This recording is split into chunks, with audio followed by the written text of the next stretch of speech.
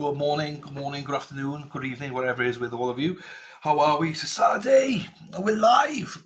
I think I'll lose my voice, but we are here. Hello to you beautiful people. We got Sandy in the house. Good morning. Good morning, Sandy. Sorry, I'm just going to sneeze, I think. Just going to be stalking today as I will be listening at work. Well, good day. Have a good day in work, as good a day as you can anyway. I hope it goes okay for you, my darling. Nice to see you. Here she is, Lisa Reed. How are you, my darling? We've been missing you. I did give you. I did tell the chat yesterday that you were going to Florida today to catch a flight, and you're going on your cruise. So don't worry, people. She's promised me videos, so we'll get some kinky stuff out of her. Don't worry. I'm joking, by the way. Wow, am I? So anyway, thank you very much for being here, Lisa Reed, as always, my darling. Nice to see you. I thought they said 10:30. Yes, of course, starts at 10:30, but I need to cover yesterday afternoon's session because we did not cover that yesterday. So we got yesterday afternoon session and today. So we're going to be zooming today. I think it's between 10:30 and 4 Eastern today. They are planning on court being on for. Crystal, good morning, my darling. Hope you're well as well. Nice to see you. Robin G, right through the Glen. How are you, my darling? Hope you're well as well. Brenda Henderson, hello, my darling. Nice to see you. Always lovely to see you, Brenda. Dana, hi, Dana. I can't say lovely to see you, Dana. I'm joking. Nice to see you, buddy. Hi, Christine. And Sassy, hello, my darling. How are you? Hope you're well as well. Nice to see you, my darling. So here you go. So as you know, we watched another trial yesterday. We had a long day yesterday, a 12-hour day yesterday. You ass. You got to be done. You can't expect me to be nice to you, Dana. Come on. Long day yesterday, but a long day today as well. As I say, it's about 3 hours of court we got to catch up on, which I'm going to play at 1.25 because I think that is reasonable to play it at that, not 1.5, 1.25. We'll see how that goes, if it does work as that. And then we got the rest of today. So we'll be, first couple of hours are going to be from yesterday, and then the rest then will be, so there should be no breaks today. It should be continuous through lunch breaks and everything. It should be, if it works out okay. So I never do appreciate banter. Exactly, that's the way it should be. It's always banter. It's good banter. I'm going to wait 10 minutes until we start because I know obviously some people are doing whatever they're doing. But yeah, we'll give it 10 and then we're going straight for it. As I say, 10:30 till 4 and a 3-hour stream from yesterday. So work that out. 11, was it 5, 8.5 hours, condensed hopefully to about 8 hours, 7.5, 8 hours, hopefully. Not much longer than that. So where's Carol? I don't know where Carol's last. I spoke to Carol's last week, I think. She's been super busy with everything she said. I've not seen her. I've not spoken to her this week. I've not seen her this week, actually, Carol. She normally pops in, but I've not seen her. Hope she's well, Disney Queen. Hope you're well, my darling, if you do see this. Yeah, actually, weirdly, I've not seen her all week this week, and I normally do. I know there's been stuff going on, especially with Daffy and stuff like that. Maybe I have no idea, so I hope she's okay.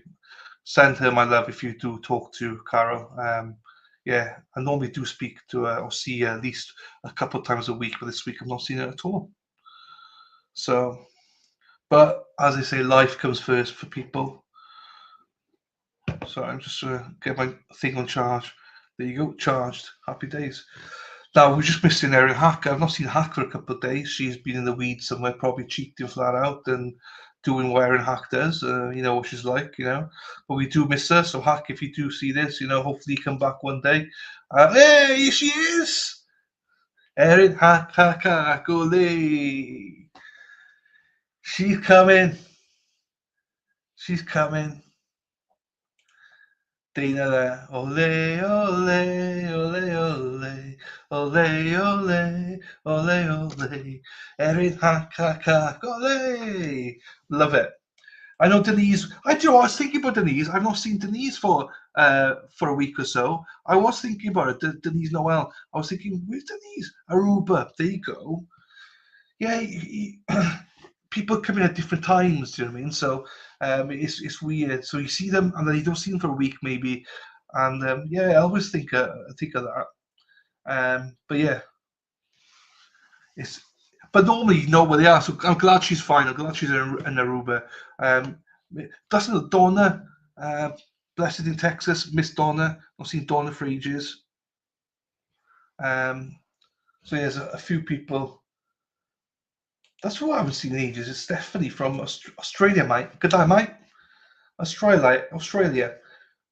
Erin Hakakakole. Right, Erin's got quiet now. I embarrass her.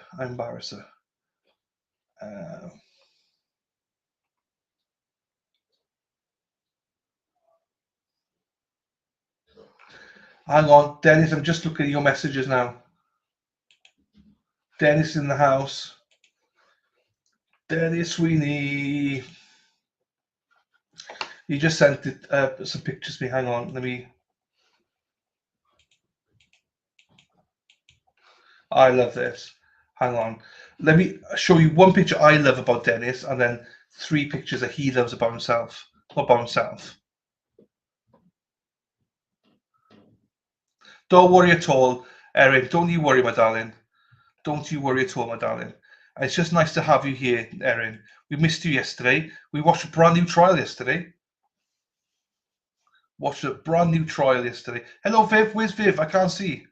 Oh, Viv's here. She was here yesterday. Viv's here every day. She's been lurking because I think it's her wrist that's been playing up or something. But Viv's here every day. I've seen Viv quite a few times. First of all, shout out to Alison. I'm not sure how to say this. Emilie. No, I know, Shuri. I know. I appreciate you always doing it, but it's fine. I'll post some links now. But thank you, my darling. It's just nice to have you here. Alison Emilie. I don't know how you say Emilie. Emilie. Alison. We'll just call her Alison. Alison is great. She is a great photographer, and she captures this, and I love this. If you look, the El Chatti mug is here. If you see that. Dennis, the big lug of him, is there. Good morning, Pixie, my darling. Nice to see you. Good day, mate. Good day. Enough is enough. We ain't got no quit. I love this picture in the snow. Look at the proper warriors they are. But then the pictures as well. Look at all these pictures from Alison again. Shout out to Alison as well. Thank you for all you do, Alison, with these pictures. So make sure you go to Resistance to Silence. Loads of her pictures are on there. On Facebook. They're great. So this is Karen obviously coming down. Who does she go to? Dennis Sweeney, the big lug. Look at that. Look at that. You can't even make that up. You can't even make that up. That's gold, sweet people. That is gold. That's why they do it. That's why they do it. That is amazing. Look at that. Amazeballs. So thank you, Dennis, for them. I love it. This is what I love. I love these pictures. And again, shout out to Alison for that. Who broke their hip on Thursday? Is it Kevin? Dana will say now. Dana knows. Dana will tell you in chat now. I told the story. I don't remember his name. Dana will tell you in chat. Crystal, I forget the name. So there you go, Dennis. Thank you, Dennis, and everyone else for being warriors. And this person here, Kelly Reid. I love Kelly Reid as well. I miss Kelly Reid. I've not seen Kelly for ages, but I love her dearly. Kevin, there you go. Here's Kevin. There you go. Crystal Kevin, his name is. I cannot wait to meet these warriors. Kevin Colby, there you go. There you go. I'm so glad Karen recognizes people like Dennis Sweeney. I love it. Dennis Sweeney said, go home from Papas. Hospital, stand down. This beautiful arrangement from Edible. Thank you, Brandy and Ross, for your kindness and generosity. There you go. That's nice. These are people from the movement. recognizing people, you know, this is great. This is great. And then we got Dennis's junk out. Right. Just a reminder, let me get this stream back up then. Oh yeah, Erin, you missed a really good trial yesterday. It was the dog park trial, murder trial. We streamed for over 12 hours yesterday, Hack. Over 12 hours, Hackster. Right, let me find this now. So, just a reminder, we are going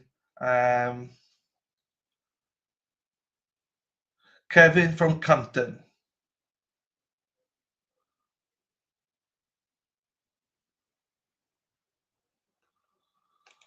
Present, share. Son of a, it was a really good one. You'd have liked it. Here we go. There, that. So this is from yesterday. We got about 3 hours. Hey, Yaya. Good morning, Yaya. We got 3 hours to catch. Well, a bit less. There's a break of a quarter of an hour, and then the court itself is starting at 10:30 Eastern today. So it'll be an hour and a half, but we got 3 hours. So we should have enough content here to zoom, hopefully through lunchtime of today, and be caught up by 4 o'clock. That's the plan. You always say that. No, it was a good trial. It was a good trial. I'll be honest with you. You'd have liked it. Don't look it up if you're going to watch it. Yeah, I don't believe Kevin is anyone but Kevin. But he's from Canton. Let me, for the ladies, we're from Exie. I'm going to put my beard. I just had a shower. So let me just get my beard. Need to get my beard smelling nice. For the ladies, obviously. And then we can go.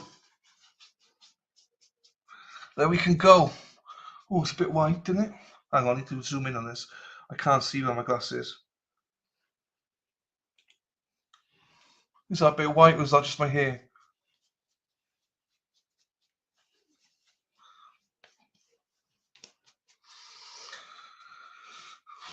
There we go. There you go. My pleasure, Crystal. Thank you again, Crystal, for your support, my darling. Lush up. Yeah, well, do you do Lush? Did you say that? I do Lush. So, Pixie, if you do Lush in Australia, this is my shower gel. Honeycomb. So, tip for anyone that wants Lush or any store really. If I go in, right, and you ask for 100 grams of soap, they cut it and go, well, it's 105 and you have to pay for 105. If you go online and ask for 105 grams, like I did, I asked for 6 of these, 100 grams each, they charge you for 100 grams. But I actually got an extra 120 grams. So I was like that. So I got basically a soap for free. This is my shampoo. Coconut. That's my shampoo. My shampoo lasts forever. My body wash doesn't. I bought this as well. Don't make the same mistake as me. I bought this for my body, but this is supposed to be a massage thing. So I might take this to Boston's Vanilla. So you're supposed to get your a partner to rub this and put it on your body. That's what you're supposed to do with it, apparently. So I need to find somebody to put this on my body. We might do get Eric Hack out with a bus, like, you know. And this is my pineapple from Lush beard, but I'll be honest with you, I prefer my Mobros beard. Just that, I prefer that. I got this as well, dirty, but I don't really like it from Lush. And also because my shower gel goes so quick, I bought this well. Honey, I Wash the Kids as well, because that's the name of my soap bars. Honey, I Wash the Kids. I bought a jar as well. Yeah, there's no plastic waste whatsoever with Lush. Well, I say that except for this. Shit. It comes in, yeah, whatever. But yeah, I love it. I love Lush. But their shampoo bars are fantastic. Their soap bar, they go so quick. So Don't look at me. Has anyone done a try shampoo? I can tell you, it's a game changer. I like it. I like it, Robin G. But I like it because it's more environmentally friendly. And my skin is very sensitive. My skin is very sensitive, so it's helped me with my skin. My hair and stuff. I'll be honest, I still have dandruff from it. I used to anyway, but my skin is very sensitive. It's like my heart. My heart's very sensitive, and my body is very sensitive. My skin's very sensitive. I have a feeling that smells like a candy store. Well, I do, because I got this as well. Snow Fairy. This smells like proper candy store stuff. So there's different kinds of soap bars and stuff, Robin G. Oh, yes, he's addicted to Lush. So there's different kind of, you have to sample them, do you know what I mean? But yeah, they're like vegan, animal friendly and all that. But there's different kinds of stuff. And I've gone for the most sensitive stuff just for my skin.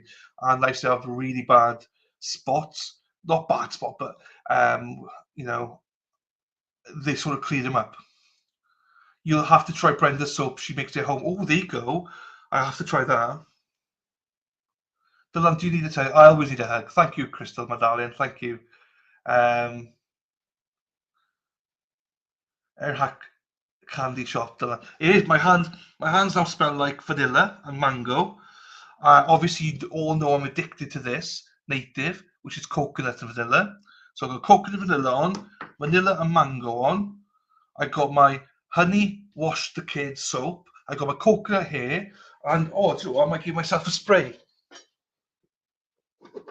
Oh no! Oh shit!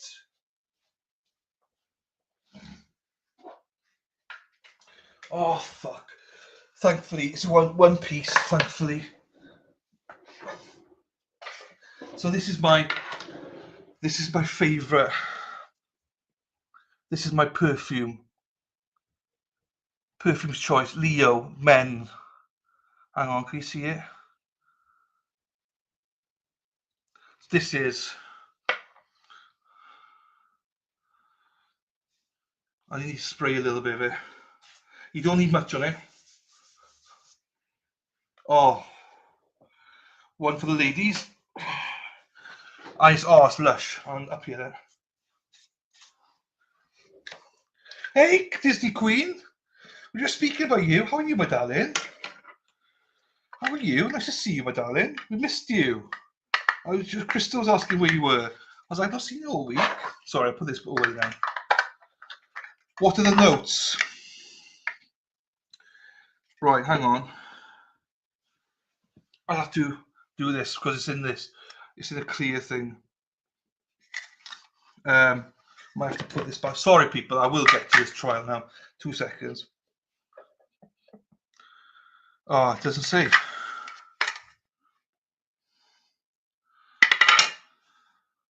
Made in England. Milton Lloyd Cosmetics. Master Perfumer. Eau du Parfum. Leo. It doesn't say. I can't read it. I can't read what's in it. I don't need much of it, but it's lovely.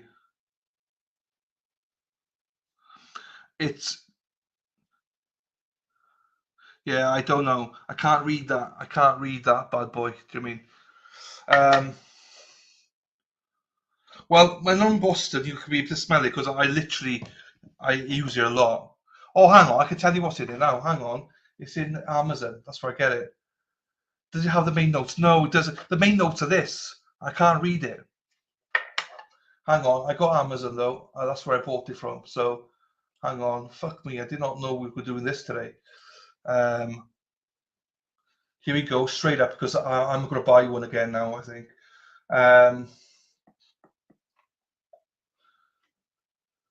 It's on offer, 30% off. Let me put that in then. 30% off, happy days. Now this as well, this is on offer. This is an offer for $25 at the minute on Amazon.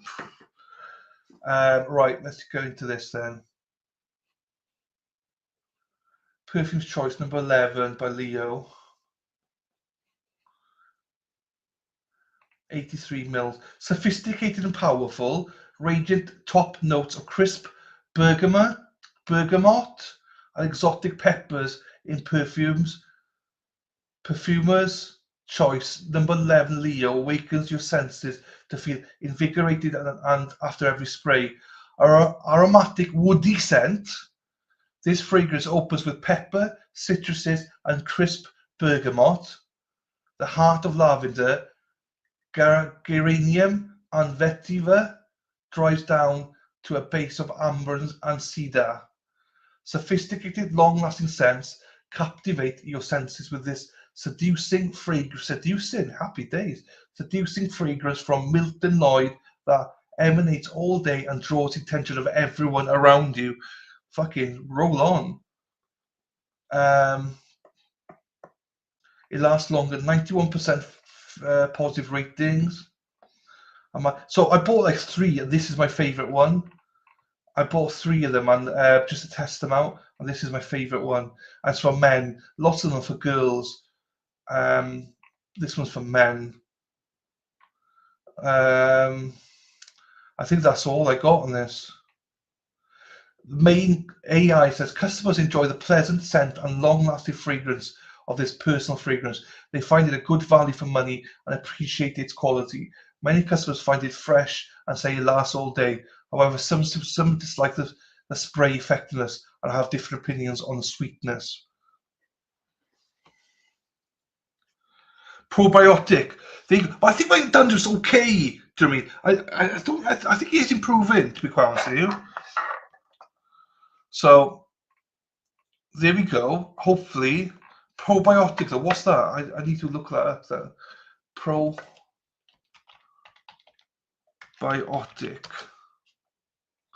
I'll be honest, I don't know what probiotic is. Oh, it's a tablet. Okay. I will definitely look into that. Okay, no, I'll look into that. Thank you, Pixie.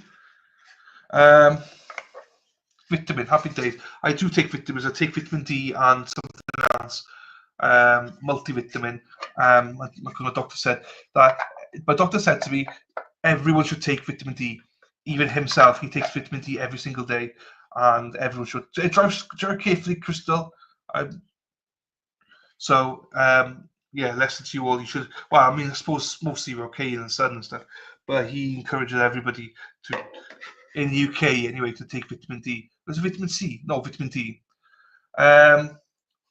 So, Carol, DQ. So, right, let's get focused. Let's get focused here before people start shouting at me. So, the plan is today, day 3, afternoon, right? We are doing the Megan Boswell trial, Carol. Very sad trial about a 15-month-old baby who died at the hands of her mother. That would be very useful for me, Pixie. That would be very useful for me. Thank you, my darling. And I will definitely be trying that. So we're watching the afternoon session of that, and then we're going to day 4. So the jury is sequestered, Carol, in Tennessee. So they're all in a hotel, and they will stream this for the next 3-4 weeks. And yeah, that will be that, essentially. So this is day 3, the end of day 3 now that we're streaming. So it's going to be probably about 7.5 hour a stream, I would imagine. Or now I'm talking more like 8 hours. So yeah, who's shouting at you? Let me at them. No one's shouting at me. No one's shouting. You're all lovely to me. Thank you so much, all of you. I do appreciate you. I need to put this back in the box. I need to buy one of these again to bring out when we're in Boston. Dana, Mike, oh, you don't need this, Dana, do you? Because you got Tracy, so you're fine. Any single lads out there that need some of this loving, you saw the notes. Women love this. So I'm going to bath myself in it, you know. Right, here we go, everybody. What's it? Order my probiotics and my perfume. Let's get going. Right. Let's get going. Don't you worry, Disney Queen. You could be here whenever you can be here, my darling. We missed you when you're not here. I told Crystal, I actually haven't seen her all week. That's not like Carol. I always see her at least once a week, if not more. Here we go. Oh shit, wrong button. Hang on.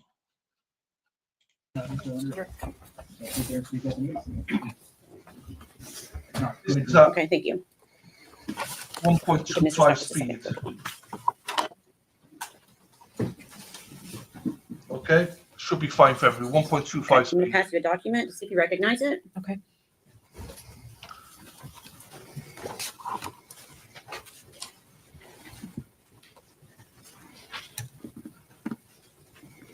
Yes. Okay, can you tell me what it is? Messages between Maggie and myself. Okay, and when you say Maggie, you're talking about Megan Boswell? Megan, yes, Okay. sorry. And what is the date of those messages? January the 8th, 2020. Okay, and is that a fair and accurate representation of your conversation with her on that date? Yes. We'd ask that be made exhibit number 94, please. No objection.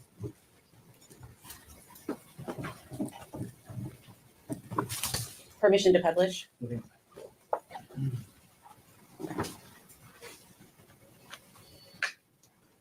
Okay, see if I can make that a little bit bigger. Okay. So what does Megan tell you at 4:34 on January 8th, 2020? That her and Hunter are for sure coming tonight, meaning church. We tried to come on New Year's, but there wasn't a service. Okay, what did you say in response? I've been worried to death about you. Are you okay? Okay, and then what did you say after that? Did you and Evelyn have a good Christmas? And then what did Megan say to you? My phone is broken. LOL. We did. Did you all? The second part of that exhibit. And then how did you respond to Megan? We sure did. I'll bring your presents tonight and give them to you. So are you and Hunter a couple? And what did Megan say in response? More or less. LOL. Ethan's leaving to go home tomorrow, so I won't have Evelyn tonight, but I'll bring her next week. Okay, and what did you say to Megan? Okay. What does Evelyn think of Hunter? And what does Megan say? She's not really been around him much because Ethan's in and has had her a lot. He won't get another break until he's out in September.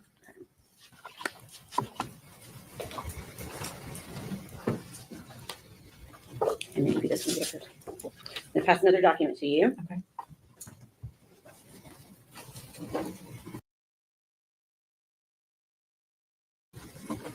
And ask if you recognize it. Yes. Okay, can you tell us what it is? Again, messages between me and Megan. Okay, what's the date of those messages? February 24th of 2020. Okay, is that a fair and accurate representation of the conversation on that day? Yes. Okay, but ask that be made exhibit number 95.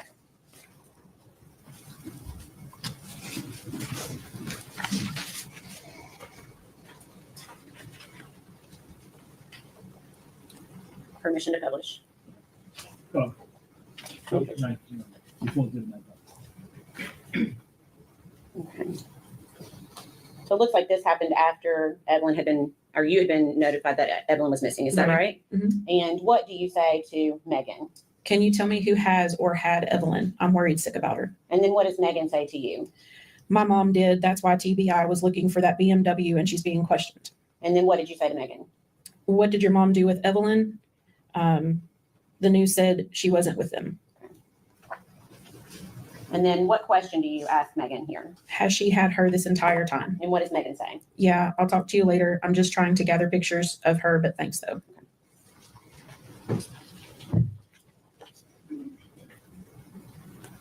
Is that the first time she told you something different than Ethan Yes. having Evelyn? Okay. Please answer any questions the defense has for you. Okay.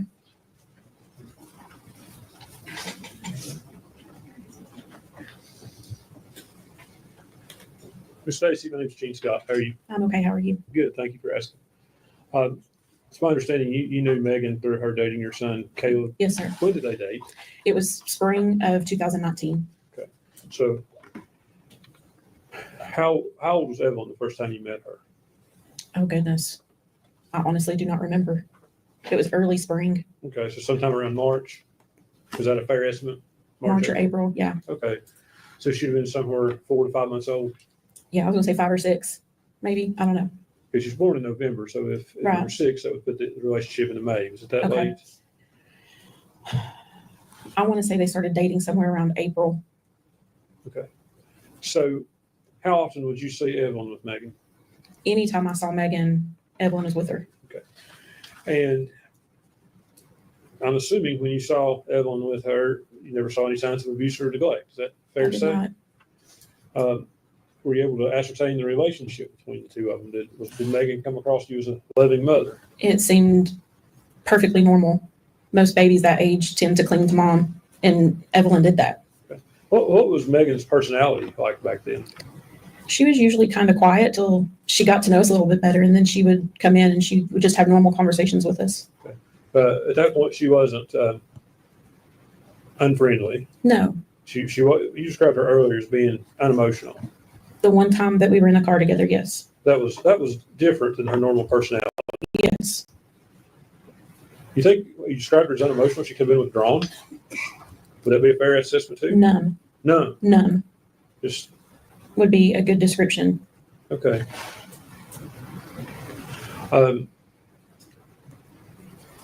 Just want to make sure I'm clear. Did you ever see any interaction with Megan and Evelyn where Evelyn wasn't dressed appropriately, she was dirty, or anything like that? Mm-mm. No, sir. Okay, so I'm assuming you thought she was a good mother. He did. When is the last time that you saw Evelyn? September 11th, 2019. Ms. Stacy, I thank you for being here and for your testimony. Yes, sir. May she be excused. Yes, sir. Yes, sir. Ms. Stacy, thank you for your testimony today. You're released from Mr. Payment. Thank you.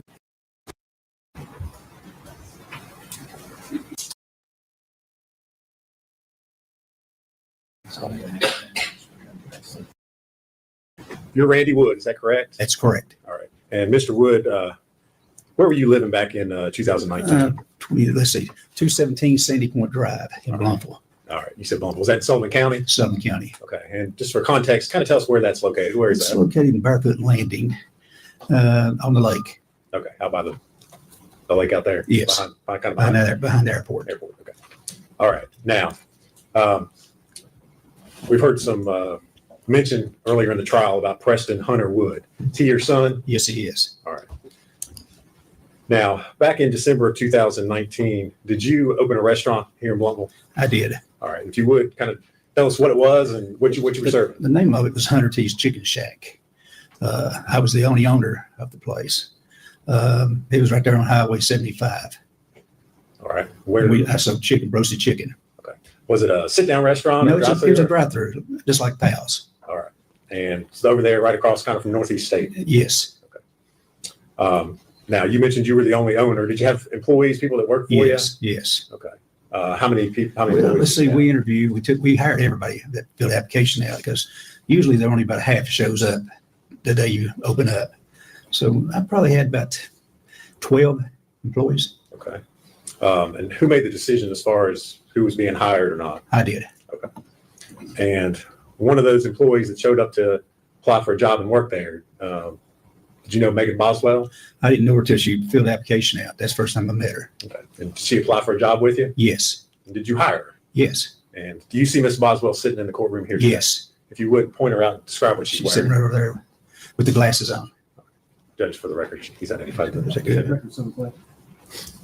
All right.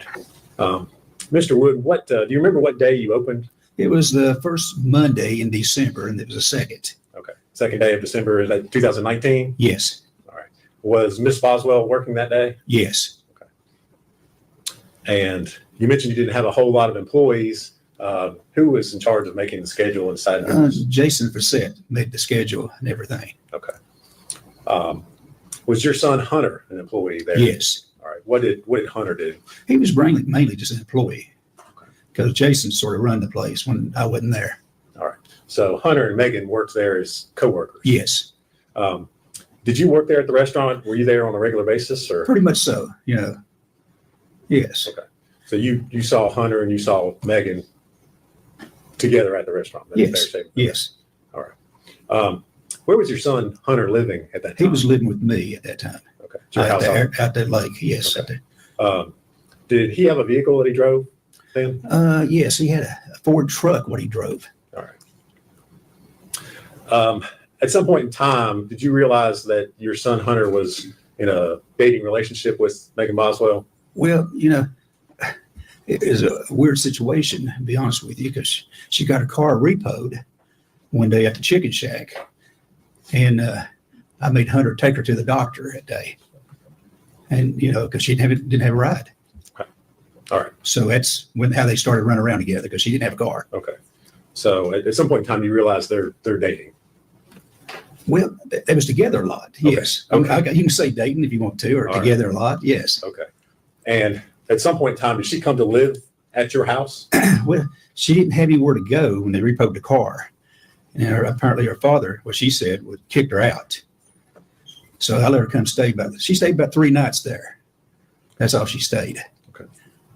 Were you aware that she had a small child? Yes. Okay. Did you ever see Evelyn? No, never saw the baby. She never brought Evelyn to work there with her at the chicken shack? When I hired her, because one of the questions is, do you have any kids? Because we work around schedules. Because you got a child, you can't work a lot of hours. So I asked her, she said, yes, I have a baby girl.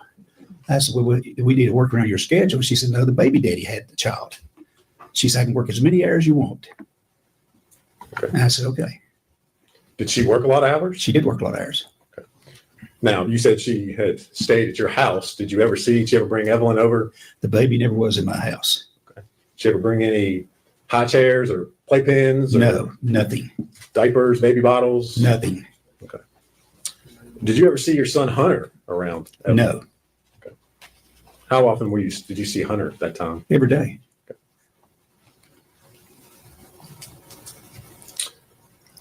Now, your son Hunter, does he still live with you? No, he started living with his mother, but he's at hospital at the moment. Okay. He's at a hospital. Where is he in a hospital? Marion, Virginia. All right. Is that a mental hospital? Yes. How long has he been there? 2 months. What have you been up there to see him at that facility? Yes. What is his mental status this time? Well, some days he's pretty decent. Other days he don't know who I am. Would he be able to come into this courtroom and testify? No. You mentioned that he'd been there for about 2 months. Yes. Had he had mental health problems prior to that? Yes. Okay. When did he start having mental health problems? Well, when he got accused of being a baby killer. Objection. I'll just draw the objection. I would draw it.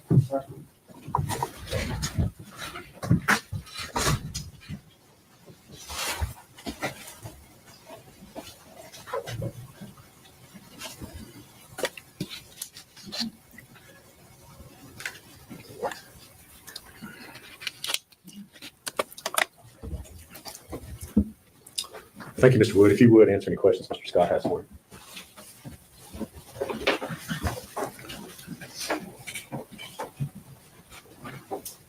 Mr. Wood, my name is Gene Scott. How are you? I'm doing good. How you doing, Tess? I'm doing good. Take my reading glasses off. Let's talk about your son. It's Preston Hunter Wood. Is that correct? That's correct. All right. And you said he hadn't had any mental problems with people accused him of being a baby killer. That's true. Okay.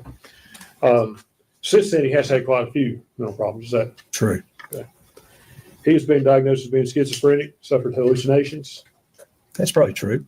Yes.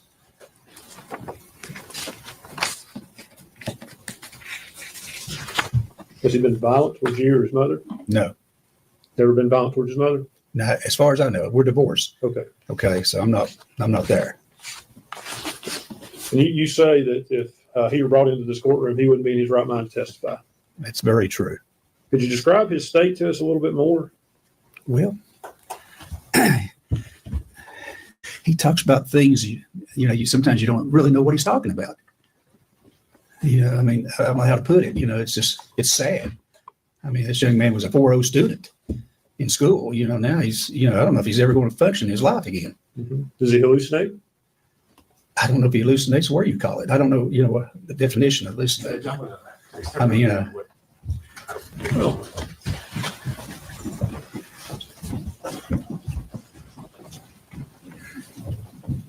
Erin Hartree drives a bus, yellow bus, yellow bus. Erin Hartree drives a bus all day long.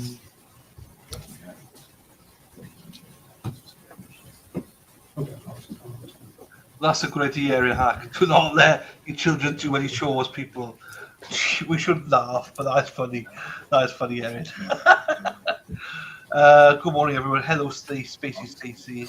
Hello, everyone. Yeah, Pixie, your radar was the same place as mine. It's like, oh, I see Hunter. We do not see him.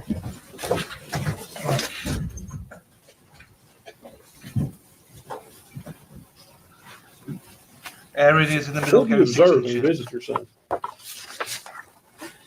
You enjoy that. Well, mainly I just talk about anything that's pleasant. Understand? Yeah. Is what he talk? Is he able to talk with you about things that make sense, or does it not make sense to you? The things he talks about with you, does it make sense always? No, Has he talked about Evelyn Boswell? no, Are you aware that he has in the past been diagnosed with violent threats, hallucinations, and delusions? no. Okay. Would that surprise you if I told you that's the case? It'd give me a little shocker, yes. Yeah, because I'd never seen it. So you don't know about that.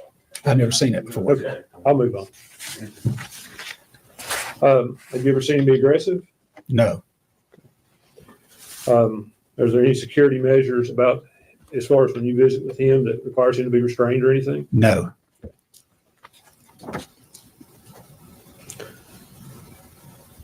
When you talk to him, does he talk about things that are not real, things that are not there? well, he talks about the future sometimes, like maybe taking a cruise or things of that nature. Just good stuff. Never bad stuff. Never, we don't talk about bad stuff. No. Okay.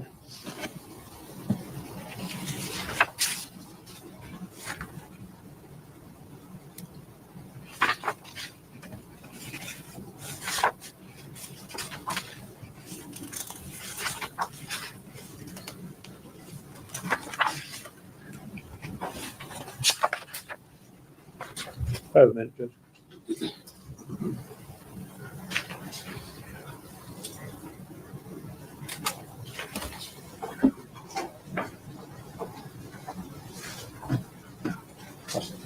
Yeah. I wish it was small.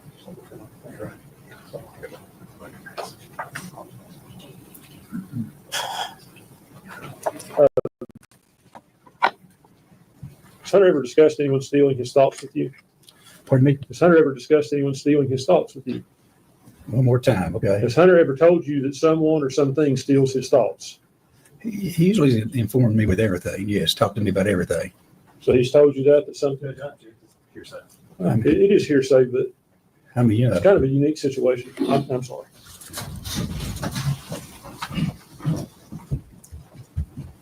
This trial loves sidebars. This is why we zoom. Mr. Will, can you hear me okay? sometimes I can hear you, but at the very beginning, you go real low and then you get higher. Sorry about that. That's okay. Let me ask you this. Has Hunter ever talked to you about someone or something stealing his thoughts? Still his thoughts. Yeah. Been able to read his mind? No, he's never done that to me. Are you aware of him ever talking to you about aluminum foil preventing that? He's said some stuff off the wall stuff, you know. I will say that. So that wouldn't surprise you. It probably wouldn't surprise me, no. Okay.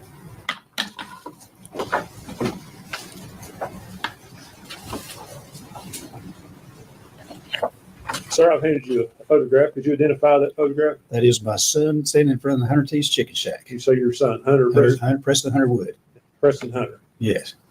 Judge, we would offer that as the next exhibit, and I don't think it will fit on the projector to publish to the jury. I'll just ask that, okay, we'll give it a try. Sorry. It would be, yeah, generally, No, full exhibit 96.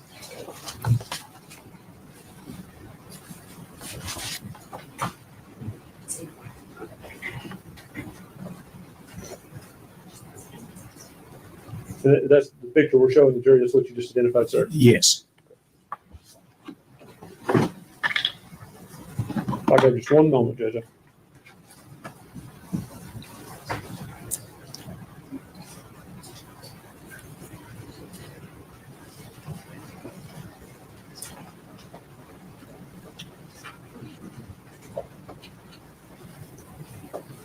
Judge, I made just a minute.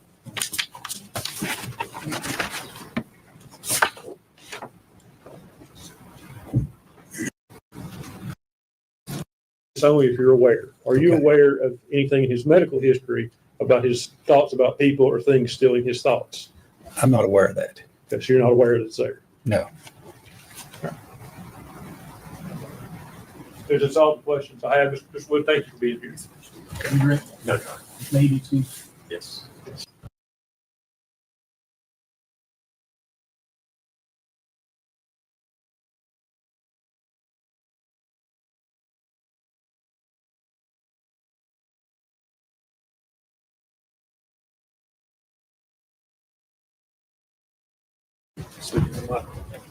Raise your hand, sir. State your name. Ethan Perry. Solemnly swear. Okay, they were on a break. Now we're back. We now have got Ethan Perry. He dated Megan in high school. Bound. Here we go. So we skipped everything. Here we go, everybody. Verify the testimony you're about to give be the truth, the whole truth, and nothing but the truth. Yes, sir. Have a seat, sir. Good afternoon, Mr. Perry. Good afternoon. You would scoot up close to that mic there so we can hear you good. Better? That's great. That's great. You are Ethan Perry, is that correct? Yes, sir. And Mr. Perry, how old are you? I'm 25. And where do you live? Kingsport. Do you know the defendant, Megan Boswell? I do. And how do you know Miss Boswell? We dated in high school. All right. Do you see Miss Boswell seated in the courtroom here today? I do. If you would point her out and describe what she's wearing. A white top and glasses, All right. black hair. All right. Judge, let the record reflect he's identified the defendant. Record so. All right. So you indicated you all dated while you were in high school. Is that correct? Yes, sir. And when would that have been? I was about 15. And she was about 13. So I'd say about 2014, 2015. And where were you all in high school? Sullivan Central High School. Here in Bluntville? Yes, sir. How long did you all have a dating relationship? I'd say at least until I got out of high school, whenever I joined the Army. Now, when you were in high school, where did you live? In Bloodful, Okay. And who did you live with? with my grandfather and my step-grandmother, And who were they? Carl and Sherry Berry. Did you also, as you were growing up, for a period of time, live with Paul Miller? Yes, sir. And who is Mr. Miller to you? He is my step-grandfather. And when did you live with him? Since birth until about 2010. And how old were you at that time? About 10 or 11. So at that point in time, did you go to live with Carl and Sherry? Yes, sir. Okay. Now, you mentioned you had a dating relationship with Miss Boswell until you graduated from high school. When was it that you graduated? 2017. And would that have been, what month did you graduate?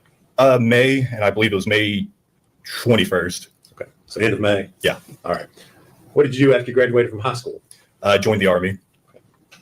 And how soon after you graduated from high school did you join the Army? 10 days on May 31st. Did you go straight into basic training at that time, or?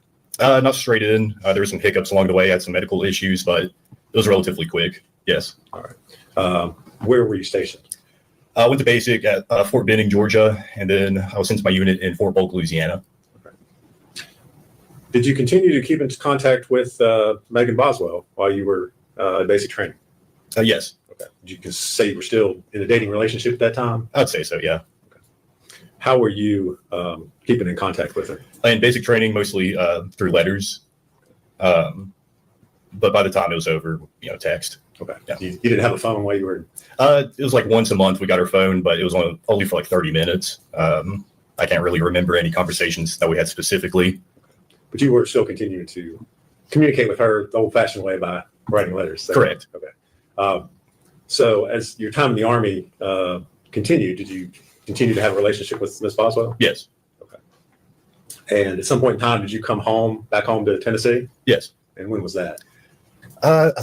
Probably the first time would have been in probably the winter of 2017 Okay. for Christmas. Okay, that's what I was going to ask. Yeah. All right. So you had leave. You came home at Christmas time. Is that right? Correct.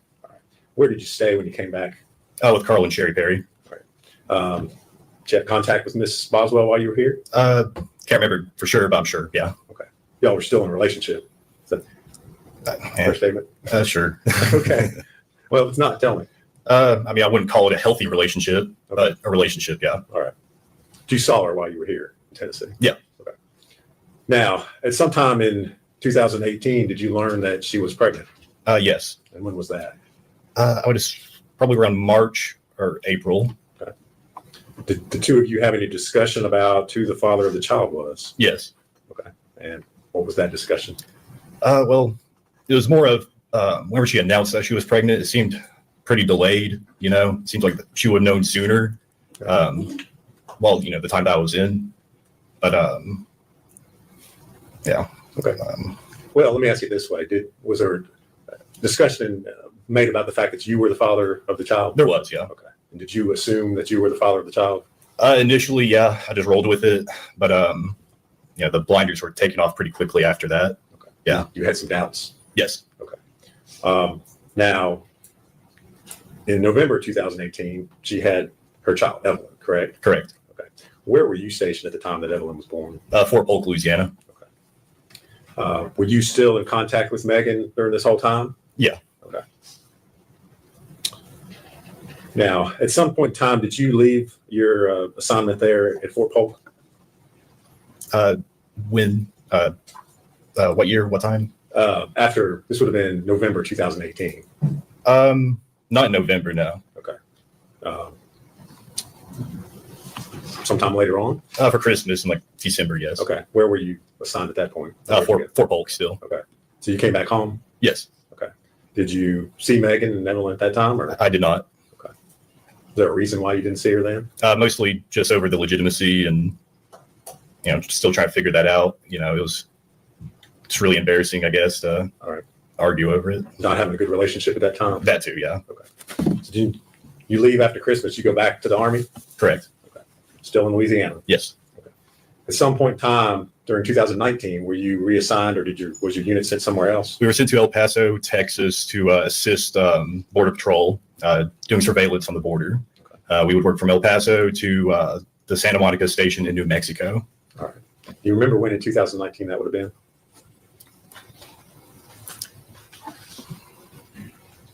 been? I guess March through September. Okay.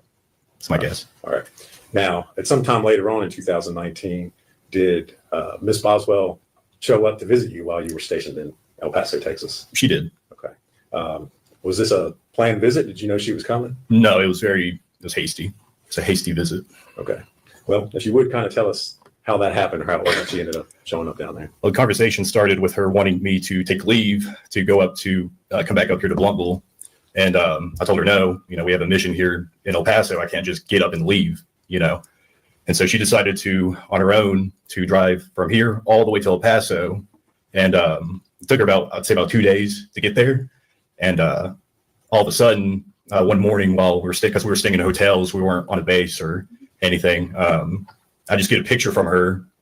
She was parked outside of the hotel and just took a picture of the hotel. So, yeah. You knew at that point she was in Texas? Yeah, it was pretty obvious at that point. Okay. So what did you do? Well, I mean, part of me just wanted to turn them away, but the other half was like, well, came all the way out here, may as well just stay.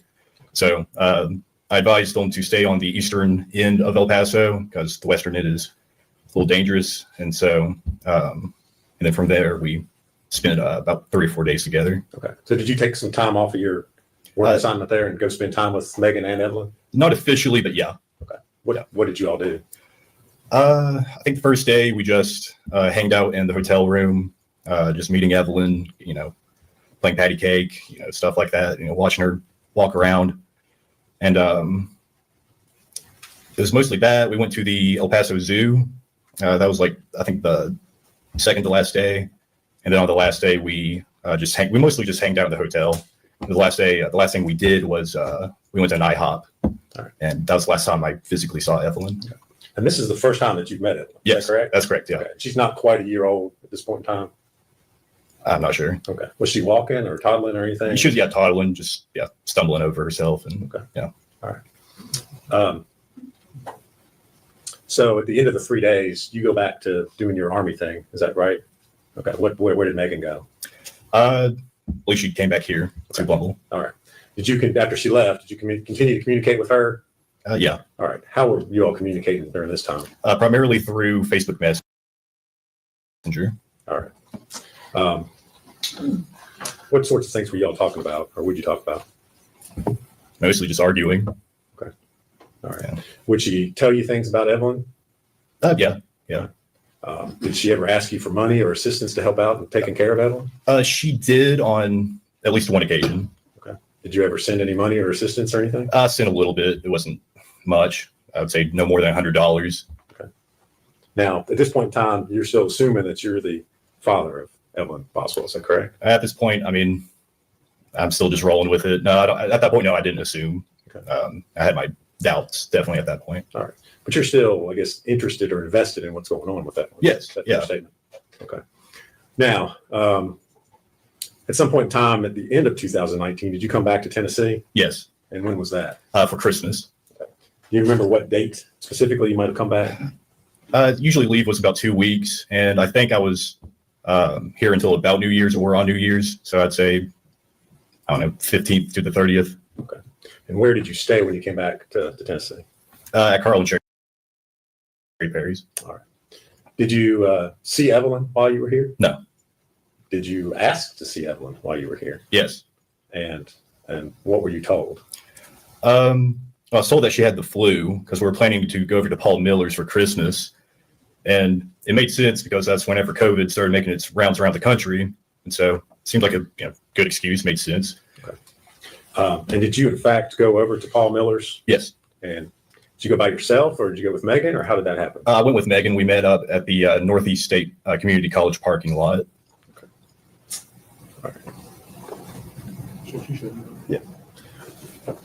Mr. Perry, I'm going to show you 2 documents, ask you if you can identify, if you recognize those. Yeah.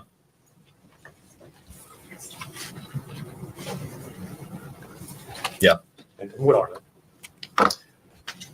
You want me to read it? No. I just want you to tell me what they are. Just Oh. generally. I was trying to coordinate to get to Paul's. Okay. Are those the text messages that you had with Ms. Boswell on December the 23rd, 2019?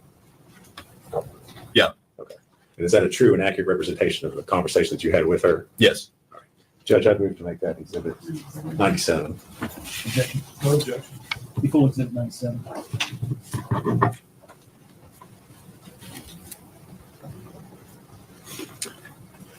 Ask to publish those to the jury.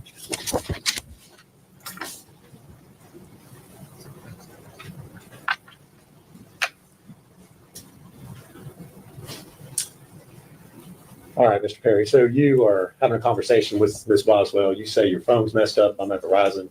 You tell her, yes, I'm still going to Paul's. What's her response to that? Evelyn is sick, so I'm not bringing her around to everyone. If you want to see her tomorrow, just you can. But she has the flu, and I don't think like being around a ton of people is such a good idea. I took her to the doctor. They gave her some medicine. And then you say, okay, sounds good. My grandpa and would like to see her soon, though. Sherry's about to go into hospice soon. She stopped taking her chemo just whenever Evelyn feels better.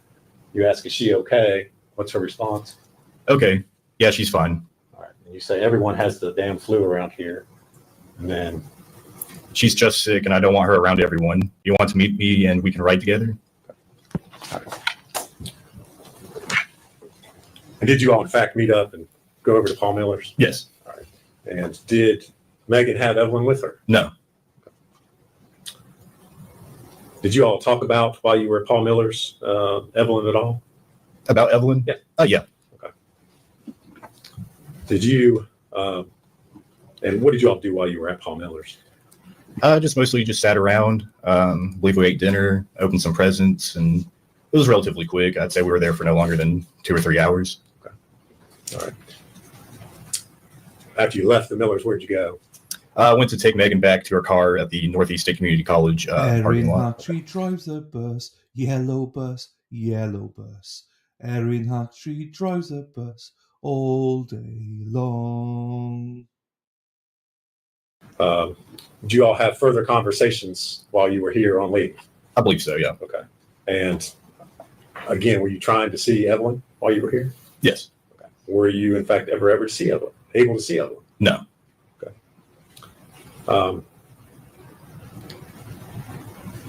Did you see Megan again while you were home? Yes. Okay. And when was that? Can't remember the exact date, but it was after Paul Miller's. Sherry and my grandfather Carl bought her some gifts, Evelyn some gifts, some baby food, and little stuff like that. So I asked Megan to come over to my place and just pick them up. Okay. And you indicated you were staying there with Carl and Sherry Perry. Is that correct? Correct. And did Megan come to their house? She did. And did you talk to her? Did you give her those items you just described, or? Yeah. The conversation was relatively short. I just gave her the gifts, and she told me that she was going to go to, I believe it was Pigeon Forge with Hunter Wood. Okay. Was Evelyn with her when she came to pick up those items? No.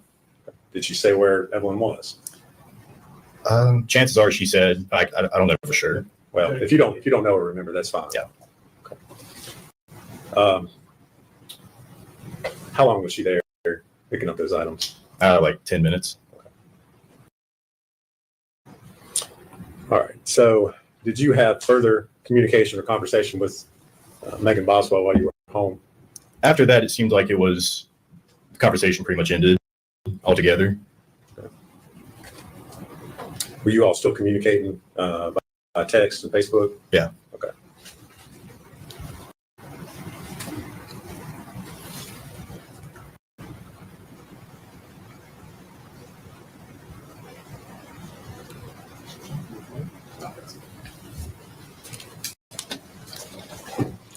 Mr. Perry, I'm going to hand you another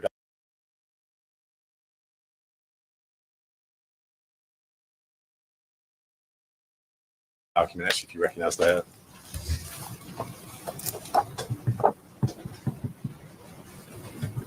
I recognize it, yeah. And what is it? It's Megan stating to me that her father just kicked her out of the house again, and that she won't have Evelyn back until she gets a place to stay. Okay. And then she said, "Never mind, I'm sorry." All right. The next day. Those text messages you received from her? Yes. All right. And is that a true and accurate copy of text messages you received from her on December 26th and 27th? Yes. All right. Judge, I move to make that exhibit 98. 12:26. I'm sorry. 2019. Okay. Before it's in my And I move to publish that. Good.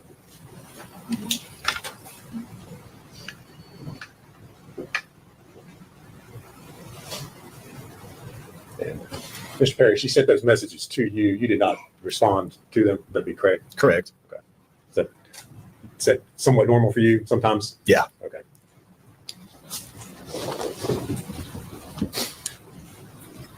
Now, you said you were on leave from the Army over Christmas there in 2019. First part of January, you returned to your duties with the U.S. Army. Correct. And where were you all stationed at that time? Fort Polk, Louisiana. All right.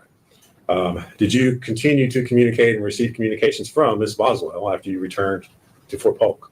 It was pretty rare, but yes. Okay. And specifically, do you remember getting a message from Miss Rachel Owens? Yes. And without telling us what she said, did you, as a result of what you were told, communicate with Ms. Boswell? Yes. Okay.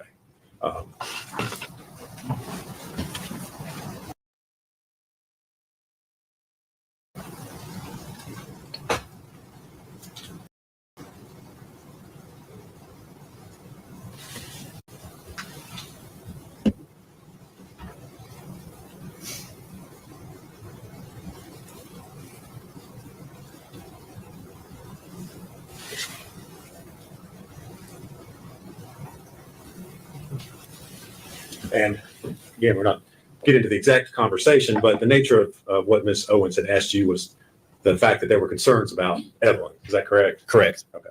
And so then would it be fair to say you asked Ms. Boswell what was going on with Evelyn? Correct. Did you have communications with her about that? Correct. All right. I'm going to hand you a document and ask you if you can identify that.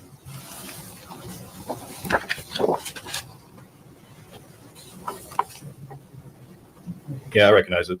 What is it, sir?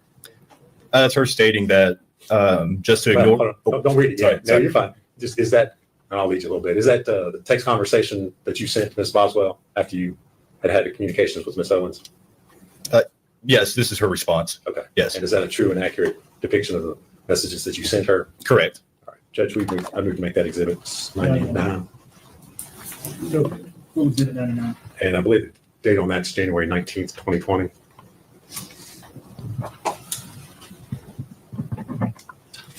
I move to publish that this time, Judge.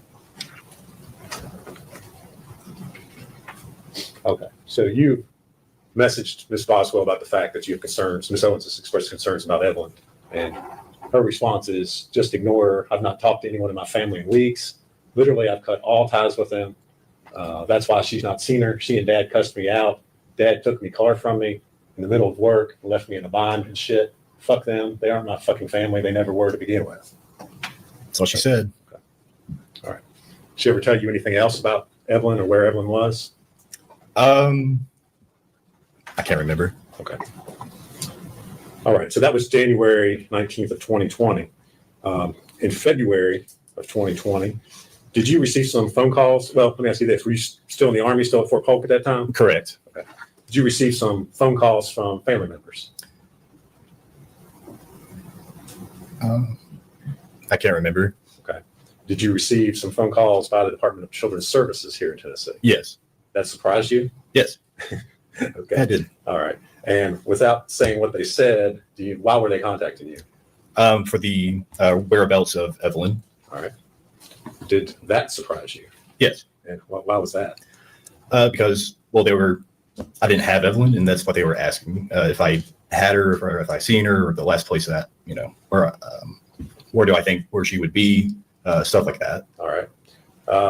Were you then contacted by investigators with the U.S. Army? Yes, I was contacted by the Central Investigation Division, Okay. CID. And kind of tell us what happened with all that.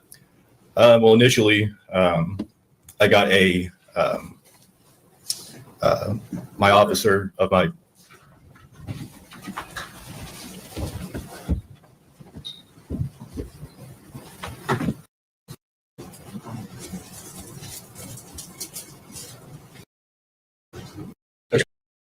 by the Army. In the middle, telling us what happened as far as your investigation there by the Army. So initially, I got contacted by my NCO in my company, and he told me that.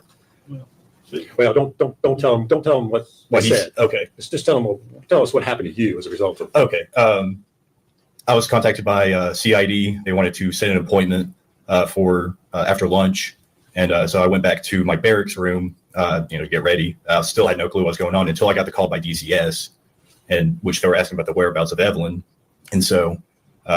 Which I gave the response. I don't know, all that. Were you interviewed by interrogators there? Yes. For hours? Yes. Okay.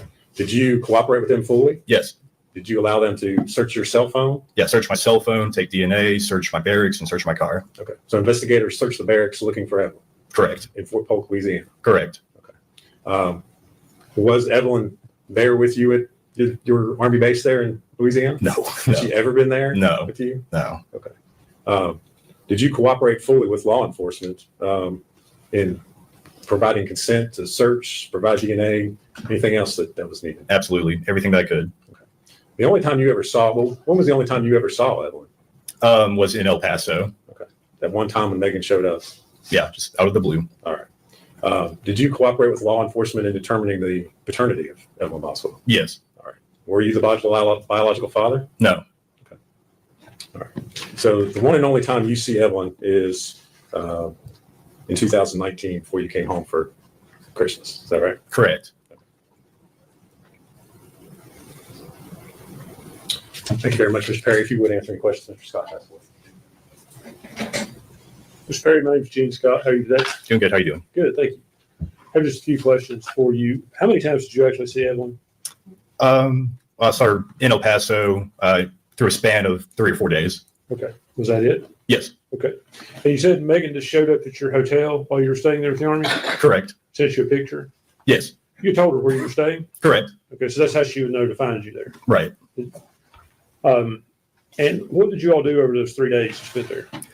Majority of the time was spent in the motel or hotel, whichever it was. And then we went out to eat. I think we just went out to pick up food. We went to the zoo and we went to IHOP. Did Evelyn appear healthy to you? Yeah. No signs of abuse or neglect? I wouldn't say abuse. I mean, I saw like a small bruise on her arm or her leg, but she was starting to learning to walk. So I just assumed that's what that was. Most likely a child would fall down before you walk. Right. Kind Right. of thing. Yeah. Megan engaged with her? I mean, did she talk to her, appear to love her to you? Repeat that. Did she appear to love the child, Evelyn? If you know. I don't know. Okay. Was she normal? She clean when she brought her there? Yes, yeah. No issues with that? No, no, No neglect issues that you saw? no. That's all the questions I have for you. Thank you. You good? No, Your Honor. See, free to go. Yes, sir. Yes, sir. Mr. Terry, thank you for your testimony today. You're released from your subpoena, so you're free to go. Thank you, sir. Raise your hand, sir. Good afternoon. Your name is Carl Perry, is that correct? Correct. What city do you live in? Elizabethton. Okay. And do you know Ethan Perry? Yes, that's Okay, go ahead. My Who is he to you? grandson. He is your grandson. Okay. And at some point, did Ethan live with you in your home? yes. Okay. And was that also in Elizabethton? No, at that time, it was at 280 Lester Road, Bluntville. Okay. Okay. And how old was Ethan when he lived there with you? Let's see, he came to us in about the 8th or 9th grade, and he lived there until, well, he spent 3.5 years in the military up until he went in the military. And then when he came back another year or so, then he went out on his own. Okay. So he came to live with you in about the 8th grade? Yes, Okay. Did anyone else live there with you? yes. Okay. And who was that? My wife, Sherry. Okay. And was Ethan living with you when he graduated from high school? Yes. And do you recall when that was? No. Okay. Did he have a career plan after high school? We encouraged him to go in the military. Okay. That's about it. Okay. Did he do that? He did. I took him to the recruiters You took him to the recruiters? Okay. Which branch did he enlist in? in the Army. Okay. And how long after he graduated from high school did he then go into the Army? Pretty immediately. Okay. He had a buddy, and that was their plans. And Okay. Okay. And do you know where he went for basic training? Yes, Fort Benning, Georgia. Okay. And was Ethan still in the Army in 2019? Yes, Okay. Do you know where he was stationed at that time? yes, Where was he stationed? Fort Polk, Louisiana. Okay. And do you know what type of housing he was in there? I don't. I know he stayed in the barracks with the rest of the guys. That's about all. Okay.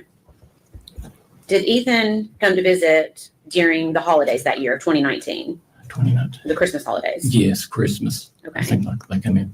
Okay. And do you remember how long he got on leave from the Army to stay? I don't. It seemed like it might have been a week or 10 days or something. I don't know. You think maybe 1 week to 10 days? I'm not sure if it's Okay. that long or not. Okay. That's okay. And then after his leave, then did he go back to Louisiana? Mhm. Okay. While on leave, where did he stay? He had a buddy that went in with, and I think they'd planned their leaves together. Mhm. And I think he might have stayed a day or two with his buddy. Okay. And I can't, and then the rest with us a few days. Okay. So a day or two with a friend and the rest of the time Yeah. with you at your house. Mhm. And Sherry was there at that time as well. Is that right?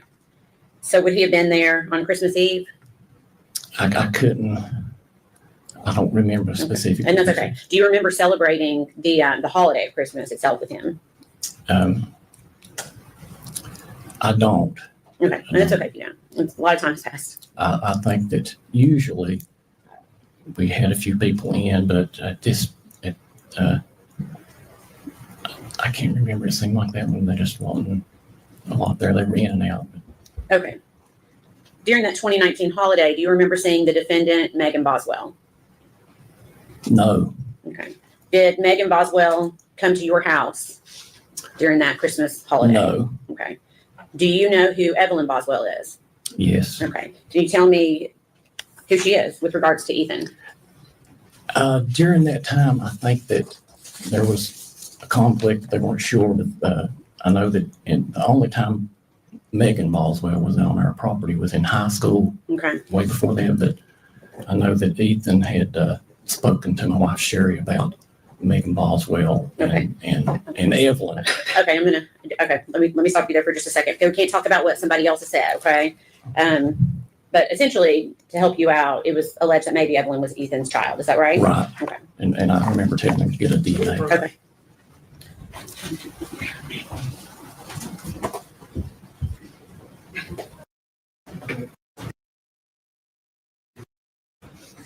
And did you know that Evelyn was Megan's daughter? Yes. Okay.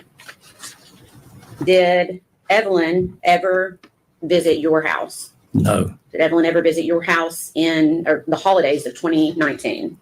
never. I was going to say I never seen Evelyn. Okay. Did you ever babysit Evelyn? Absolutely not. Did Evelyn ever spend the night at your house? Absolutely not. Did your wife Sherry, to your knowledge, ever babysit Evelyn? Never. Okay. She'd never seen Okay. Evelyn. Have you ever met Evelyn? No, Okay. never. Okay. We we watch the news at night, and that's how we learn to love this. Okay, I'm sorry. Sure. Yeah. So you'll just yes, just try to answer the question I asked you. Okay, Okay. I'm sorry. I know, and I know this is new for you. Okay. Were you there? Were you present the day that Ethan left to go back to Louisiana? No, Okay. And do you remember when you first learned that Evelyn Boswell had been reported as a missing child? yes, And how did you find this out? about watching the news. Okay. Did anybody ever come to your home? Yes, Okay. Who came to your home? after this allegation was made. Well, no, who came when you learned Evelyn was missing? Did anybody come to your home? No, Okay. No one ever came to ask you any questions? about no, Evelyn? not until this allegation was made. Okay. What happened then? Who came to your home? Just reporters from all over Okay. would come in. Okay.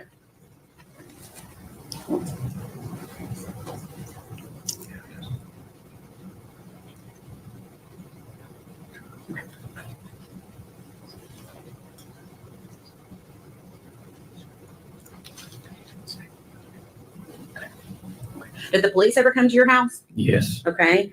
And that's what I'm asking you about. When Okay. did the police come to your house? I really don't. I don't know that date, but they did come. Okay. And were they kind when they came? There were in the first two police officers that came, it was a lady and a man. Is one is late at night Mhm. and not late. It's Well, dark. It's dark. Why were they there?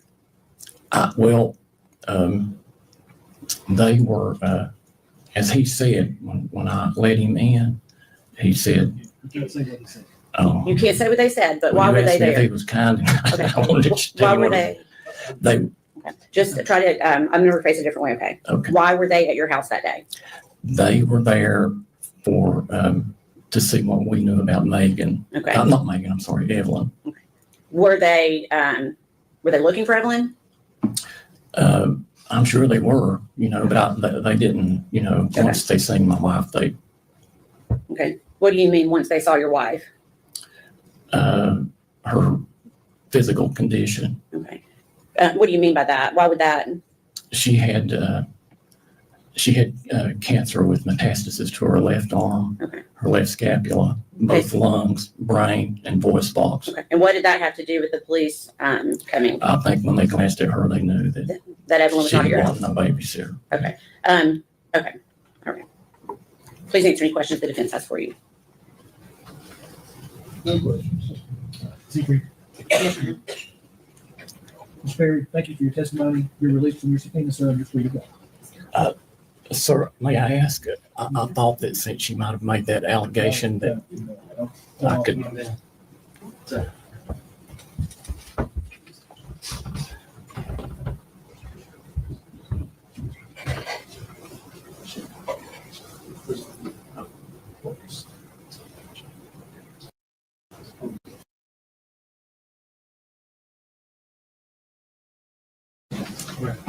The next one out.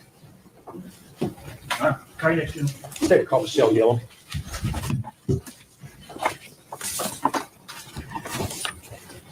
He wanted to clarify something if he caught it at the end there. He goes, "Oh, can I just clarify?" He wanted to make a statement.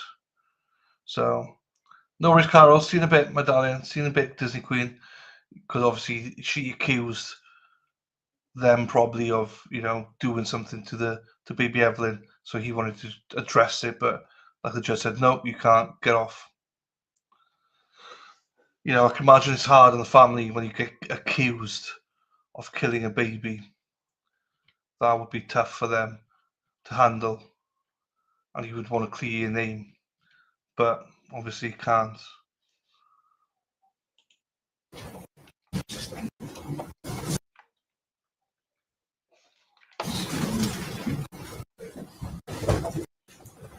Judge, are we still connected to the, Should be.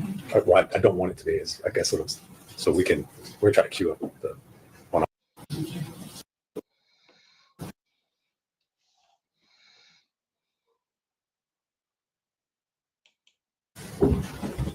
Raise your hand, state your name. Michelle Gillum. You solemnly swear from the testimony you're about to give will be the truth. I got it. Yeah. Yeah. Thank you so much for the PayPal. Yeah. I did. I messaged you back. You did. Thank you so much. Yeah. Sent me a PayPal. Let me grab it for a second.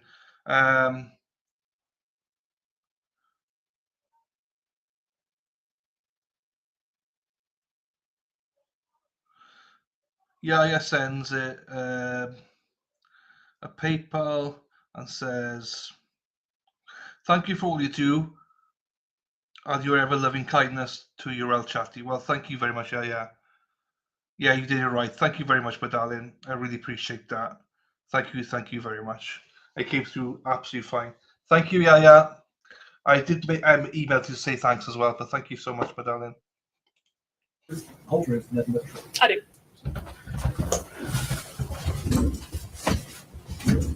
All right. Good afternoon. Hello. If you would state your name for the record, please. Michelle Gillum, And where are you employed? the Sullivan County Sheriff's Office. All right. And what is your current assignment there at the Sheriff's Office? I am a lieutenant over internal affairs.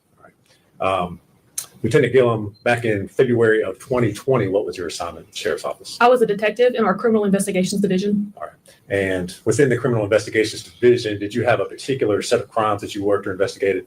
I did. During my 7 years in the detective division, I worked the child abuse and child sex abuse crimes. All right. And so on February the 18th of 2020, a report came into the Sheriff's Office regarding a missing child by the name of Evelyn Boswell. Were you aware of that call? I was. All right. And were you in the office at the time that call came in? Yes. Okay. If you would kind of tell us what you did as an investigator on that particular day. On that day, another detective met response when the call come in, which means that they just went out to the residence to check on the child, to check her well-being, see if she needed any attention, anything like that. And then I met response actually in the office with Megan Boswell. Okay. And the detective that met response, would that have been Tracy Horeb? It was. Okay. And do you all work with the Department of Children's Services when these referrals first come in? Yeah, so when a DCS referral first comes in, the Department of Children's Service investigator is the one who initially gets it and then sends it to law enforcement. And we team up with them and we meet response together, which in that case was Jimmy Lewis and Tracy Horeb. They went to the residence of Megan Boswell to check on Evelyn. Okay. At some point in time, did Detective Horeb and Jimmy Lewis arrive at the Sheriff's Office? They did. After they went to Megan's residence, they came back to the Sheriff's Office with Megan for her to be interviewed. And then that's when I met up with her. Okay. Now, were you involved? Did you interview Megan initially?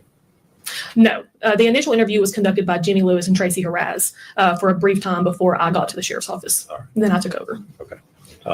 Did you discuss with them what was going on in the case? Did you before you went in to talk with Megan, did you all share information? Me and Megan, or me and you and Detective Horeb? We did briefly, and pretty much all that conversation looked like was that Evelyn is missing. Okay. So I guess when you went in to talk to Megan for the first time, what was your approach to interviewing her? What were you trying to? I didn't have much information, so I just started from the very beginning, as I would with any case, with the basic info of names, addresses, and things like that. All right. And this interview, where was it conducted? In our Sheriff's Office, the interview room. All right. And is your interview room, is that equipped with audio, video recording devices? It is. And was your interview, in fact, recorded over there? It is. Okay. Did you, as the interview went on, did you have doubts or question what Megan was telling you about Evelyn? Yes. During the interview, just some of the things she was saying, it just wasn't adding up or making sense. Okay. What was your concern, or what was your, I guess, the point of your investigation initially? What were you all trying to figure out where Evelyn is. Okay. All right. This interview that you had of Ms. Boswell, do you have an opportunity to review that interview and watch the recording before coming into court here today? All right. And the recording that you watched, was that a true and accurate copy of your interview that you had with the defendant? It is. All right. Judge, I would move to introduce that. I believe we are Exhibit 100. Objection? No, sir. The full exhibit 100.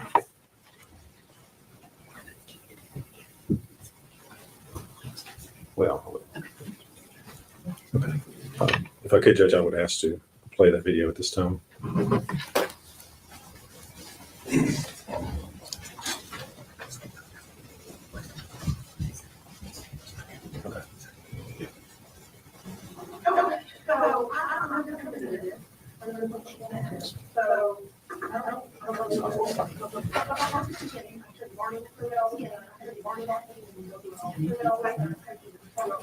Hold on a second. Hold on.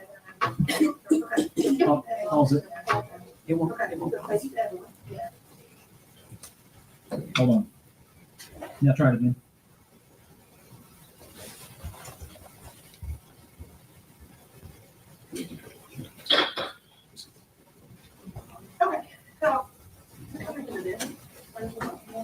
So, I don't really know the name. So start from the beginning. I'm sure you've already went through it all, Tracy, but just start from the beginning and go through it all. Okay? Can y'all hear? Yeah. Okay, I'm good. Okay, so baby's Evelyn. Go ahead and pause it. Let me figure out the phone. She'll be 51 about later.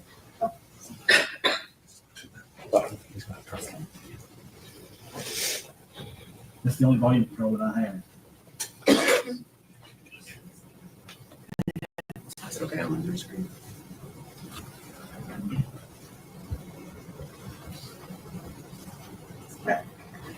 When did you have it?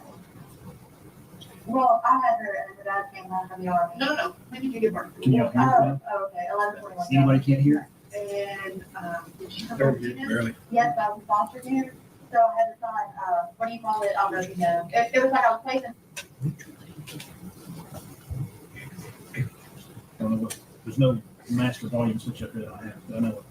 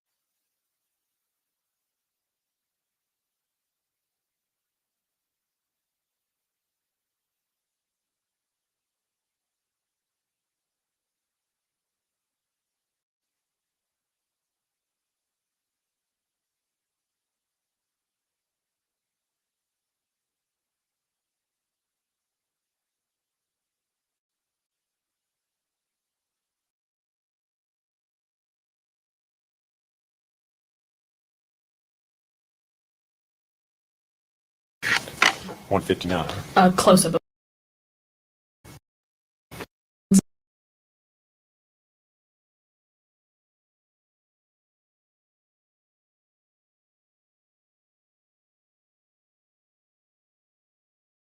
Red blanket. 143. Another medicines. He was in Texas for a little bit, and I think he went back to like the base, wherever he was at. Okay, so where's he at right now? Well, they say he's in Louisiana, so I guess that's where he's at. Okay, all right, so we're back in February. You and baby went to your dad's, right? How was that? What do you mean? Was it good? Y'all stay there long? No, we might not get into all of it. All right, so that didn't work out very well. Where'd y'all go then? My grandma's was on there. All right, when'd y'all go to grandma's? I guess in April. All right, so in April. 4th of April. All right, so you didn't stay at dad's very long. No. Baby, go with you to grandma's? Yes. All right, where's grandma live? At the Boswell Trial. All right, so she lives near that, on Money Creek. All right, so you all go with grandma. Is it just grandma, grandma? Grandma. Just grandma. So y'all know her since April? No, I moved out on my own in October. Okay. My dad owns a trailer park. Did baby go with you in October? All right. So you moved down to Grandma's in October, baby, where'd you move to? My aunt's trailer park off of like Sugar Hollow and Buffalo. It's called Boswell Trial. Was it you and baby? Yes, it's just me, baby. Alright, so you and Evelyn get your own place in October, alright? So from October until now, walk me through. Okay, Ethan came, I went to Texas to see Ethan, Mhm. like a couple of weeks, When was that? November, Did December. baby go with you? Yes, Alright, so you and baby went to Texas Yeah. to Ethan, Yeah. okay? and I was the first time that he met her, because he didn't really have anything to do with her up until that point. Okay. Okay, so sometime in December, me and her moved in together. Hunter's boyfriend? Yes, Okay. but at that time, Evelyn was not with me when I started staying there, because Ethan had her. Alright, so when you and baby went to Texas in November, the first time she met Ethan, did she come back with you? Yes, Alright, so y'all went to Texas, had a couple weeks, yeah. she come back with you. Mhm. And then walk me through from November to December. Okay, I had her up until, me and her didn't start staying together until probably like the middle towards the end of December. Okay. So up until that point, I lived in the trailer with my dad. Right. I know it wasn't any longer than like December 25th, because I was with Hunter on Christmas, and also that's when the lights got cut off, because I just completely like moved all my stuff out. Okay. Okay, and then Ethan got hurt. When? On Christmas Day, me and Hunter, we came back from Pigeon Forge, on Christmas Eve, me, my dad, and Hunter, like everybody took a trip to Pigeon Forge, Mhm. and then Christmas morning, we came back, and he got her then. Did he come up and get her? Did you take her to him? No, we took her to him. Where did you take her? Wherever his grandparents' house is, like a long gravel driveway, it's on part of Boswell. Okay, so it's local. Alright, so what made you all take her to him? Because he's not been in her life. Well, because he was like complaining about wanting to know her, and like after dad, I was trying to give him a fair shot, you know what I mean? Was your plan to leave her? No, I wanted to get her back, Okay, so but I wanted to let her have time to bond with her dad, and then after like, did you stay there? Or did you just drop her off and say sayonara? I mean, I sat there for a little bit, and then she was fine. She kind of knew her from Texas. Okay, so let's back up. He texted you saying he wanted to be in her life. And he said, hey, I'm at Hardtown, I'm assuming. Yeah. So you say that would be great for you to be your daughter's wife. Yeah, So you and Hunter or just you? me and Hunter. You and Hunter take Evelyn to where Ethan is, Mhm. alright? What happens then? Well, Ethan would not let me come out the driveway. He made me walk all the way up his driveway, like, you know, and I walked up there first myself, and I was like, you're being ridiculous when we pulled the driveway. You know, because he was mad Hunter was with me, and I told him Hunter would come with me when I got there. Like, when I got there, I called him, this is when I still had my own phone. I called him, and I was like, hey, like, I'm gonna come up there. You know, he got her some stuff for Christmas. I was like, okay, that's fine. I went to my brother's and got what he had gotten her for Christmas and stuff, you know, and I was like, I'll send it with you. I'll get her clothes and stuff, and we'll go up there. You know, I was like, that's fine. I was like, Hunter's gonna come with me, and he's like, okay, that's fine. I get there, and he's like, no, I don't want to come on the driveway. Okay. So at first I walked up there by myself, you know, I tried to talk to him, let me pull up the driveway. So I didn't walk her up there, you know what I'm saying? Walked myself back down, got her out of the car, and went back up there. Okay. And then I sat there for maybe like 23 minutes, she was fine, I left. When you and Hunter took the baby there, did you and Ethan have a talk about how long she was going to be staying with him?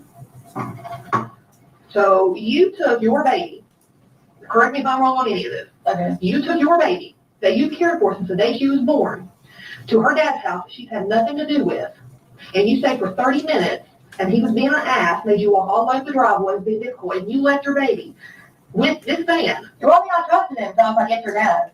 So just because it's her dad, you trusted him, and he's not been in her life at all. Well, I mean, I tried to give him benefit of the doubt. But I don't think Ethan's a bad person. But this is your baby.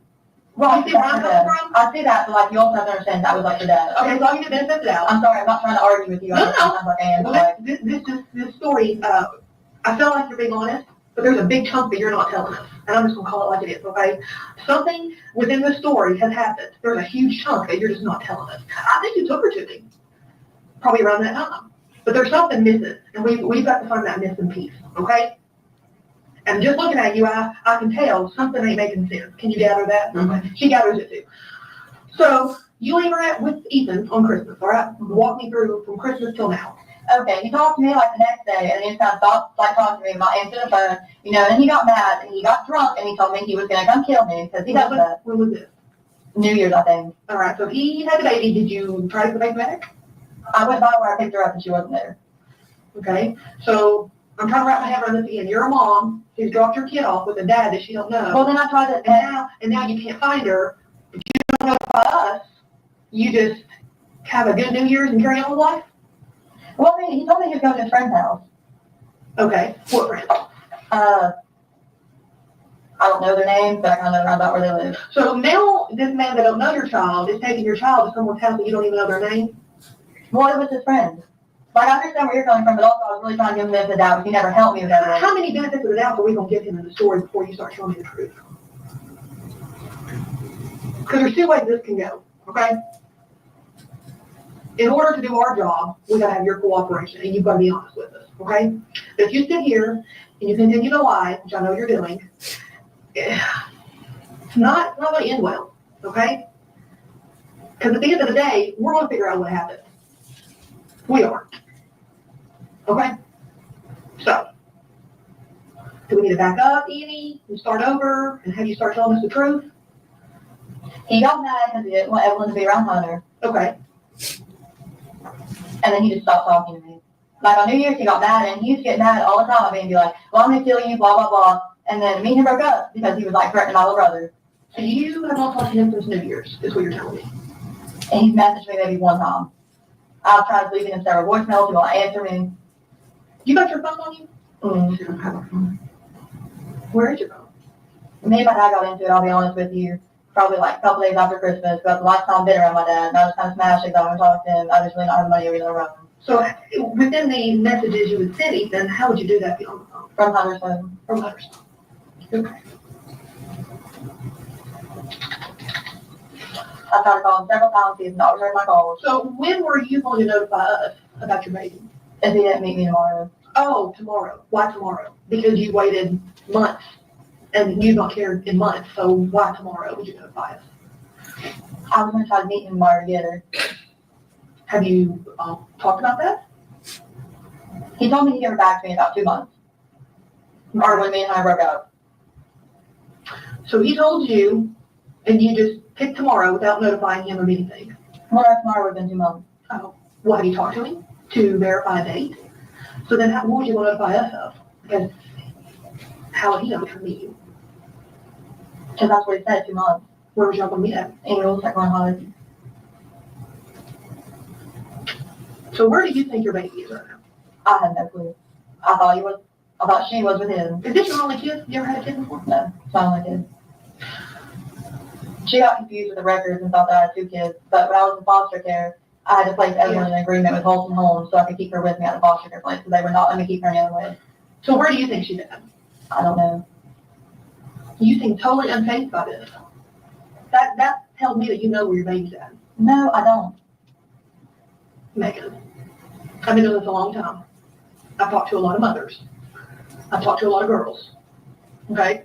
What you're telling me very well could be partial truth. But like I said, there's a piece that you're not telling me. We're going to figure out what happened. We always do. Okay? Are you connected in any way? No. I'm going to straight up ask you, did you have anything to do with you not knowing where your daughter's at? I mean, I dropped her off at Ethan, so I mean, in a way, yes, but as far as like anything else, no.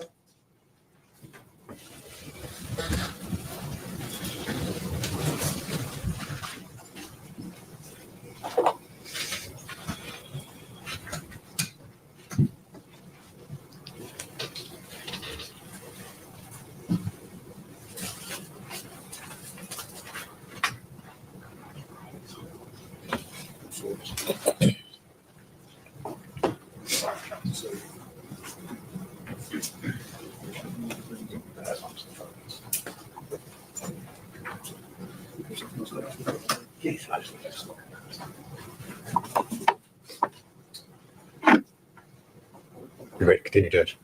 Lieutenant Gillum, in addition to interviewing the defendant on February 18th, 2020, did you continue to work on the investigation into the missing child? Yes. Okay. And on March the 6th of 2020, were you present when investigators learned that there was evidence that had been located at the residence of Tommy Boswell? Yes, I was on scene. Okay. And so did you go to his residence? I did. Okay. And where was that located? Off Muddy Creek. And what was it that you did once you arrived there at Tommy's property? We received consent from Tommy to search a storage shed and connecting dollhouse type structure. Okay. And were there other officers that assisted you in searching that property? Yes, there was 3 others. Okay. And did you in fact search that shed area? We did. All right. And what types of things did you find that were of evidentiary value there? Within the storage shed type structure, it was just various baby items, some medicines, clothing, bottles, just car seats. I mean, anything you could imagine that you would need to care for a child was inside that storage shed. How did it look or appear? I mean, how were they placed in there, or how were they in there? No, it was very disorganized, just not in any sort of organizational structure. It was just kind of thrown in there. Things were upside down, boxes turned over, clothes just appeared to be thrown in there. No sort of structure at all inside. And did you photograph what the condition of the shed, the outbuilding, before you searched it? Yes. Okay. And did you all remove anything or any items from that shed? I believe most of the baby items got removed that night, yes. Okay. And did you take photos, or someone there take photos of the evidence and the items that you removed from the shed? Yes.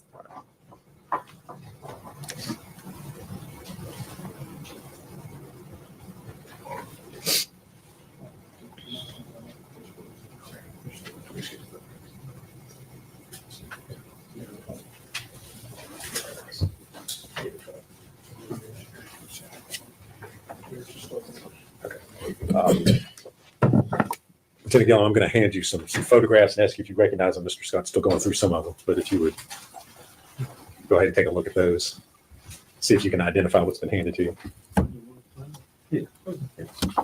This is going to be the storage shed photographs. Okay.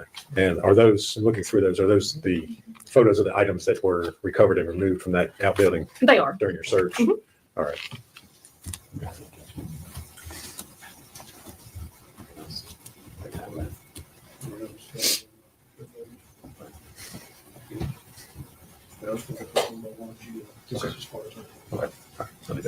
Okay. You would. Okay.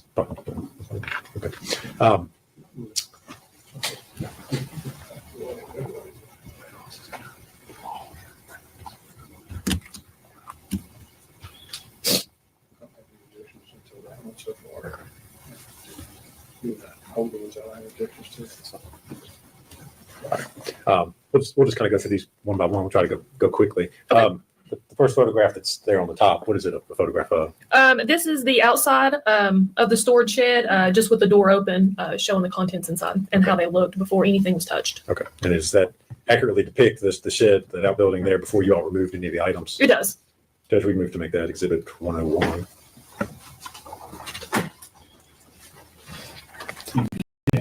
Poster group. Yeah, full exhibit 101.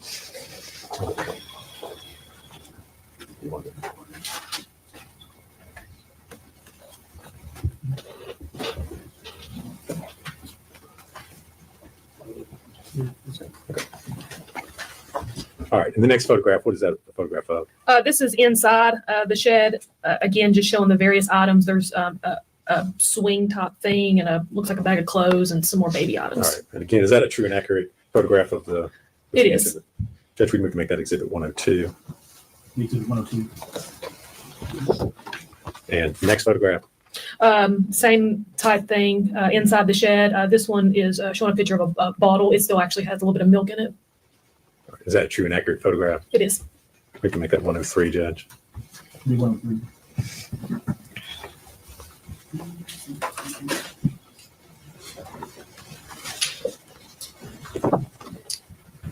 And next photograph.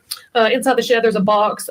It's got clothing, a ripped bag, a drink that looks like it's half drank. Okay. Is that a true and accurate photograph? It is. We can make that 104. Be full 104.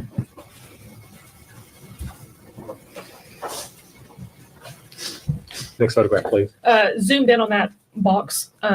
It shows the nipple to a bottle. It looks very dirty. Okay. And again, is that photograph taken before anything was removed? No. That's before anything was touched. All right. True and accurate photograph. Yes, sir. Move to make that exhibit 105. Full exhibit 105. Start on sending you to the scene if you have any objection. That's correct. Next photograph, please. This is an even further zoomed in picture of the dirty nipple to the bottle in the box. All right. It's a true and accurate photograph. Yes. Move to make that 106. Full exhibit 106. And the next photograph.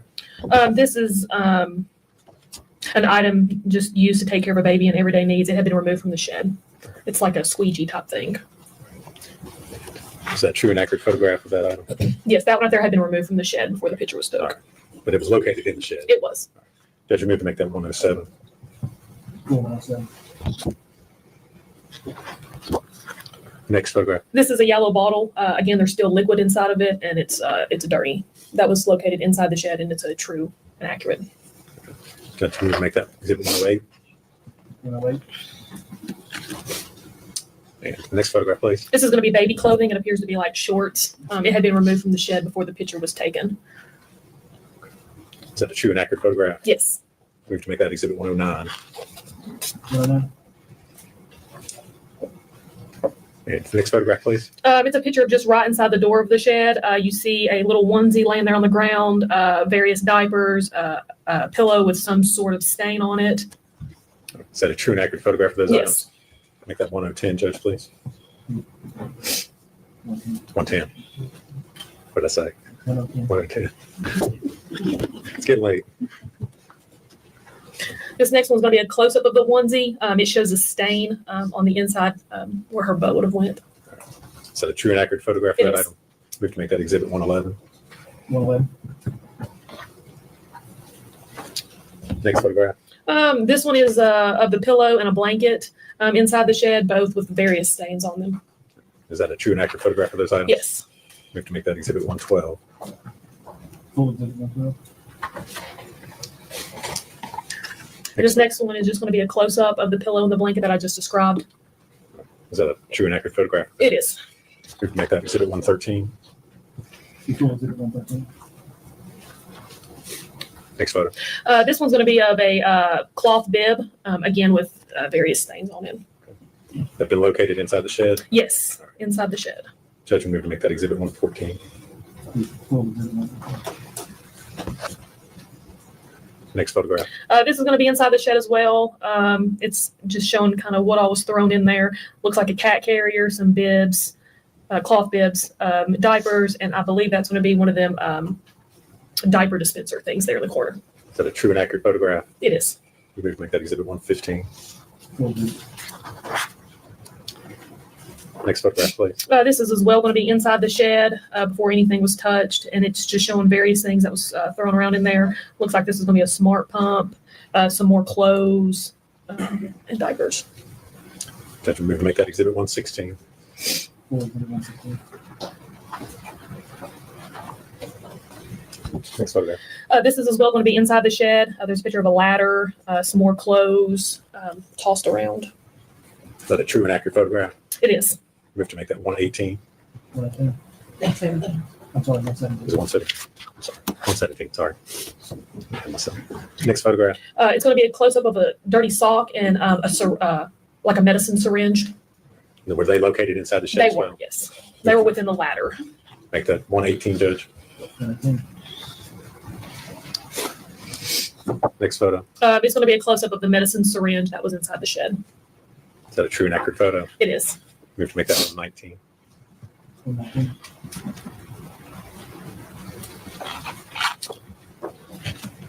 Next photograph, please. These next couple are taken from outside the shed once they had already been removed. And this is a picture of a baby swing, and it's got just a whole bunch of stains on it. All right. Is that a true and accurate photograph of what it looked like? Yes. We have to make that exhibit 120. 120.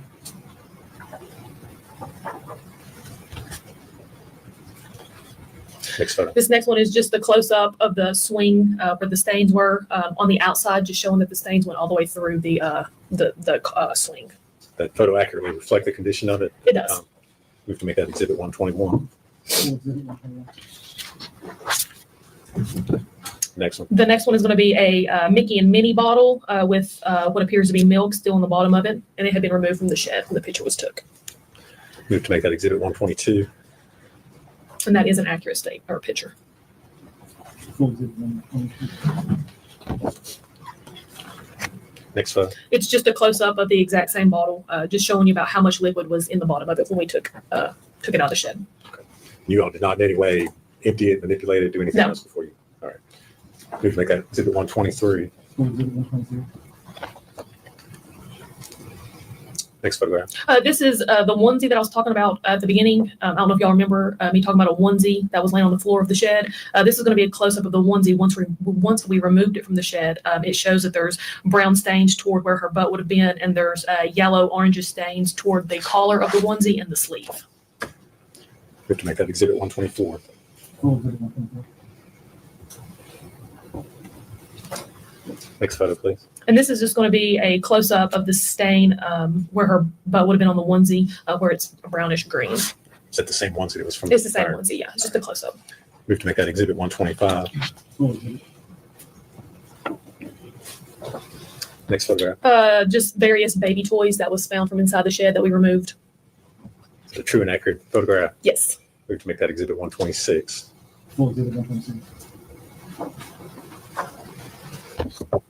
Next photo. The next photo is going to be the medicine syringe that we removed from the shed. We have to make that exhibit 127.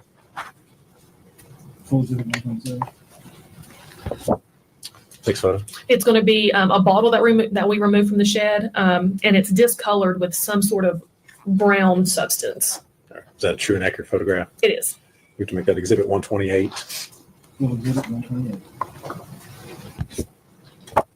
Next photo. It's just going to be baby pants that we removed from the shed.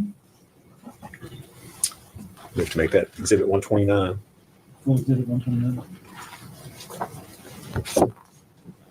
Next one. It's going to be the cloth bib that I talked about in a prior picture that we removed from the shed. Is that a true and accurate photograph? It is. We have to make that exhibit 130. Next photo. It's going to be a little baby sweater with various brownish, yellowish stains on it. Is that also removed from the shed? It was. We have to make that exhibit 131. Next photo. It's going to be a close-up of the baby clothing. Same item as in the previous. Yes, same item. We have to make that exhibit 132.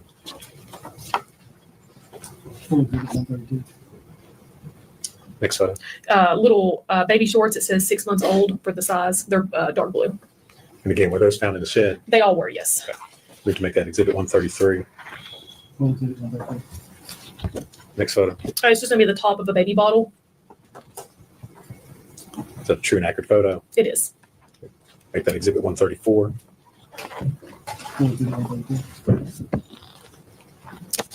Next photo. It's going to be a baby suction that we removed from the shed. We can make that exhibit 135. Next photo, please. A baby blanket that we removed from the shed with yellow stains on it. Is that a true and accurate photograph? It That is. item? We can make that exhibit 136. Next photo. This is a white trash bag that we removed from inside the shed. It appears to have various blankets inside. We can make that exhibit 137.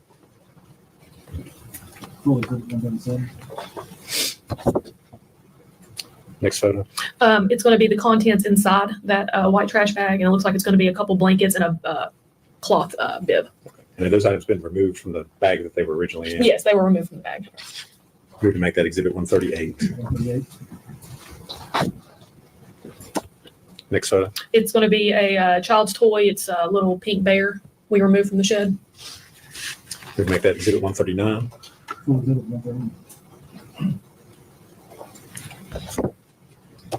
Next photo. It's going to be baby pants. They're light blue in color.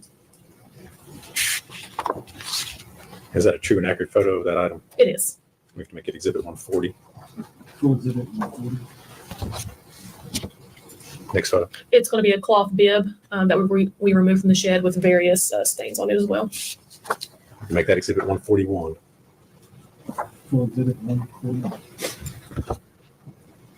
Next photo, please. It's going to be a red blanket we removed from the shed. We have to make that exhibit 142.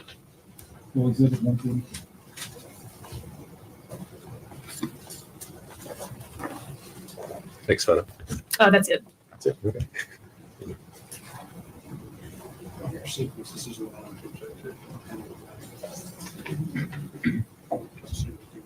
Yeah, hopefully approach it. No worries, Suzanne. No worries, Suzanne. Take care of yourself, Suzanne. Hello, KD. Nice to see you, my darling. Boom, boom, boom. Hey, here she is. Bow, check. Wow, wow. The gilf, the gilf. The gilf is on fire. Lady Law's in the house.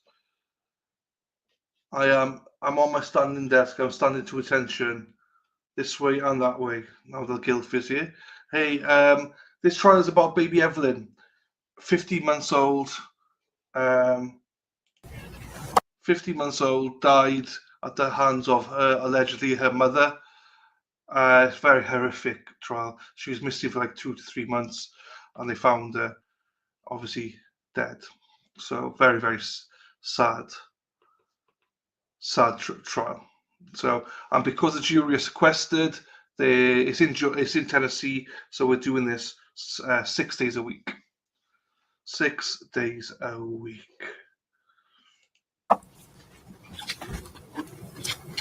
These all appear to come from inside that storage shed. Okay. Yes. Are they true and accurate photos of the items that you all removed and took from the shed out at the Boswell property that night? Yes. Judge, introduce them individually. I think that will take us numbers 143 through 181. I know it takes a long time, but I try to keep a list. Okay. So later in the trial, we have to go to a specific photograph. All right. Can we just have her go through them Just the way individually? we're doing. All right. That's fine. All right. Start back up, Lieutenant Gillum. You wait for the first photograph there. Tell me what you're looking at. It's going to be another medicine syringe. Judge, we moved to make that 143. Actually, if there's no objection, they'll all be moved in with their respective number, so I don't have to, you say 143, I have to say it. They're all going to be full exhibits. Just read the number when you hit it, so you'll know what it is. Okay. That way I can keep track of that. Okay. That's fine. Next photo, please. It's going to be a pink bottle with various brown stains on it. We move to make that 144. Next photo. It's various baby clothing, cloth bibs, and a toy rattle. We move to make that 145. This next one's going to be just a closer view of those exact items I just described. Yeah, The same picture, just 145. zoomed All right. in. And we move to make that 146. Next photo. Just various bottles and the caps of bottles. Move to make that exhibit 147. Next photo. A little Mickey and Minnie sweatshirt for a baby. Move that in as exhibit 148.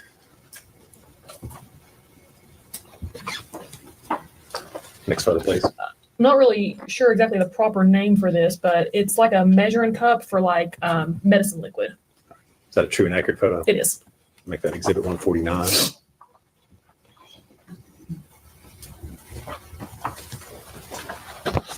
Next photo. A little jumper, a little onesie.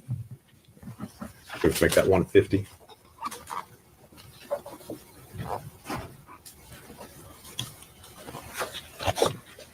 Next photo. The pillow that I described in the first set of photos with the brownish stain on it, that's going to be that pillow removed from the shed. A picture of it. Move to make that 151. Next photograph, please. Another little onesie. We can make that 152.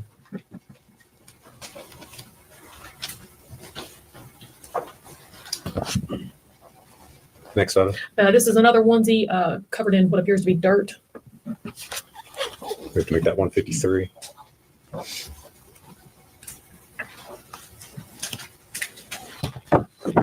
Next photo. This is another onesie. It's got some various stains on it. We can make that 154.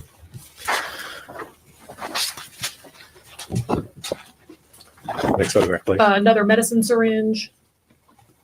Make that 155.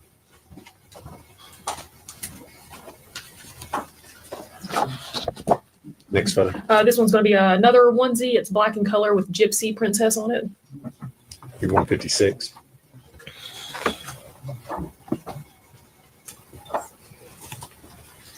The next photo, please.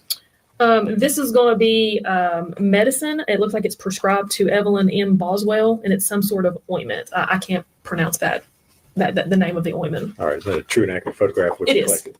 The exhibit 157. Next photo, please. And it's just.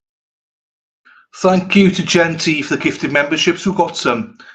We gave them out to T, Liam Egan, Miss Lynn going. Oh, Miss Lynn, lovely. No Fs. Franz Marks, there you go. Thank you so much, Genty. Thank you for your support. I thought you were gone to get your donuts. You need your donuts. Is it the donuts that has got a young person serum in it? You can't tell me you're fucking 45. Fucking hell. No chance. I take forever. There you go. I can't wait to taste the donuts out in America. The cream ones. Krispy Kreme, is it? Never had one. I cannot wait. I'm not going to say it, but yeah. There you go. Thank you, Jen, so much for that. We've got another half an hour, and then we'll be live then, people. It's going to be another up close of that exact ointment that I just described. Oh, almost 2%. Make that 158.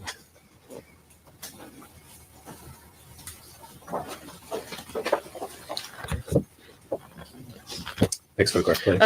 The tube of the ointment was brought out of the packaging, and that's what this is going to be a picture of. It looks like it's supposed to go in the eye. We have to make that exhibit 159.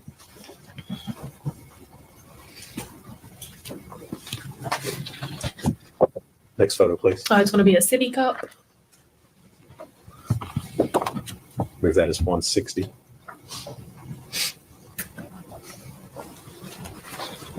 Next photo. Another sippy cup. This one's pink in color. Make that 161. Next one, please. It's going to be a close up of that pink sippy cup that I just described.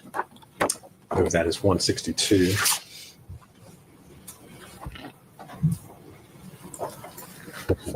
Next photo, please. This is going to be the cap of a bottle, and it's got brown stuff all over it. We have to make that 163.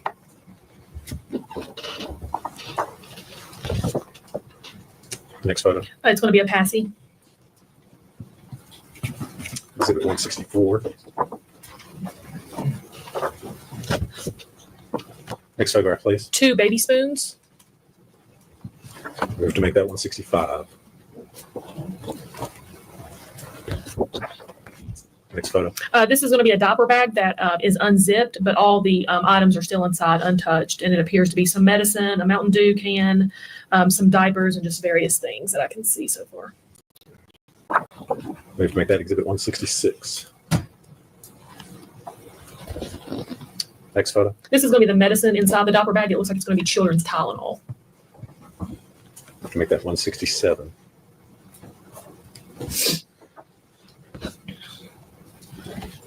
Next photo. It's going to be close up of the children's Tylenol in the diaper bag, and it looks like it's got some food and a cloth towel around it with some stains on it.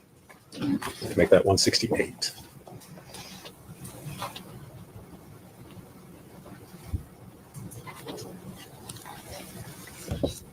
Next photo. This is going to be another picture of the inside of the diaper bag showing the same thing, the Mountain Dew can with the cloth towel. We have to make that 169.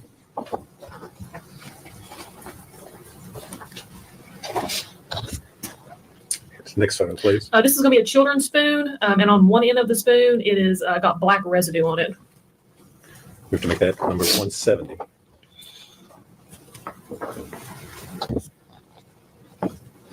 Next photo. Mac and cheese baby food. Move that as exhibit 171.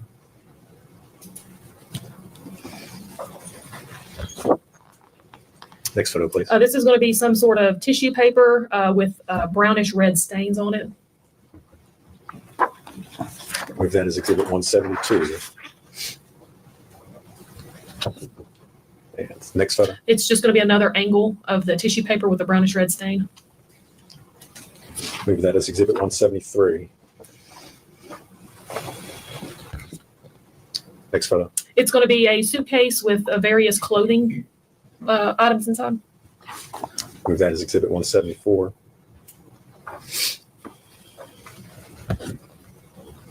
Next photo. It's going to be a red wagon, and inside the wagon there's a baby doll, some baby shampoo, wipes, and a suction. Move to make that exhibit 175.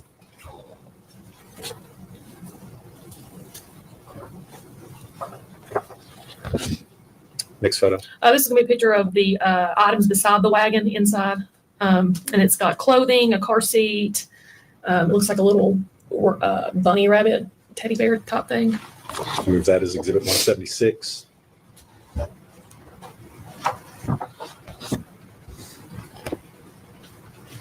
Next photo. This is going to be inside of another diaper bag, and it's stained with brownish, reddish type substance. Move that as Exhibit 177.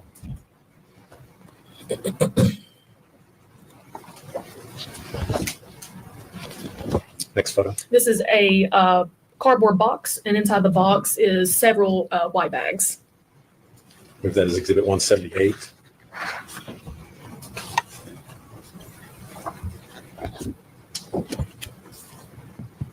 Next photo. And this is going to be a big black trash bag, and inside of it is clothing, toys, all things for a baby. Move that as Exhibit 179.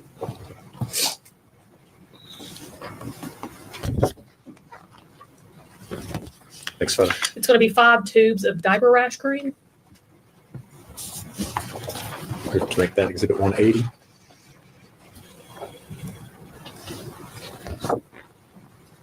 Next photo. It's going to be a Mickey mini blanket with a brownish red stain in the middle.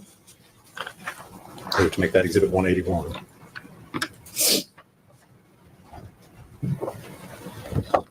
That's it. All right. Judge, I think they've all been admitted at this point. I would move to publish them to the jury.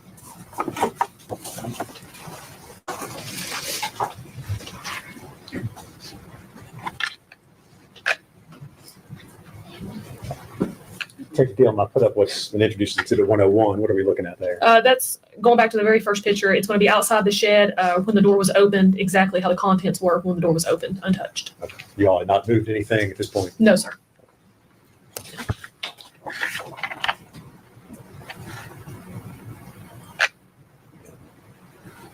(102). Contents inside the shed. I believe that's a swing type thing and some various clothing items.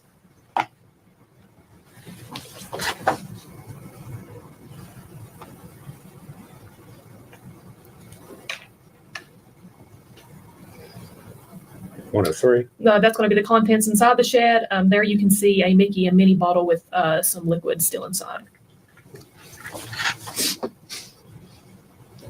104. And that's going to be a cardboard box with clothes and a bag on top. 105. That's just going to be a close up of that cardboard box, and it's kind of showing you there the top of a bottle.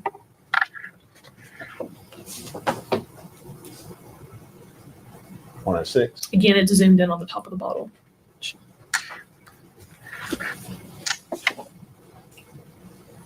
That's going to be 107. Sorry. sorry. That's going to be the suction thing that we removed from the shed.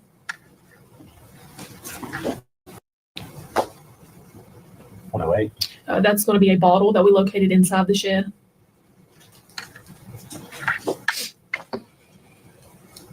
109. A piece of baby clothing.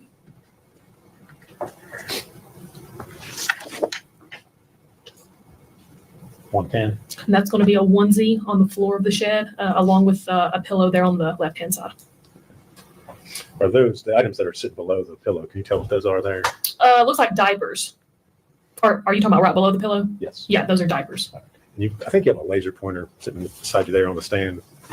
Looks like Oh, yes. Sorry. If you could, on the screen up there, point out where we're talking about. Oh, right here, diapers. All right. And that's going to be the pillow, and then there's the onesie.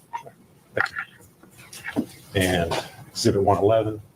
That's the onesie I described, and these are the stains that I talked about. 112. It's going to be the pillow with the brownish stain and then a blanket.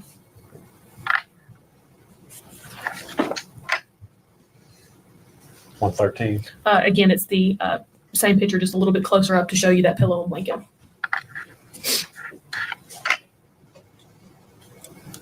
114. There's going to be a cloth bib right there on the floor. Did you all collect that? We did. 115. Again, just showing you the contents there on the floor of that shed. And for the items that you collected, did you collect all the items that were identified as, or how did you make a decision as far as what you collected? No, we collected the cloth bib and then this little article of child's clothing. Pretty much anything baby related went. Exhibit 116. There was a ladder on the floor of the shed, and this is just a depiction of the contents around that ladder. 117. It zoomed in a little bit, but you'll see right here is a medical syringe. And you're indicating an area just inside the metal ladder that's depicted. Yes, there should be a closer up photo of it next. Okay. 118.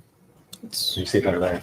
It's right there. Sorry, I'm a little shaky. All right. Is it the syringe? As we're looking at the photograph, it's kind of on the left-hand side. Is it slightly pinkish color? Is that what we're looking at? It is. There's a blue, what I think is a white case, and then it sits directly to the left of that blue white case.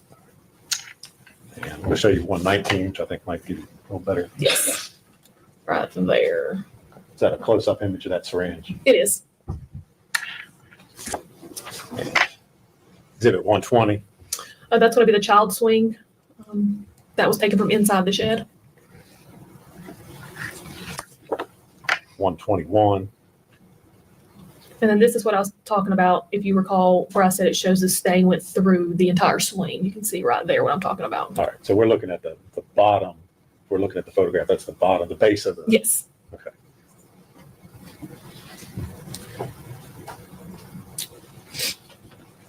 Exhibit 122. It's going to be a Mickey Minnie bottle.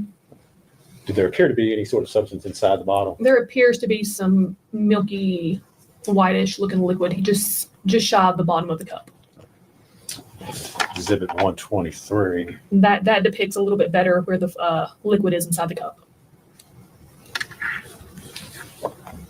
Exhibit 124. This is going to be the onesie that was on the floor of the shed. I see a stain on the cuff there of the arm, the collar up here, and then of course right toward the bottom. And looking at that same item, I believe, exhibit 125. Yes, that's going to be a close-up of the stain. And is that, you lifted the flap there on the bottom of the outfit, is that what we're looking at? Yes, that's exactly what it is. Exhibit 126. Just various baby toys. Number 127. A medicine syringe.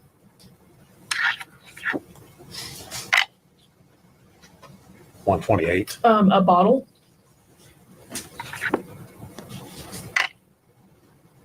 129. Child pants. 130. A cloth bib. And again, all these items you all found inside the shed, is that correct? Every item, yes, was taken from inside the shed. Number 131. Another article of baby clothing, and then there's a stain. I believe it's right there. Let me show you 132, which may give a little better view. Yes, that's the exact same article of clothing where the stain is right there. Exhibit 133. Baby shorts. Number 134. The top of a bottle. 135. A baby's suction.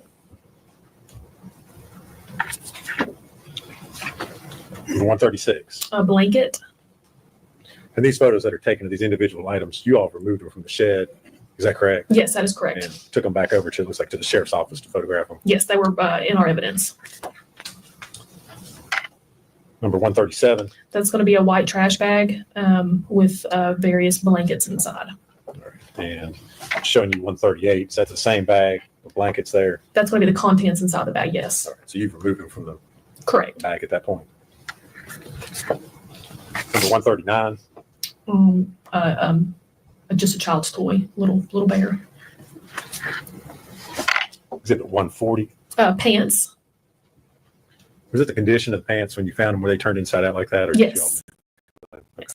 How they each show in the picture is exactly how we found them. Exhibit 141. It's a cloth bib.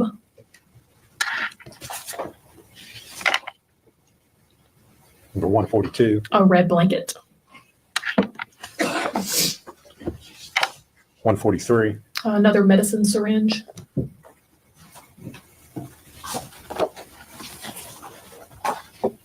$144. A baby's bottle. Number 145. Just various articles of clothing. I think there's a blanket, a little toy rattle. And all these items were found together. Yes.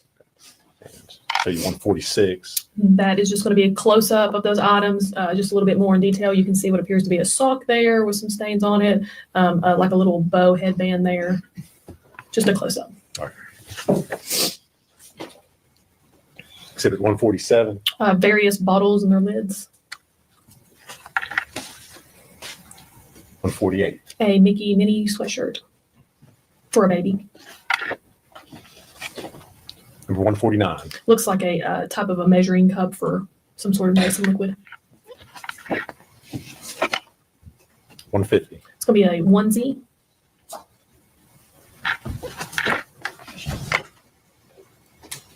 151. That is going to be the pillow from inside the shed once it was removed.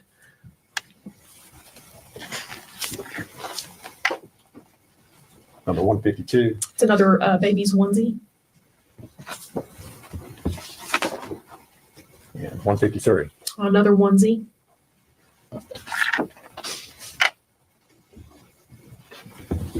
$154. And that's going to be another onesie with various stains. You can see it toward the collar here and then more toward the bottom. Number 155. Medicine syringe.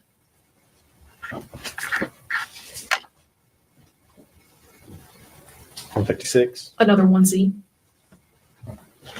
Appears to still be on a hanger. Is that correct? Yes, yes. Exhibit 157. That's going to be the eye ointment.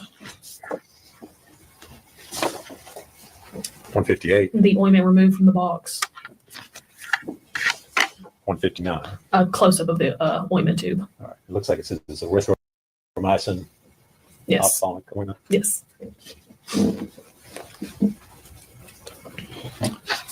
160. A sippy cup. 161. Another sippy cup. 162. And that's just going to be a close-up of the previous sippy cup. 163.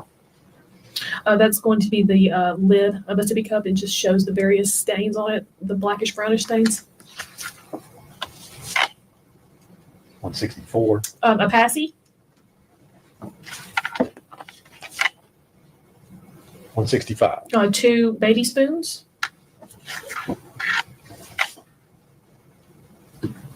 166. It looks to be a diaper bag, and that's the contents inside the diaper bag. Is that before you removed any of the items from the diaper bag? Yes, sir. 167. That's going to be the bottle of children's Tylenol that was inside the diaper bag. So that was found in the diaper bag that was shown in the previous. Yes, sir. exhibit. 168. There it is in the diaper bag beside the baby's food and the cloth.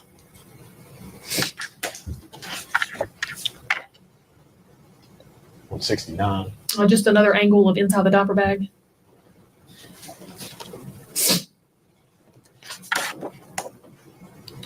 Exhibit 170. That's going to be a children's spoon with some sort of black residue substance there on the end of the spoon. Exhibit 171. That's going to be the mac and cheese. Had it been opened or was it unopened? I can't. It looks like it's been an end has been opened. Just the way the packaging was.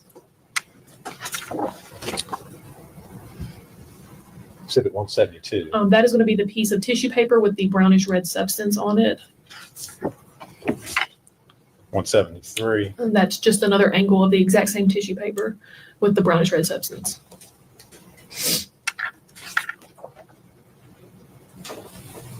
Or 174. A suitcase with just various clothing items inside.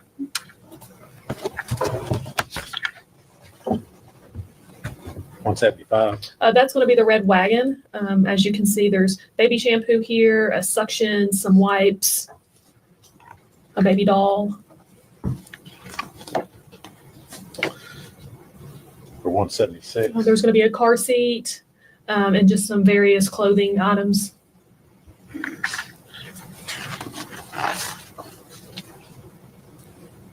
Number 177. The inside of another bag that we found from inside the shed with some stains there on the side.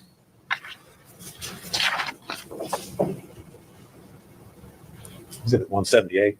It's going to be a cardboard box with several white bags.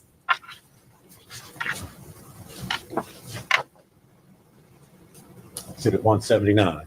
A black trash bag with various clothing and toys for all for a baby inside.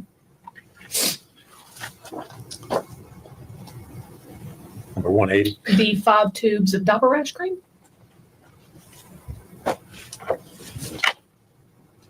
Number 181. Appears to be a child's blanket with a brownish red stain on it. And all these items were collected and taken out of the shed. Yes, sir. Every item.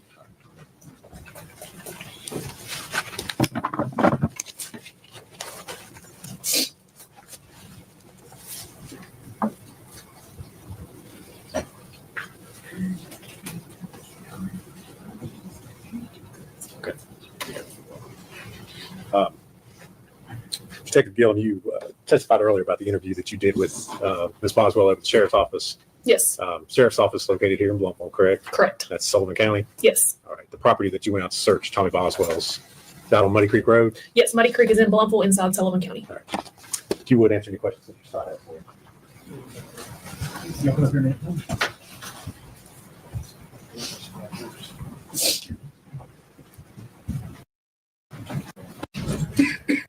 Items you collected, all these photographs we've admitted, were any of those items sent to TBI lab for testing?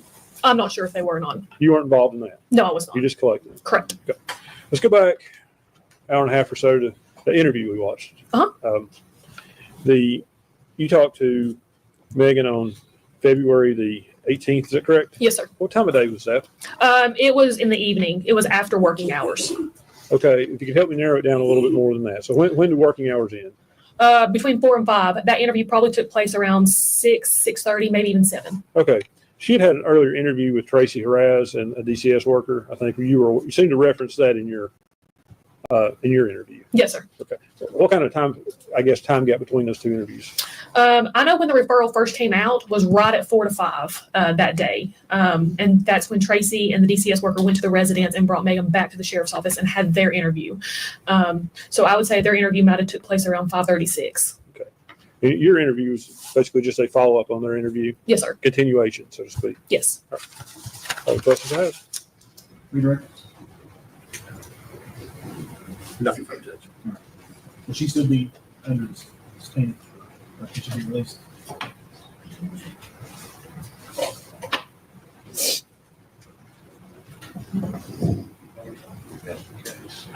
We'll keep her subpoena, Judge, but she might be released at this time.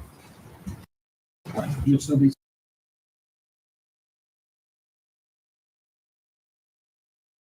I'll keep it going for a second because the judge loses his shit again at the end of this.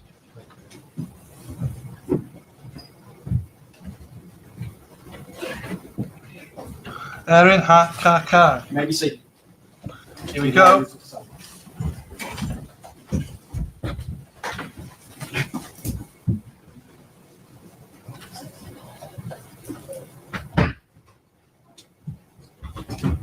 So you can duck.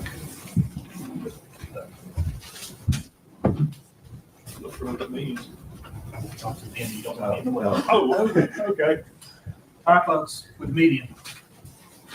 Now, I don't know how many times I said, don't put the camera somewhere and then listen to me. Your freedom depends on it.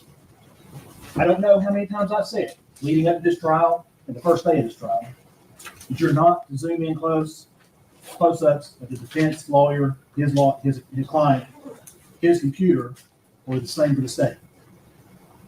Now, I get a note from my assistant just a moment ago that you're zooming in on Mr. Scott's laptop to the point that you can see exactly what he was doing. That's an absolute violation of Rule 30. It's an absolute violation of this court's order. And I'm going to tell you right now, I'm going to give you one more. If it happens again, the media will be excluded from the rest of the trial, and you'll find yourself in jail. Now, I know that there was another person in here running the camera earlier today. At least I thought there was another person in here, not you. No, sir, it wouldn't. I don't think that would be the case. Okay. You talk to whoever else is going to be operating that camera, and you had better heed my warning. Okay? And if I did do that, it was inadvertent. I wasn't trying to cheat anything on the future. Well, I'll tell you right now, my assistant came in here and she wouldn't have done it. And I told her to have the feed up in there and be monitoring it because I'm worried about the jury. But now I'm worried about attorney-client privilege. Okay? Don't let it happen again. Now, we'll be recessed till, I think we're going to start at about, do y'all want to start 10 or 10:30? There you go. Hackster's back. We're back. Yeah, the Shana one, Garda one's going to be very interesting. From the outside looking in, it just looks like a slam dunk. They could be all guilty. So it'll be interesting, I think.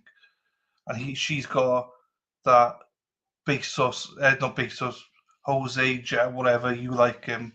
So it's going to be interesting, I think. It's going to be interesting. Right, let's take a second here. Because we're not in a massive rush now, are we? Let me just go find the other trial where we are. Baby, when the lights go out, baby, baby, when we pee, baby. This has pissed me off. We're like half an hour behind now. Fuck's sakes. But what I might do is take it back to the start.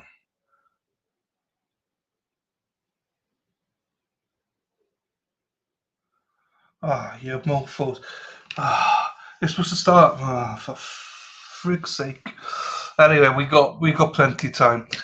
I was hoping over lunch break, and our lunch break is skip it all, but now we're only like half an hour behind.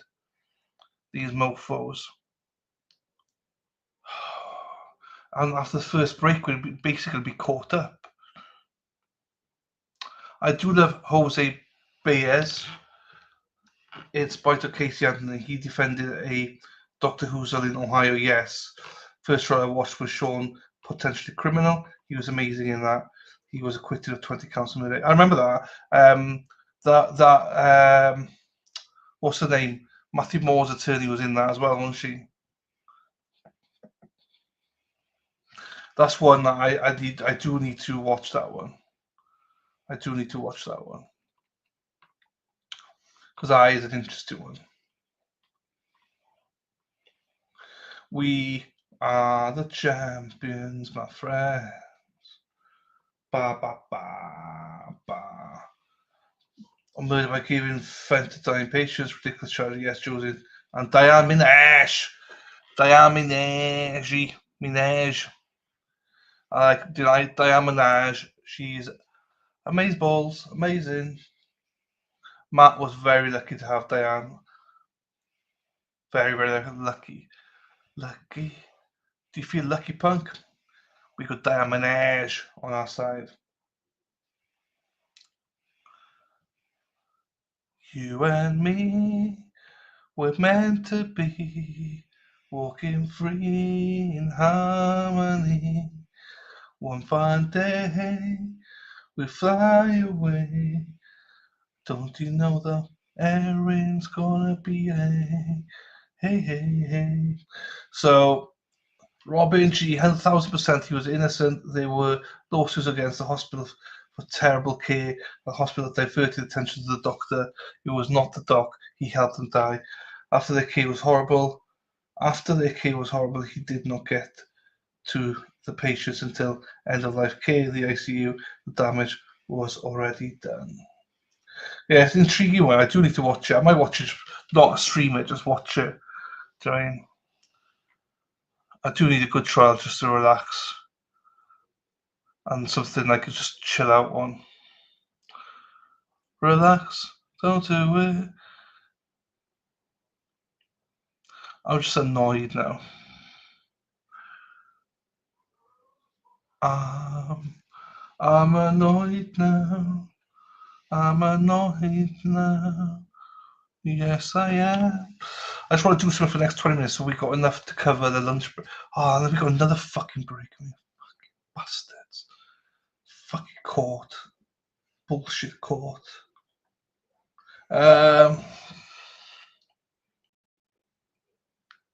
What do I do with a drunken sailor?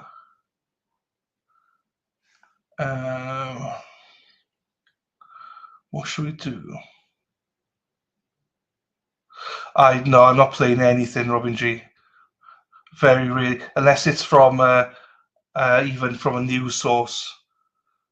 If you can find me a news source link, I might play it. But as you know, I'm not playing anything from. If you know, I mean, I don't. Well, hang on. Maybe I can Google it. Maybe I can Google it. You're right. Hang on. You and me on YouTube. Hang on, Robin. Let me look at it. Megan Boswell interview, yeah? Megan Boswell interview. Was it interview, you said? Press conference. Press conference. Grand jury indicts Megan Boswell. Ah, yeah, this is the thing now. I don't know which one's which.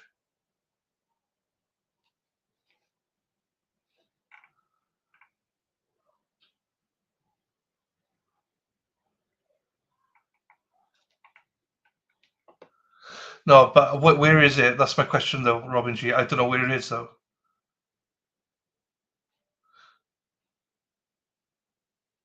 There's a ton of press conferences.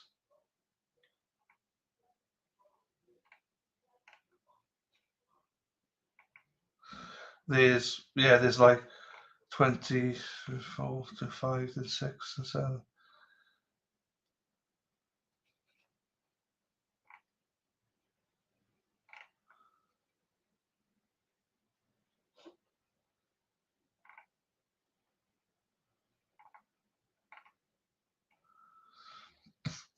No.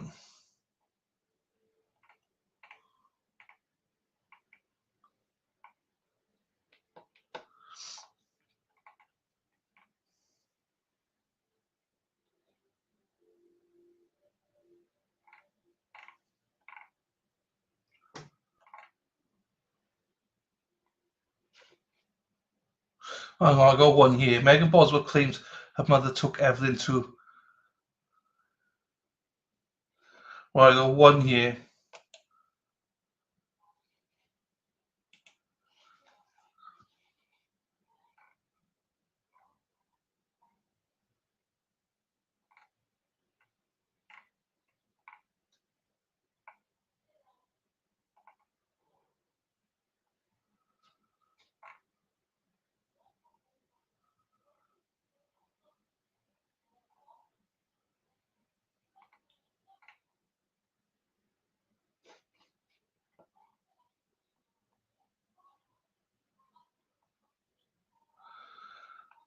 All right, this is the only one I can see. So, all right, I'll play this then. I'm not sure what this is.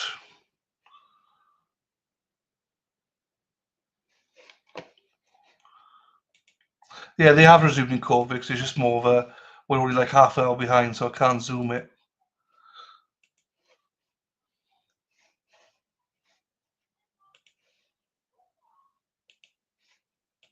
She's very sweet. She loves everybody. She's never been mean ever, which I'm very thankful for. She's just a really good-hearted baby in general. Like textbook how you want a baby to be, like has hit every milestone early, you know what I mean? Well, when she was 6 months old, she actually quit a bottle on her own. It went straight to a sippy cup. She started walking probably around like 10 months. That was kind of hard though, because she's like not like small as in like underfed, you know what I'm saying? But like she was a preemie when she was born. She's like a smaller baby and she kind of had trouble like balancing her weight, but she finally got the hold of it. She's starting to say a lot of words and, you know. Tell me what kind of things she likes to do. What kind of is she into any sort of TV shows? Only Baby Shark. We went to Texas to see her dad, Ethan, and she slept the whole way there. Like I had to make her wake up to eat and stuff like that. And that's like a 24-hour drive there. So let's get into the last time you saw her. Tell me what that time was like and when that was. Well, actually, I want to talk about that. I've told TBI where to find her in Mendota. My mom took her to a campground and a silver camper, and if they don't go tonight, I'm going to go find her myself. Because I've told them, and they're not really, like, taking it seriously, and if they don't go tonight, like, I will go myself and go get her. Tell me about the last time, though, that you saw Evelyn. Tell me what you guys did and when that was. We went to go out to eat, and then my mom came and got her. She was wearing a little hot pink tracksuit with a matching bow and little matching shoes. And was this December 20, like, right after Christmas? A little bit before Christmas.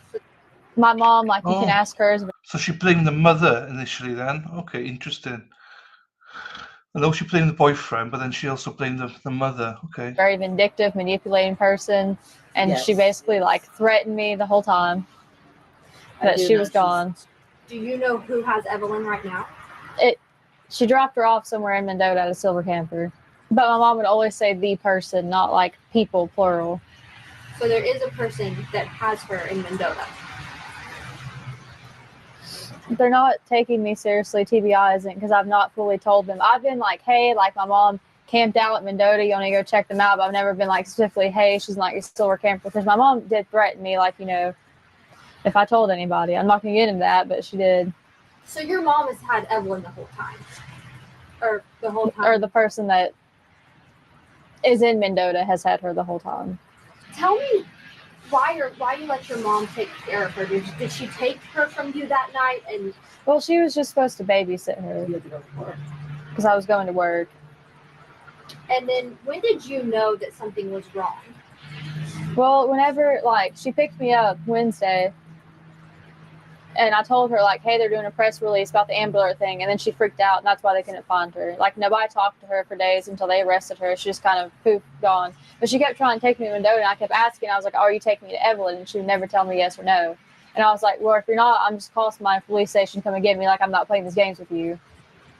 And so tell me, the day that you dropped her off with your mom to let her babysit, was there anything off about your mom that day? Did you have any suspicion that she was going to take your child? No. Well, I called her, and she was just like, oh, she's safe, like, you know, that kind of thing. And then she started threatening me, which, like I said, I'm not going to get into, like, everything she threatened me with, you know, because I'm just not. But obviously now that you believe you know who has her, what do you have to say to them? to just bring her back. I just want her back. That's all I want.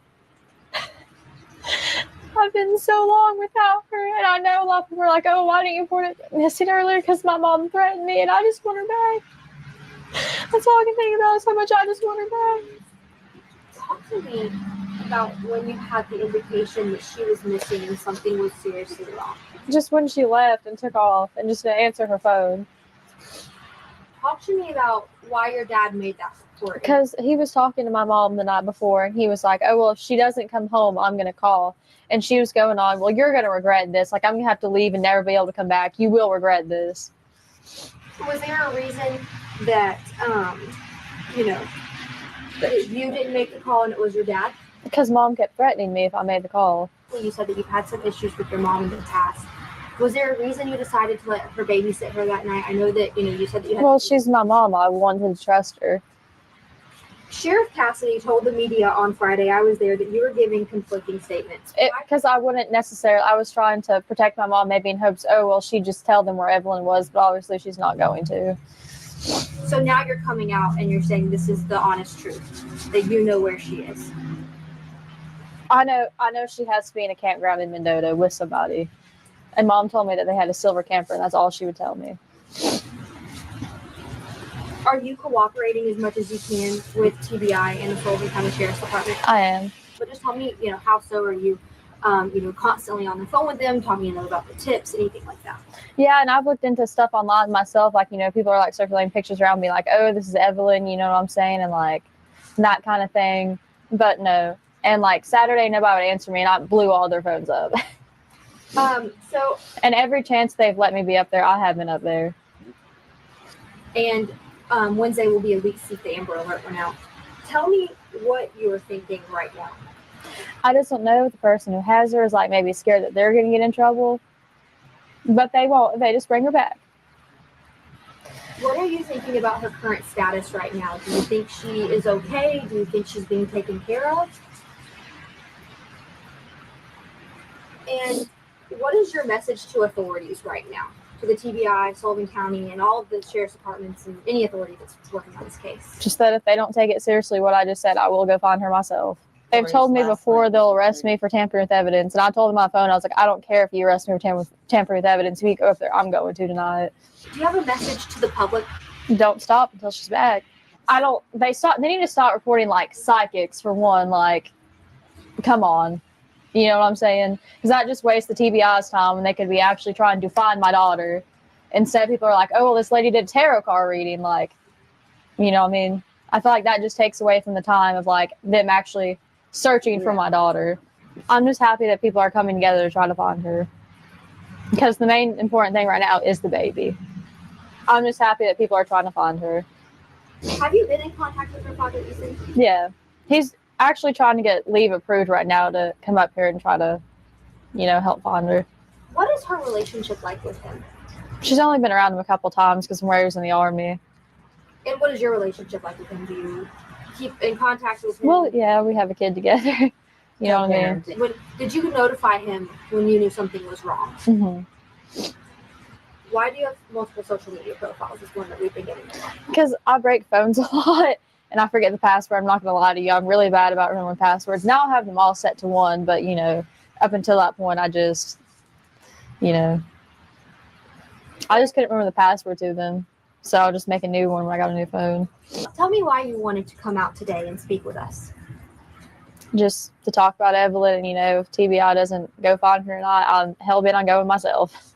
And that's the truth, one way or another. This is a really big case, and a lot of people have a lot of questions surrounding this. Is there any other message that you want to send to anyone? Well, if you don't have tips for sure, because over 370 some tips have been called in, and they've just not panned out. Like, I appreciate people trying to help, but like, also that's wasting like TBI's time because they have to check out every single lead that's called in. Obviously, it's been a long time since you've seen her. Are you worried about that? About reuniting with her? No, because I love her. I know she loves me. And do you think she's been taken care of well in the time that you've missed with her? I hope she has been. Tell me what the first things you want to do with her. I'm just going to hug her and not let her go. Wow. Like, they'll have to pry her from my arms. Literally, because I'm just not going to let her go. Probably going to sing Baby Shark to her. And just hug her and not let her go. My favorite thing is the first time she kissed me, Lord, I cried for over a week because she would pull my hair and I would just let her do it, because I love her. Like, I didn't want to make her cry or be upset in any way. And she would pull chunks of my hair out. And she was in her walker one night and like she dropped her sippy cup and I bent down to pick it up. And I thought, oh, she's going to pull my hair. She pulled my face close to her and she kissed my cheek and I just like cried about it for over a week. So I was like, oh my God, I'm the first person that she's kissed. You know what I'm saying? Just like little stuff like that. I love her to death and I would hate to have missed out on anything, especially because of my mom. And obviously, you told me you talked to your mom a couple of times throughout this. And each time, did she give you any update on Evelyn? She just told me that she was safe. So when was the last time you talked to your mom? Like physically just the two of you on the phone or? Wednesday, the 19th. Tell me any details about that conversation. I mean, she was just going off on me and wanting to go to Mendota. And I kept telling her, I was like, if Evelyn's in Mendota, just take me to her. I will take her up there. We can just end this right now. Like, let's make this simple. Just give me my child back right now before this gets blown out of proportion. And she would never be like, oh, yeah, I'm taking you. She'd just be like, you don't need to talk to them. I don't want you going up there and, like, stuff like that. And I was like, okay, well, if you're not going to take me to her, pull over, and I will have, like, somebody on Sullivan County's end come get me to go up there and talk to them. What is your biggest fear right now? I have a lot of them. Just that I don't know that maybe they won't find her tonight or, maybe they don't find her tomorrow. Maybe it's weeks from now before they find her. You know, the people aren't going to be like, oh, well, like, I'm not giving her back because I kept her for 2 months. This is my child now. Well, still, I'm just worried that they're going to be angry about that. You know what I mean? Right. She just needs to come home. Exactly. She's been away from her mom for long enough. So, I know there are a ton of social media rumors. So if there's anything that you wanted to set straight that I'm not aware of, I will. This is Gypsies are not a cult.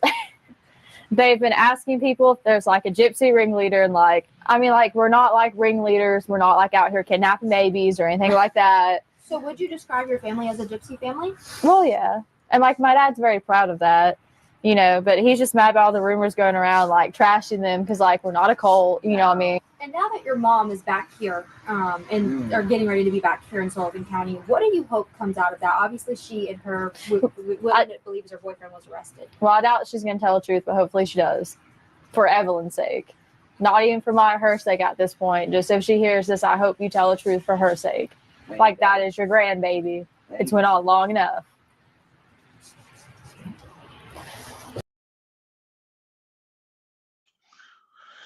There you go. That's what we call a narcissist. A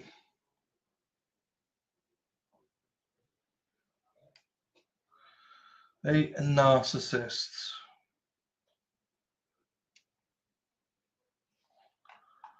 Okay.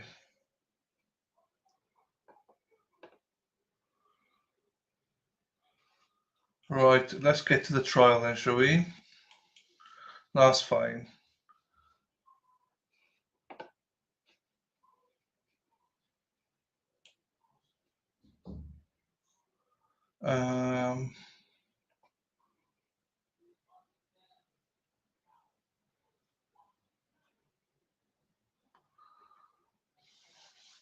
It's WJHL hack. That's the local one.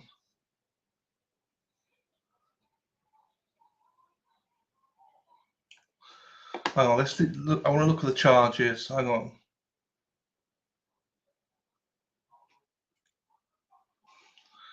This is the charges when they came out.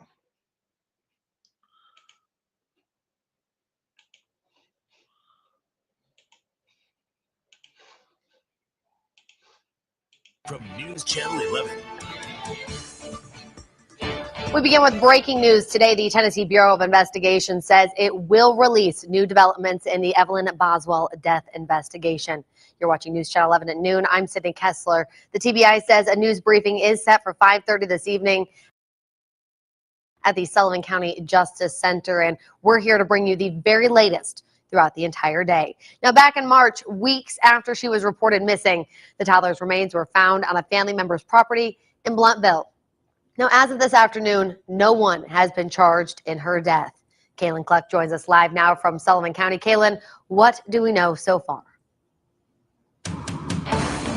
Well, Sydney, here today at the Sullivan County Justice Center, a grand jury is expected to be deliberating additional charges related to Megan Boswell. Now, we do not yet know the nature of these charges. However, the mother of Evelyn Boswell has been in jail since February. Back then, she was charged with false report related to her daughter's whereabouts. So far, no one has been charged in Evelyn's death, and we do not know yet if that will change today. But the TBI, Sullivan County Sheriff's Office, and Sullivan County District Attorney General Barry Staubis are expected to speak at the 5:30 press conference. We do know that the investigation into Evelyn's death has continued all this summer. We know she was found in a shed on Boswell family property on March 6th. In court, a TBI agent testified that Evelyn was found wearing the exact clothing Megan Boswell describes her as last wearing. Toys and diapers were also found in the shed. Her autopsy results have been sealed to the public. Now, the grand jury is not open to public viewing, but Megan's next court appearance is scheduled for August 28th. For now, live in Blountville, Kaylin Cluck, News Channel 11.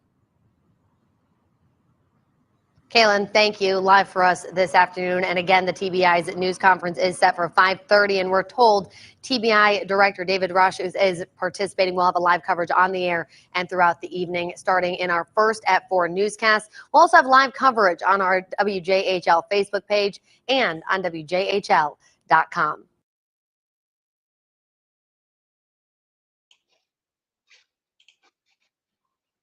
Yeah, always interesting these things are.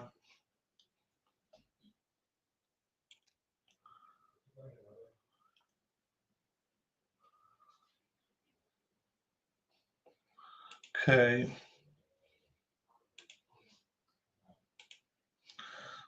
What's a Hackster done?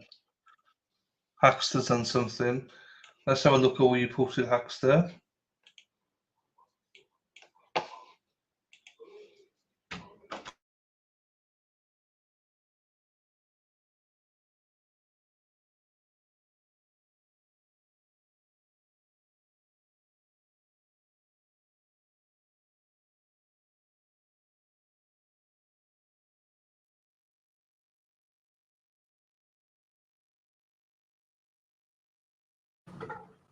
Good afternoon. I'm Leslie Earhart, a Public Information Officer for the Tennessee Bureau of Investigation. Thank you for being here. This case has been difficult from the beginning. Not only did it capture the attention of residents here in Sullivan County, but all across the country. Simply put, Evelyn stole our hearts. So we do appreciate you being here today and continuing to follow this case as it develops. In just a moment, you'll be hearing from 3 speakers: District Attorney General Barry Stavis, Sullivan County Sheriff Jeff Cassidy, and TBI Director David Roush. We also want to thank Special Agent in Charge Joseph Carrico with the FBI for being here today, and for the FBI's assistance during the search for Evelyn, as well as their support throughout the investigation. Please understand that the information you are about to hear is the extent of what we can provide at this time in order to preserve the integrity of the case. For that reason, we will not be opening the floor to questions once the speakers are finished. General Stavis. Thank you. Good afternoon.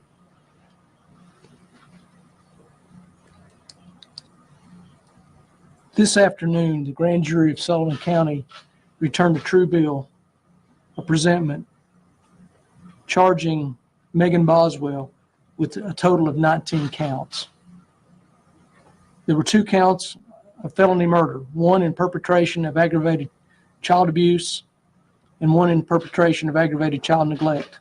1 count of aggravated child abuse, 1 count of aggravated child neglect, 1 count of tampering with evidence, 1 count of 12 counts of false report, 1 count of abuse of corpse, 1 count of failure to report a death under suspicious or unusual or unnatural circumstances. The next hearing date is August the 28th in criminal court for Sullivan County, and the bond on this case currently is $1 million.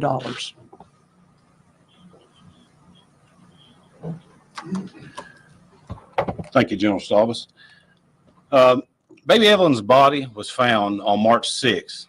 Since that time, my detectives, TBI agents, and the DA's office have worked tirelessly conducting interviews, combing through evidence, and establishing a timeline in order to determine the circumstances leading to baby Evelyn's death. As a result of false information given by the defendant, along with misinformation circulated in the community, there's been a lot of confusion in the case. I want to be clear when I say that after an extensive and thorough investigation, other individuals were eliminated as suspects, and Megan Boswell became the sole suspect in this case. My office has received dozens of calls and messages over the last several months from concerned residents wanting to make sure that we had not forgotten about baby Evelyn. I assure you we haven't and we won't. I want to express my sincere appreciation to those residents who have shown their support throughout this process. We've received foods, cards, prayers, many encouragement, and we appreciate that more than you know. I know many of you still have a lot of questions in this case. Please know that we can't speak to the evidence gathered during this investigation because this case now has to be prosecuted. We are determined to make sure that justice is served for baby Evelyn. Thank you. I'll now turn it over to Tennessee Bureau of Investigation Director David Roush.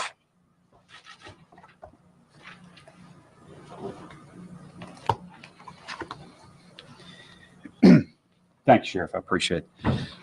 I'd like to thank the Sullivan County Sheriff's Office, the District Attorney's Office, and the FBI for their partnership in this case.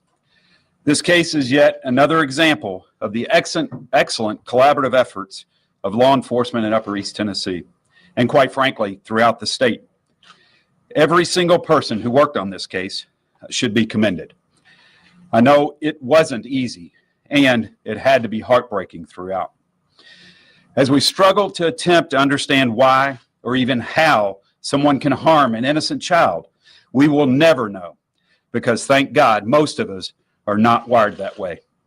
But we can certainly try our best to make sure that those responsible for these incomprehensible acts are held accountable.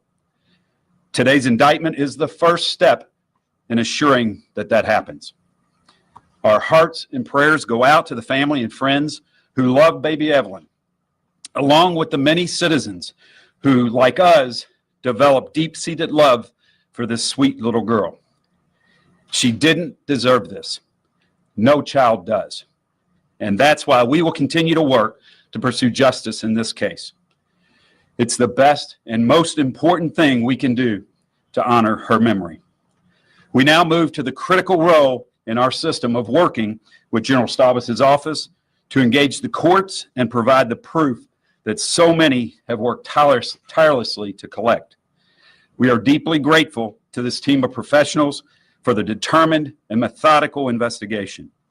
In closing, we would like to encourage anyone who suspects that a child is being abused to immediately report it. Child abuse must stop, and we must do all we can in our power to make it stop. You can report it to your local law enforcement agency or call the Tennessee Child Abuse Hotline at 1-877-237-0004. Thank you.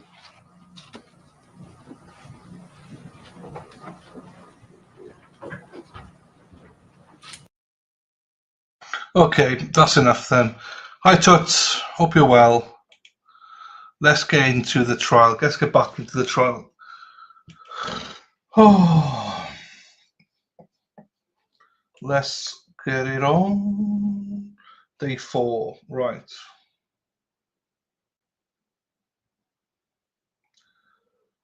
I think day 4 is here.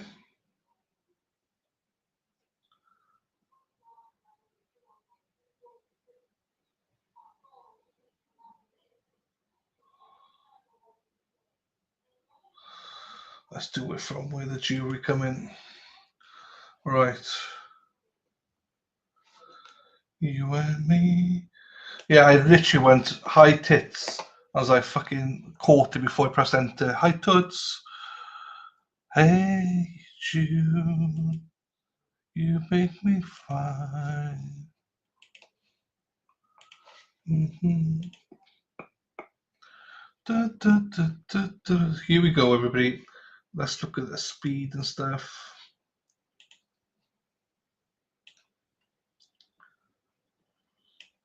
Normal speed, normal.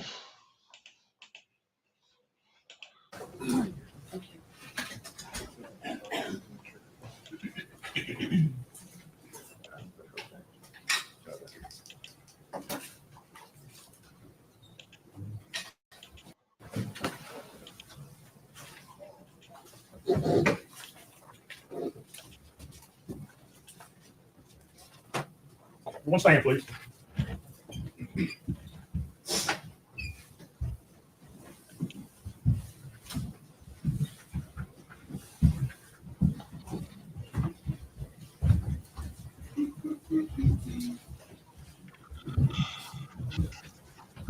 All right, let's go. We're about an hour from live.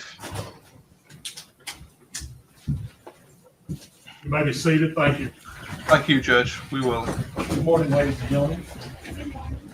Yesterday, when we left, I gave you certain admonitions. Does any juror have anything to report about those admonitions? If you do, raise your hand. Let's record reflect that none of the jurors have raised their hand. General, turn to State would call Steve Williams.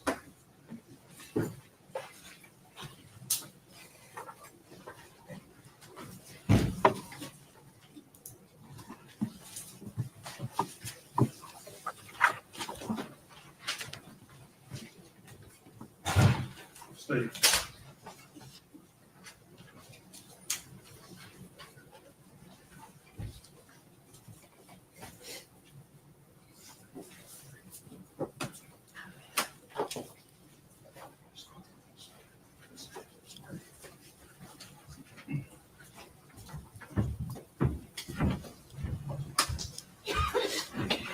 State your name. Steve Williams. You solemnly swear in front of testimony about the truth, all truth, and the truth. So Yes, sir, I do.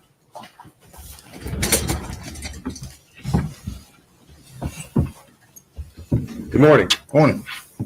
Scoot up close to the mic. Speak up loud. Okay. Thank you. There you go. You're Steve Williams, is that correct? That's correct. And you were previously employed with the Sullivan County Sheriff's Office. Is that right? That's correct. All right. How long were you employed there? Just under 34 years.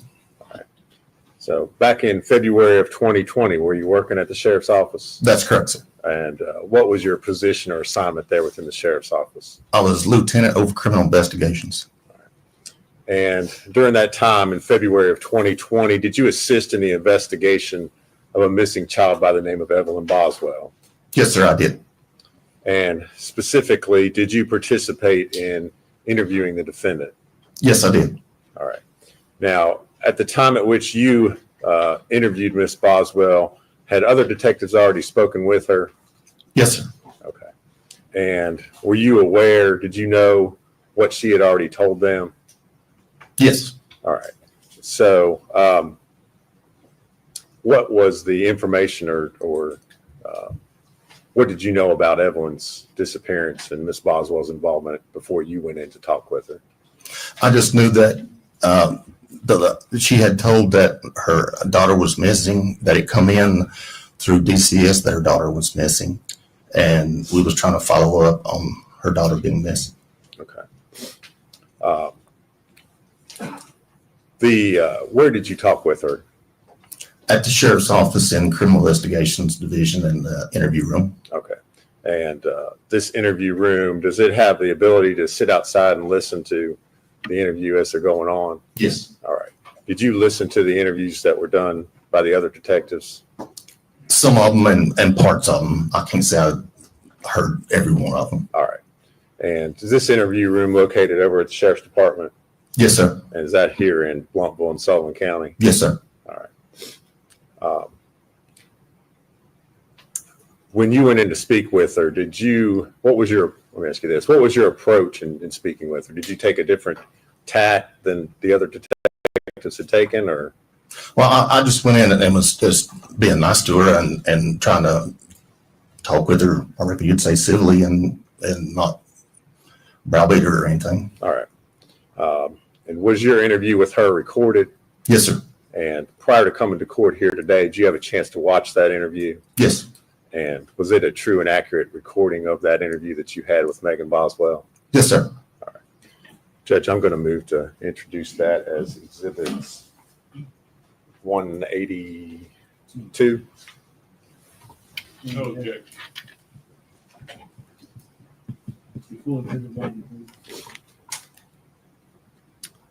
And at this time, I would ask to play that for the jury.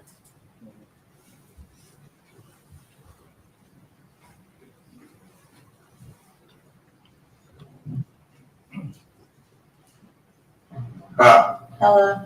I'm Steve Williams. Hold on just a second, okay? I'm going. I can't go nowhere.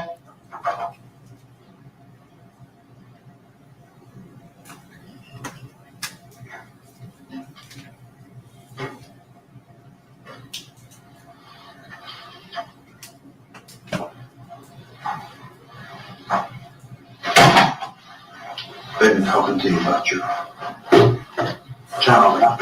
Yeah. And where was the last time you saw your child? I'm coming home telling her. Right after Christmas. Where? Ethan. Okay. And you say Ethan, does that mean Ethan's in Louisiana or Ethan's? In Bluntville. Like I told him, I don't know if he took and dropped her off somewhere right after I dropped her to him, but I don't know what's going on. Where did you give her to Ethan at? Bluntville. I was drunk at his house. Okay. And what's his grandparents' name? I know his grandma's name is Sherry, but I do not know his grandpa's name. Okay. Have you ever been there? Once or twice. And you've met him? I've met Carl. And that's his grandfather? Yes. Okay. And I'm sorry, I didn't mean to tell you I didn't know his name, but as soon as you asked me, it fit right on that. that's no problem. Can I have any questions here on that? No. We'll be done in just a few minutes. Okay. Why are you in a hurry? I mean, like, no, but if they're gonna keep questioning me and keeping me lying, like, I want an attorney. Okay. Cause I'm not lied to them. Okay. Well, do you want to talk to me? Yeah. Okay. All right. So the last time you saw your child was at Ethan's, right? Mhm. And you took your child to Ethan's grandparents' house, right? Right, but I never walked in, we stood in the driveway. Okay. And what was you driving? I was driving my Cruise, I don't have anymore. It was a red 2018 Cruise. It's like a little Chevy sedan. Yeah. Okay. And was Ethan's there? I mean, I guess he was, I don't know, he just had me come up there. Did you see Ethan there? Yes. Okay. And did you see his grandfather there? No, me and Ethan stood outside and talked, kind of like away from the house. Okay. Like the house was like over here where he parked his car was like towards the trees of the house, and we were standing like towards this side of his car. Okay. And you dropped that bomb. Mm-hmm. And Put the car in his car and everything. what kind of car was he driving? A 2018 Nissan Versa, it's black. Okay. And then that was Christmas Day, right? Mm-hmm. Okay. And then after Christmas Day, do you communicate with, He won't talk to me. But On New Year's Eve, and sort of on New Year's, I guess, me and him argue back and forth.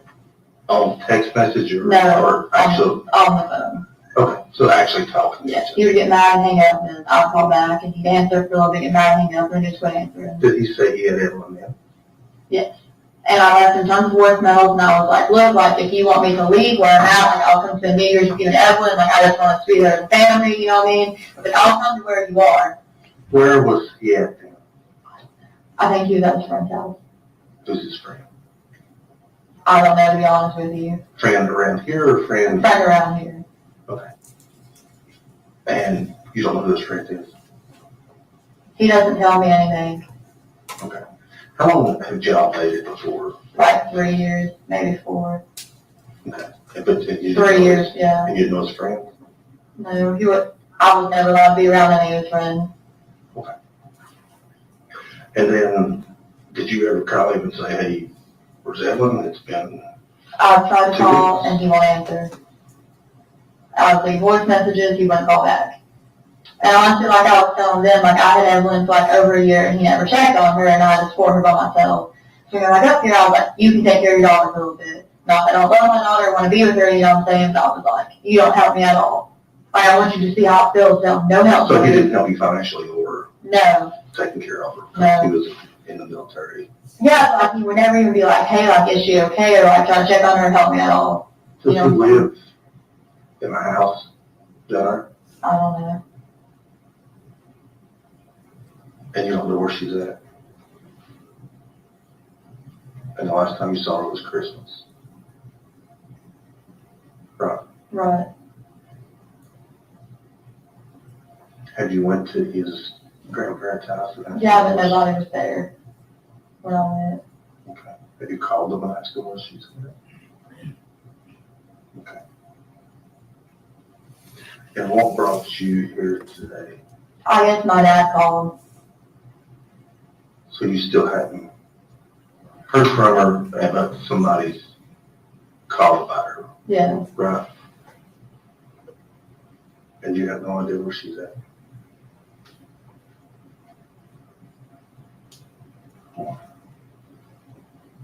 Okay. Have you tried to find her? I mean, yeah, like I called, you won't answer me. I didn't know he went back to the Army till today. Like that was news to me when they came in here like, oh, he's from Louisiana. Have you went to court? No. To try To be honest with you, I was really trying to be civil over it, and like I said, I supported her for like over a year, and I was like, if you want to keep her for a little bit, like that's fine by me, you know what I'm saying? My mom had a baby when I was like 12, 13, I don't remember, it's 2013, so I guess I was 12. And like I had to basically raise him. She only was 15, like I had to basically raise her, you know what I'm saying? Right. It was like I had 3 kids all the time. Okay. And I was like, it's his kid, if he wants to keep her for a little bit, like, by all means, you know what I mean, I'm all for it. And like I said, something like, well, I don't want to be with her, but it's just, you know what I mean, is what it is. Is he a girlfriend? Ethan? He might, I don't know, he used to. She lived in like, I don't know if they were dating, let me take that back. He was talking to her, but she lived in like really sketchy apartment things, like the government house and one. I'll say it was cloud, but I guess that's torn down, so I don't know. You don't know? Mm-mm.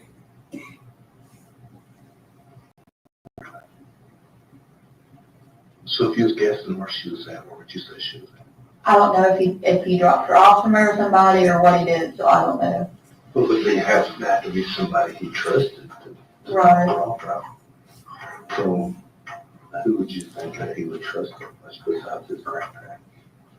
I don't really know, to be honest with you. I didn't know he really talked to his grandparents that much. Even never told me anything about his personal life.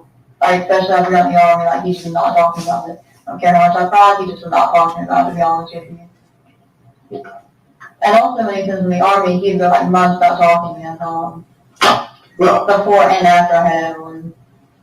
Well, if you're in the military, sometimes you're out in the field and stuff like that, you can't just. Well, yeah, I understand that, but sometimes he would just get mad and just not talk to me. You know what I'm saying? Like long periods of time. I know that wouldn't be. Right. Okay. So if you could help us right now find her, where would you tell us to look? I don't know who Ethan hangs out with. Does he have Facebook? Yeah.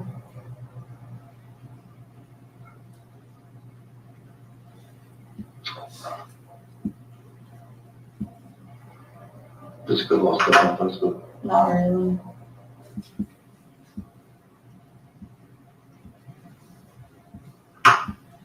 Do you have Facebook?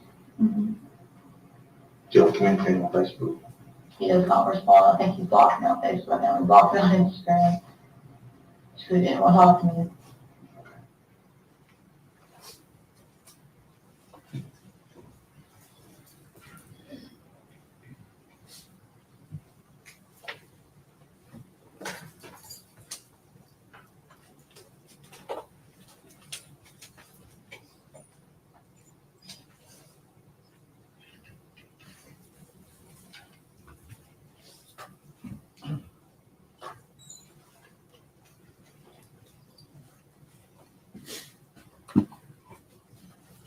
Did you participate in any other interviews with the defendant?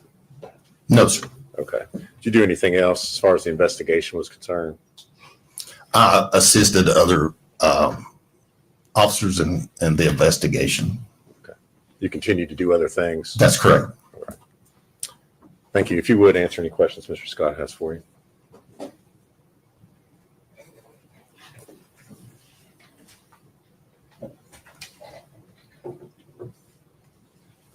Good morning. Morning. How are you? Good, and you? Good, thank you for asking. What time did you take this interview? I don't recall what time of day it was. I think it was in the evening. Okay. It's my understanding at this point that Megan had been interviewed by Tracy Haraz, a DCS worker, and then later by Michelle Gillum, and then you. Is that correct?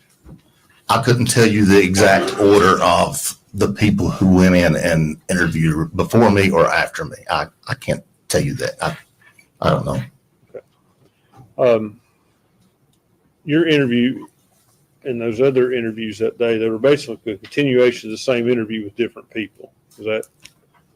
There were several officers and agents that interviewed, or several officers that interviewed that day. Okay, but was it basically a continuation?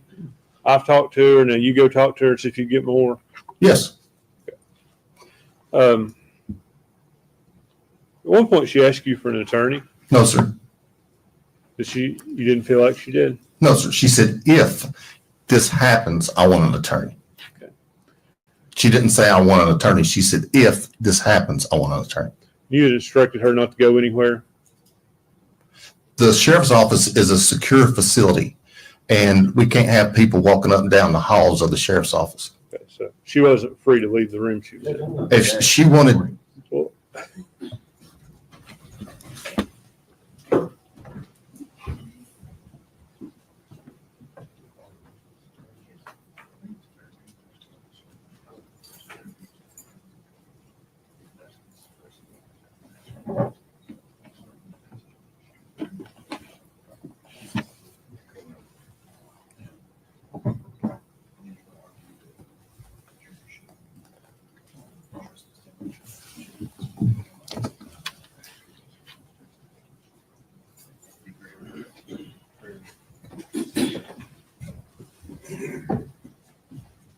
overruled for now.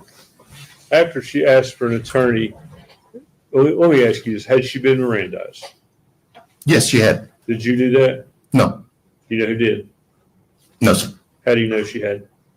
because we'd seen the interview. And we wouldn't be in there talking to her if she hadn't been Mirandized. But you don't know who did it, and you can't say that you did it. I can say that I didn't do it. You can say that you didn't do it, right? That's correct.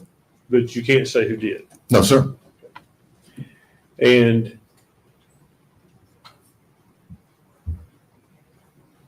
as it relates to her question for an attorney, and this will be kind of my last question on that, you didn't stop questioning her. You said, do you want to talk to me? You continued asking her questions, correct?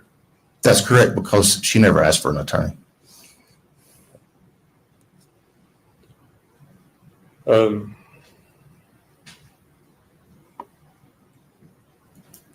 Was that the entirety of the interview we saw?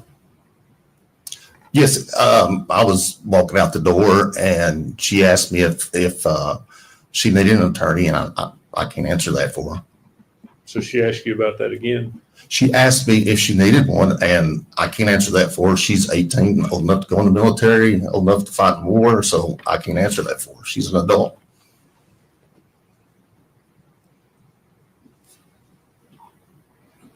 What time did you come on shift that day? Do you know? I usually come to work at 8 o'clock, but I can't tell you that day. It was probably 8 a.m. I'm just trying to nail down the time period. It would have probably been in the evening if I was guessing, late afternoon. By late afternoon, you mean before 6 o'clock? It would have been right around 6 o'clock if I was guessing that day. Okay.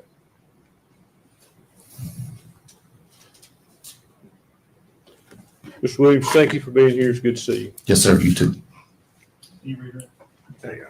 Is he free to go? Yes. Let's see. Yes, sir.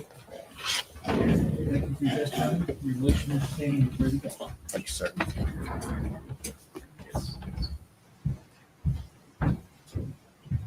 State was called Joey Strickler.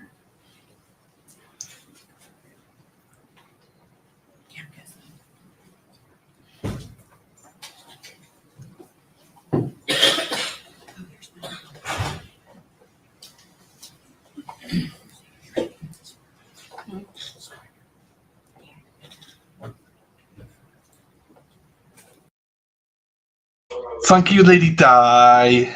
Or I should say Lazy Di. Thank you, Lazy Di.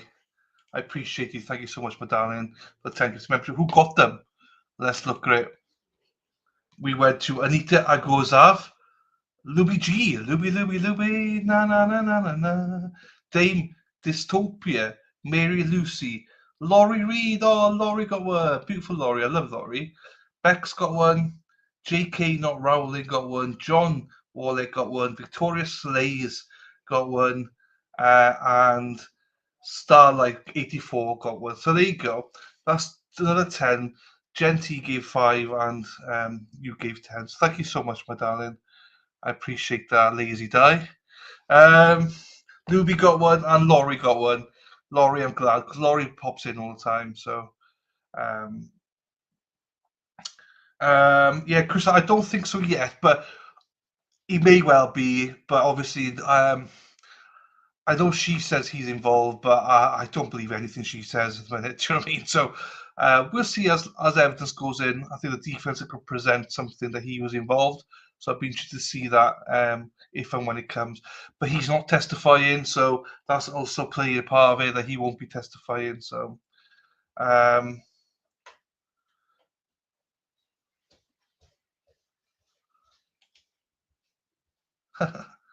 no, it's not Luby Lou. It's another Luby. It's another Luby, not Luby Lou. I don't know where Luby Lou is. I must message her.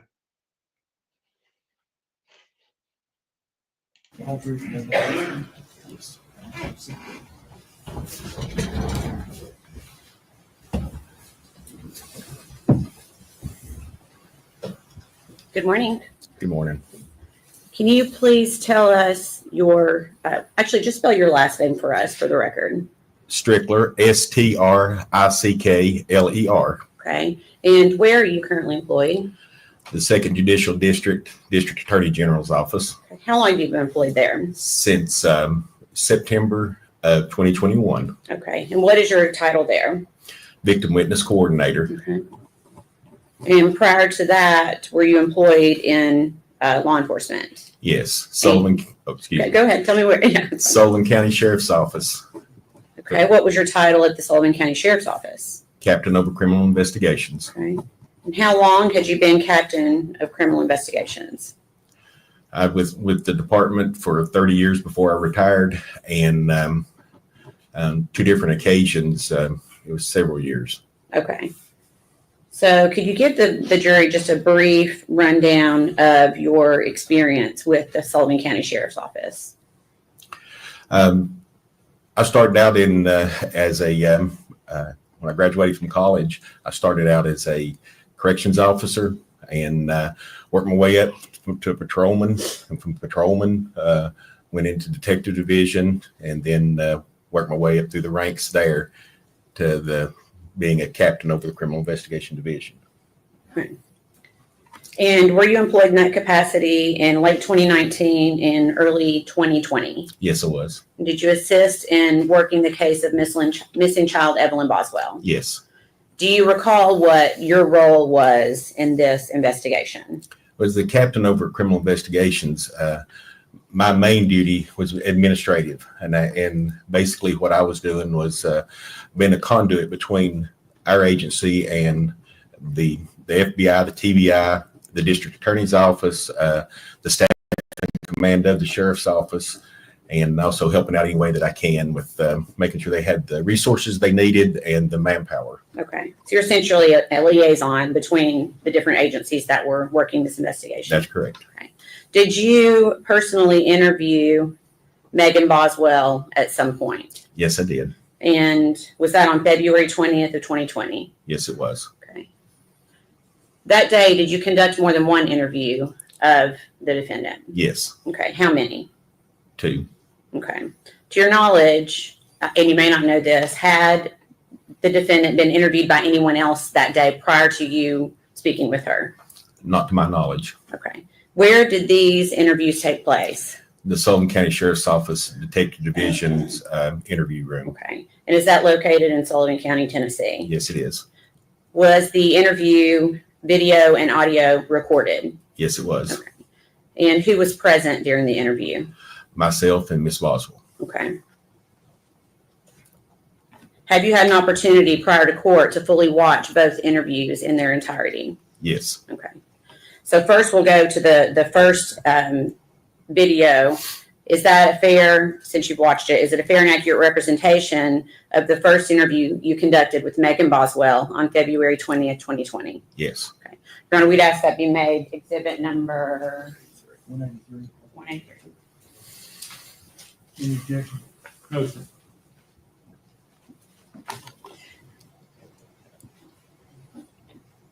And then permission to play it at this time for the jury.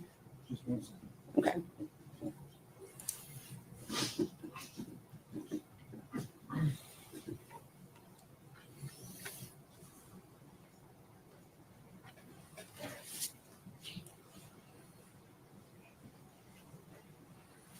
Okay. Hey, I'm Joey Strickler. I'm the captain of criminal investigations. They called your boyfriend Tyler, Yeah, and he's supposed to be ready for the big kid. So, I was wondering if my mom can get me. oh, you want your mom, not him? Yeah. Okay, I can do that. Take care of Okay, that. well, can I ask you something you answer me honestly? Okay, so like when I got another cop's car, he was telling me like Hunter had like orders of protection against him or like domestic assault or something. I can find out. I don't know. Can you tell me that? Oh, I can tell you that if I need it, but I can find out for you. Can you? Sure. I mean, I'm not trying to mean like the other, I just really like, don't want to be around that kind of person, you know what I mean? I don't blame you. Okay. Let me see if I can find out for you. Okay.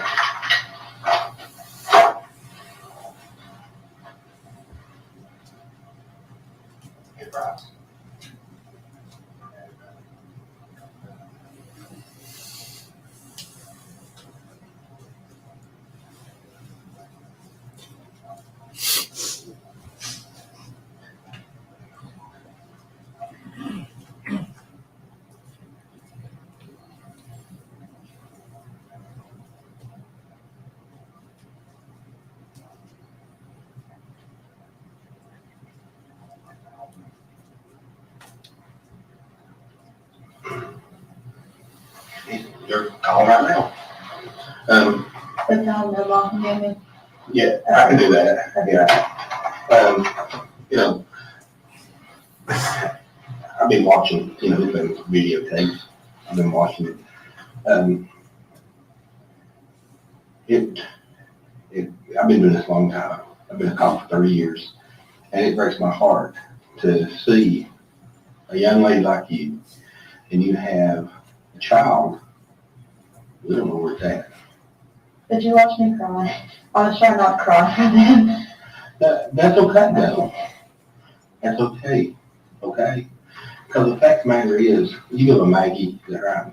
That precious little baby's somewhere. I don't know. And I honestly believe, I want to believe that you would tell us in a heartbeat if you knew where that child was at. And is there any way that you can think, maybe help me to find that little baby? I really don't know. I'm sorry for telling you I was crying. That's okay. That's okay. Okay? It's okay. I know you've not seen her in a while, and I know, we've been talking to we've had him on the phone. We've had his captain on the phone. We've been talking and trying to find this baby. Is there any way that somebody has that baby that's a friend of yours or a family member that's afraid that if they're afraid to tell us, or they're afraid that you'll tell us, so they want to keep. I don't know if you know that I dropped her off somewhere what happened. I was trying really hard to cry, but I was like thinking about her, I dropped her off, and she's asked what she's wearing and stuff like that, and I'm sorry. That's okay. That's okay. It's okay. I understand. Please, we're just trying to find out what happened to that whole thing. And, I'm a daddy, and it breaks my heart to know that this child could be with someone that don't love it, that don't take care of it, or God forbid something bad's happened to that baby.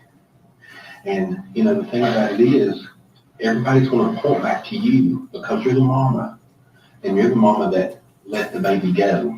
When I say let the baby go, I mean, you're the one that took the baby and set here. I know, but I was giving her to her dad, and I thought it was okay. You say you thought it'd be okay. Do you think something's happened to it? I mean, no, but I didn't think that, I wasn't going to see her from a third time or something like that. What I did, when I started happening, I was like, oh, I don't want to be my mom, just to try to solve myself. I don't want to do that, I don't want to be that person who does all that, you know what I mean? And I just learned her for over a year by myself. Now, if he wants to keep her for a little bit, it's fine. How old are you, Max? 18. You're just a young lady yourself. You're a brand new mama, and you thrown into a different world, buddy. And I can understand you feeling that way and saying, hey, I just want a little bit of time to myself, a little bit of time to be me before I have to be a mama. And you had all these things that happen so quick to you, it's, bless your heart. My heart goes out to you, but I'm telling you, we gotta find that little thing. We gotta find her. And do you remember when she broke her arm? Somebody said she broke her arm. I don't know if she actually broke her arm or not. I just know it was bruised. I never saw it, so I don't know. You never saw the bruise? No. And did this happen after you gave her to you? Okay. Well, now, when they say that you dropped the baby off at his parents, his grandparents, me and him stood outside. We didn't go in. And where was the baby at? On my hip. And then I let her kind of go to him and get used to him. And I stayed about 30 minutes and she was fine. So okay, did the grandparents ever come out? No. They never really come out? No. Okay. And then that was the last time you seen her? No, I saw her the next day. You went back and seen her This Thursday, and me and brought into it. He told me to leave. Okay, who was with you when you went back? It was just me. Just you. Now, was you dating anybody during that time after you left? Hunter, but I didn't really tell me and Ethan were into it. Okay, so you went from Ethan to Hunter. Okay. Okay, how long do you know Ethan? Can you tell me a little bit about him? I mean, I met him my freshman year of high school. Where'd you go to school at? Central. Okay. Okay, so you just graduated last year? Yeah. Okay. Okay. So, wow. And where'd you meet Ethan at? At school. So he went to Central also. Okay. And then he got in, he joined the Army, is that correct? Okay.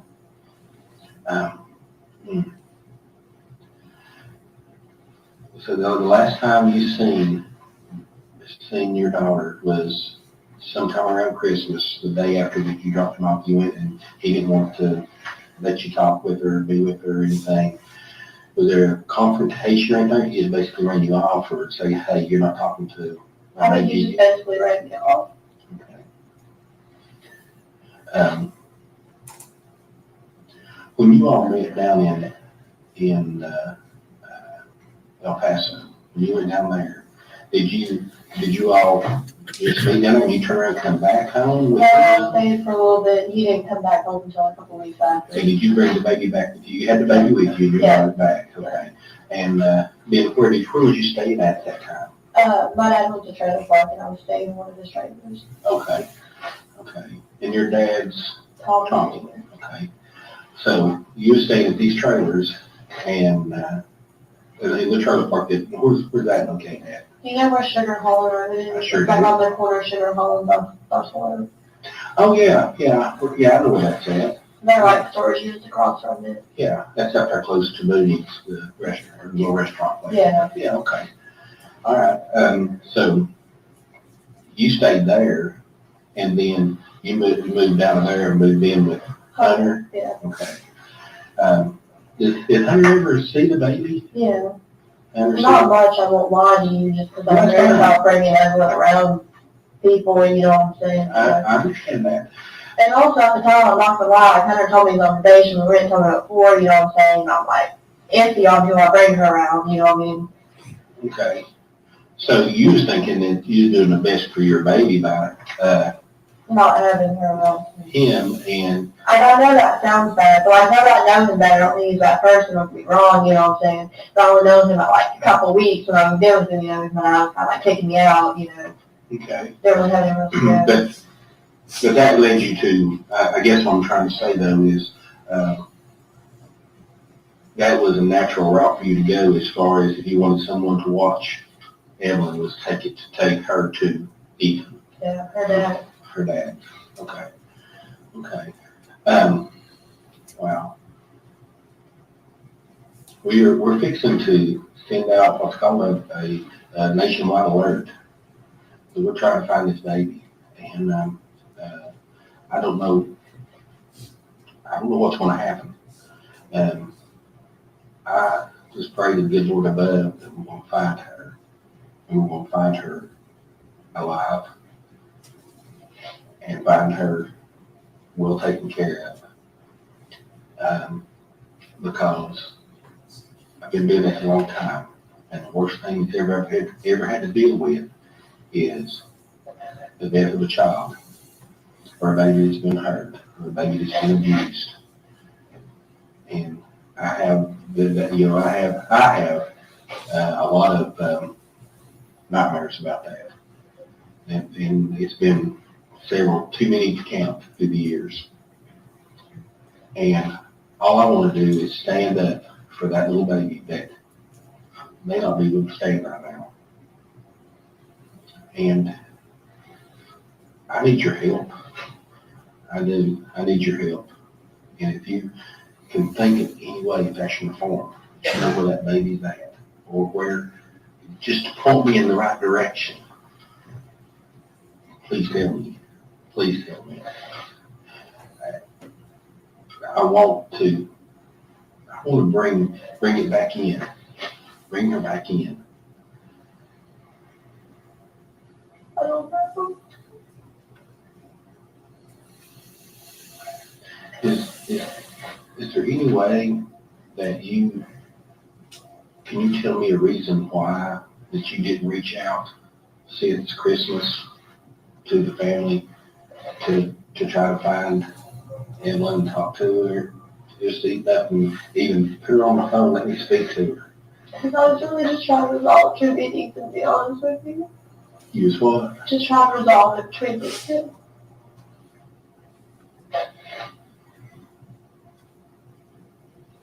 So, tell me what you think. What do you think happened? I don't know if he's taken her, he's got dropped with someone else for. You think you could have hurt her? No. Did you hurt her? No. Would Hunter hurt her? No. He can get like mad and like threaten me all the time, but he never actually like did anything. You know what I mean? Did he ever show any aggression or anger toward your little baby? No. You never seen that? No. You said that she had a bruise on her arm earlier. Do you know how the bruise happened that you think is? She fell off the bed. That's what I was told. Where at? At Ethan. Did that happen? Did you ever see the bruise and stuff? You never did see the bruise or the broke arm or anything like that? So you did have some telephone conversation apparently with Ethan about her. Yeah. Okay. Well, this is weird because the thing that we're being told is that by him, he's like, I've not seen her. He has seen her, I swear to you, he has. When the last time you seen that little thing? On Christmas Eve. He had her then, but I had her for a little bit on Christmas. So me and my family hungry went fishing for her every second night. That Christmas Day, and I got her stuff that I got her. And I got like something my brother got her and stuff, and I took it to him. There on off of Hartown. Did you get to see her that day? Yeah. What did you take to her that day? I don't know what my brother got her, but I got her like a little horse and like baby shark stuff and clothes and stuff like that. So sad.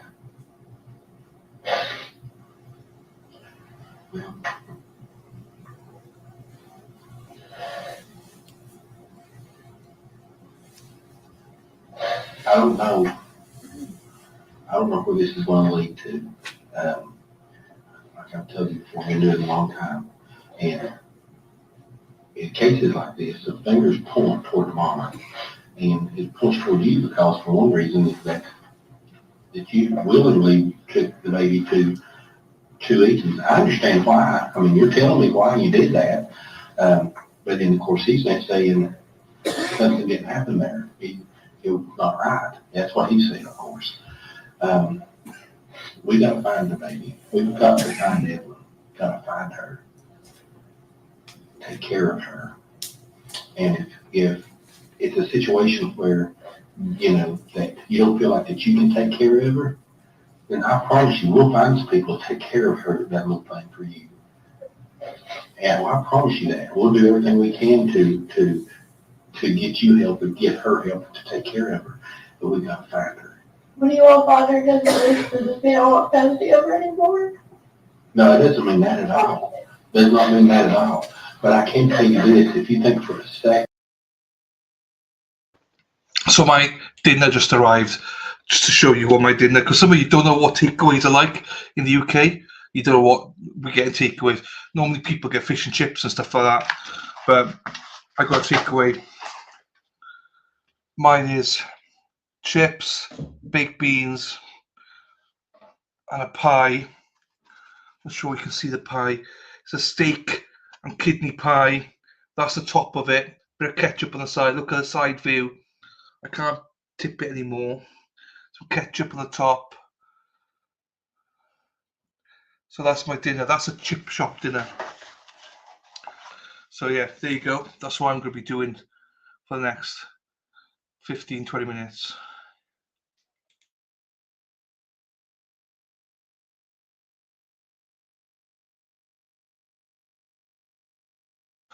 Noise. It is noise.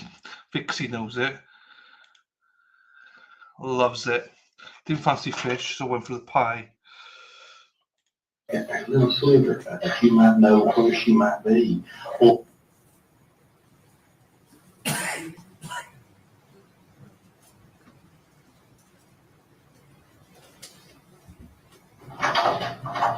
hey,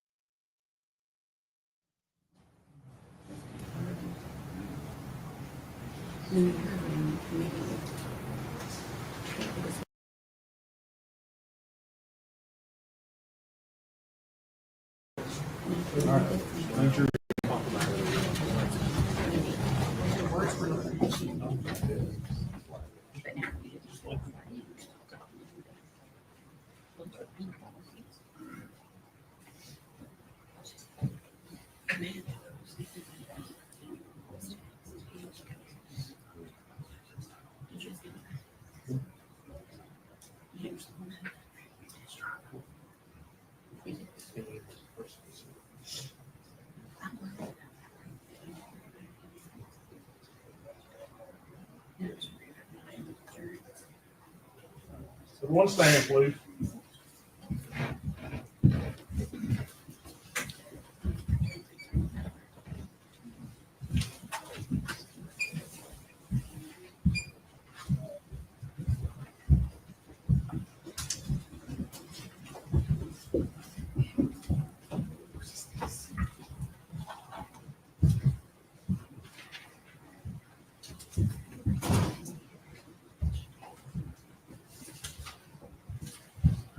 You may be seated. Thank you. All right.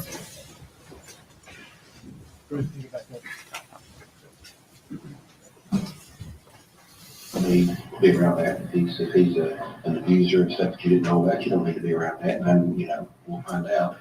And I'll find out if your mom can come and pick you up, okay? And, I don't know the number of $100,000. has it?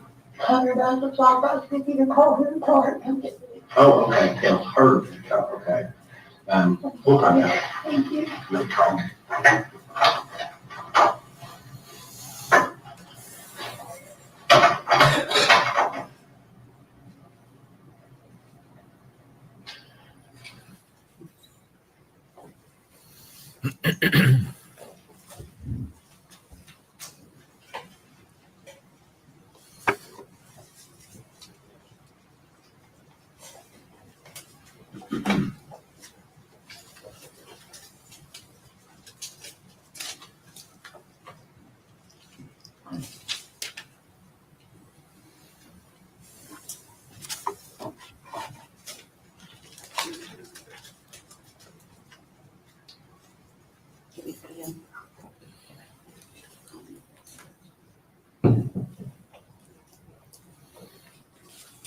Okay, so now moving to, prior to the second interview, you stepped out for a few minutes? Yes. Okay. Any idea of how long you were out before you came back into the room? I'm sorry, I don't remember. Okay, you don't remember? No. Okay, and that's fine. So the second video, you also had an opportunity to watch it in its entirety? Yes. And it is also a fair and accurate representation of the second interview you conducted with Megan Boswell on February 20th, 2020. Yes. We'd ask that may be made exhibit number 184, please. Objection. All right, before exhibit 184.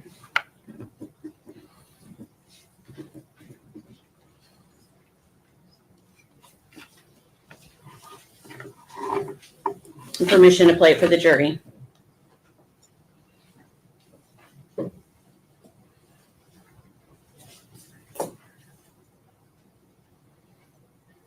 I have, I got been a couple long time, and I've got my own opinions about this stuff. But, just something just not adding up. It's just not adding up. And, if there's something that you think in your mind, anyway, that's informed that you could think. Well, I was talking to Dad today. He's already talked to Mom that she said when all this story goes down, she's gonna have to disappear, that she was gonna go to jail. I don't know what's going on. Your mom had that something? I don't know. That's all he told me today. I don't know what's going on. So, has Tommy told you that When all this started going on, because he called her the night before he told you all, he told her what he was going to do, and she said, well, you can't do that. This is what he told me, like, I'll have to disappear. I can't go back to that. I don't know what. I hope she didn't do anything too. See, but I thought Ethan had the baby. I thought he was too good, but this is just what I told me this morning. I promise you, I talked to him on the phone on the way down here, because I called my grandma first. I wanted to stop down there for anything up here. I've never had any talk to you. I just want to, when he called me, he started telling me. So Tommy told you that he has talked to. No, this was before he called up here. Okay, but he has talked to your mom. A couple days ago. And that he told me that he lied to her and lied to me and said that DCS was going to do a whole visit on Elijah because he thought that she was going to resolve her. And so he basically, but what he said to Angel, man, help me with this. But he told Angel that he was going to send DCS to. And all that and stuff. And he told me that she said, oh, like, I'll have to leave, and like nobody can ever find me again, like I'm going to jail and stuff like that. I'm sorry, that's not being biased. That's just the last part to say.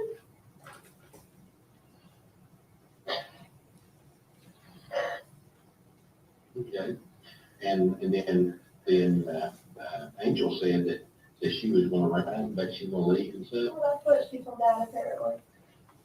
And Dad told me that he lied to her and said that DCS was going to come do a checkup on Elijah so he could get him from her, my little brother. And then they met at Eagle that like she was crying and like wouldn't say anything to Dad or anything like that. Okay. And she was kind of freaking out. I'm sorry, I just always had like so much faith in the Lord and the fact that even the thought that she would do anything just really like. I'm sorry, that's what my first question was saying. Have you all talked to her? Then yesterday, the whole way up here, she was like bitching at me, saying that like, I won't lie, I lied. She didn't run out of gas. She just wanted to me. I knew. I'm sorry. You wouldn't tell them. That's hard work. So you wouldn't tell them the truth. I'm sorry. But she was like bitching at me and saying that she wasn't going up here. She didn't want you to be like seen, blah, blah, blah, stuff like that. You didn't want it. Want to be seen, She wanted to be okay. stuff like that. Do you think she's in that car, that BMW? Yeah. Was the last time you seen her, she's in the BMW? Yeah, so she got out there on the shelter. Oh, okay. That was the day that you walked up here. Yeah. Okay.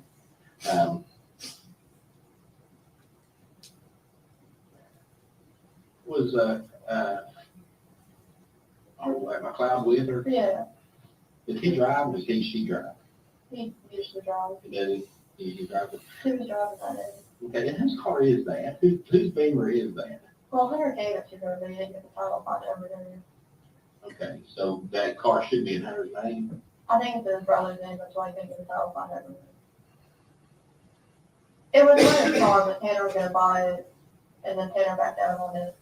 And you got mad that you been wrecked or something, friend? Yeah, on like the passenger side fender wheel, I guess.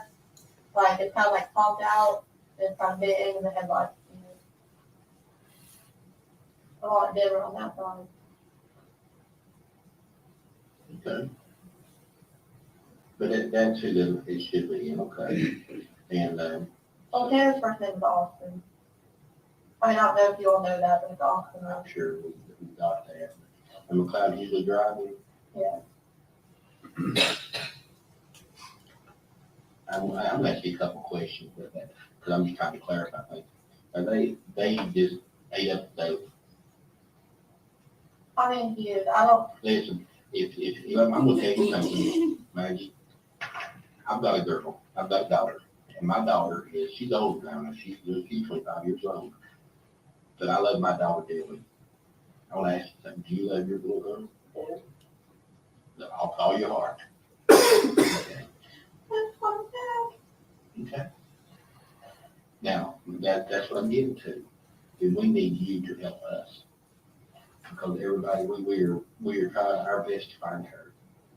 You know, and I'll be honest with you, I don't care one bit about putting anybody in jail or anything. I want her back.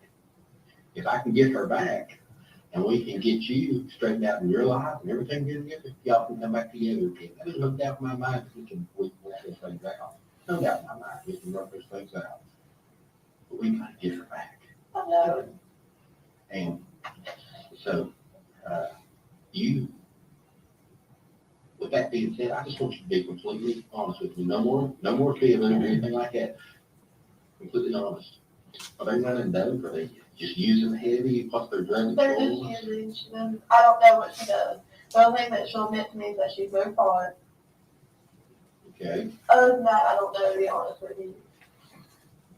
There were a few times that, like, Dad and I would went there, like Elijah, when she'd be with them, like that, and she had birds on her and stuff like that. Oh, really? I mean, I don't know, like, if that helps at all or anything, but I mean, she normally, like on her arms and stuff like that. Yeah.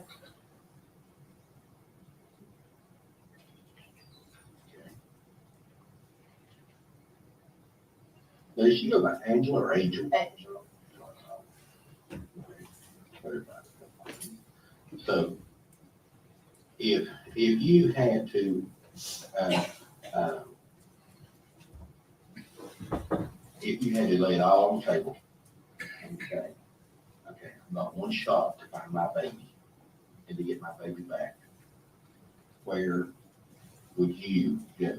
They were trying to take me up in Mendoza yesterday before I came in here, and I kept telling her, like, turn over, get on the side of the road. If you won't take me up there, I'll call them, they'll forget me. They won't take you to Mendoza? Yeah. Why? I don't know. Do you have any friends in Mendoza? No. You ever been to Mendoza? No.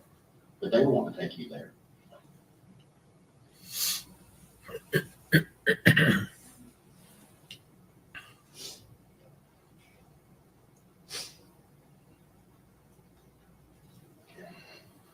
They won't take you there yesterday. It was different. Well, they wouldn't tell me where they were going. I just thought they were fine. Let me take that back. I understand. So what reached out to see? Like, exiting highway, one that had like yellow air, going like Mendoza, and it's like 5 miles away or something like that. Okay. We were headed in the direction of Mendoza. I mean, maybe they weren't like, we take me there, but that's just what I thought. Like, they would not tell me anything. Okay. Does he have any ties to people over there in Virginia? As far as I know, all his family's from North Carolina. Okay. Have you ever gone to see his family in North Carolina or anything like that? Okay. So when I asked you that question about laying it out there where you might be going, if you get a chance to get your daughter, to find your daughter. Well, Dad keeps saying that Mom knows something. That's what she's like. You know, not answer anybody, kind of just disappears. Now, you know, I know that you said that you gave Evelyn over to Ethan. But Mom also told me that she talked to Ethan sister. Your mom has talked to Ethan since. That's what I don't know, like 110%. That's just what I've been told. She told you that? Angel told you that? Yeah. If you want to question her and bother her, please not tell her that I like. Oh, absolutely. Don't you worry about that. Let me tell you, don't worry about it. I want her. I want your baby back. Okay? I want Evelyn. I want her back, safe and sound. I want her, I mean, those pictures of her, that picture of her and you, I'll be honest, I got that from my wall in my office of you and her. So that makes me want to go that much further and try to find her. Okay? And it breaks my heart to know that she, I don't know where she's at. You know, could she be with someone else? Could they be treating her good? Was she okay? That type of thing. And then on the other side of the coin, oh dear God, could somebody have killed her? Could that little baby be in a ditch line somewhere, or maybe in a trash pile, or something like that? And that's what God did. And but you said Angel has talked. She says that she's talked to. She's talked to Ethan, and you pretty firm that you gave let Ethan take care of her right at Christmas. Was it Christmas Day or? No, it was Christmas Eve. Christmas Eve. Me and my family went to Pigeon Forge and I dropped her off before we left. The your little girl did not go with you to Pigeon Forge. No. Me, Hunter, Dad, my brother, his wife, and like their kids with.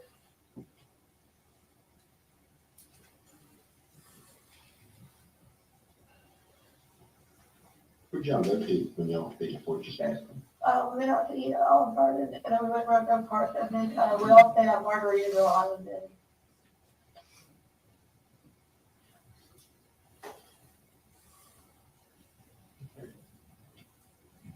I'll stay there before. It's pretty nice place. So you came back on Christmas Day, Yeah, and then you went back over. Did you go see? Did you see her on Christmas? yeah.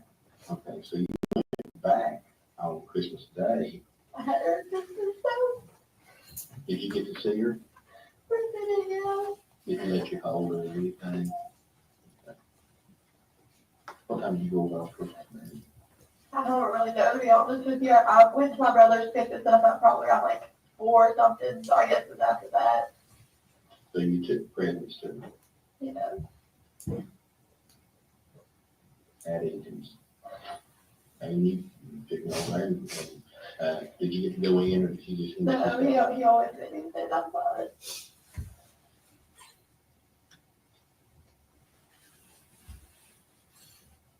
And then you got took the little girl Christmas presents, and then you got to hold her a minute, and then you gave her back. Yeah. Is there a reason why you just didn't say, "Come on, you're going back with Mama"? She started reaching for him, but I didn't want to take her from him. You started reaching for him. Yeah. I just thought she wanted to be there. I didn't want to take her. And honestly, like, I just wanted to pray. That's all I wanted. Who took you over there? Hunter rode with me. Not Hunter sat in the car.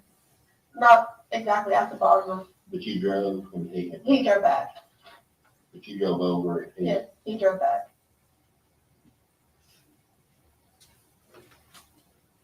Those were my cruiser I had it.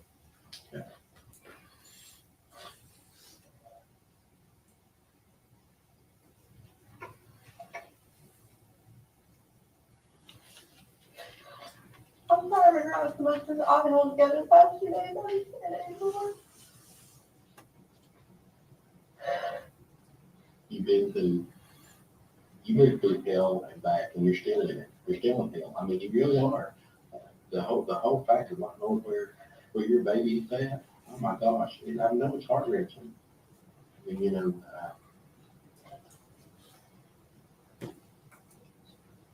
when you left on Christmas Day, did Hunter and Ethan say anything to each other? No. Okay. And Hunter didn't get out of the car. Or Hunter only got out of the car and walked around the front to get in the car. On the driver's side.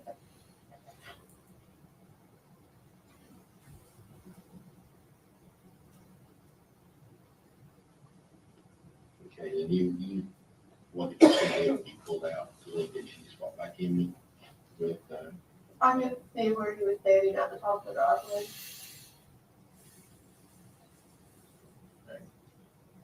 and then, he was just holding there when you pulled away? Yeah. Did y'all have any words or anything? Any anger I words? mean, we argued, yeah. What did you argue about that day? Well, I told him, and I was like, I want to come see him for a little bit. And I was like, if you don't want to go with me, that's fine. We were at his mom's house at the time. I was like, just let me know. I won't break it. That's fine. You know, like, I don't care. Like, I just want to see her at Christmas. And he got mad because I brought him with me. But I asked for her. I told him I didn't mean to piss him off. Okay. And then we had an argument again because I'm a lot of you. He asked me, like, if I had any more diapers. And I was like, yeah, but, like, I took care of myself for a year. Like, it's your daughter. You can buy her back of, like, freaking diapers.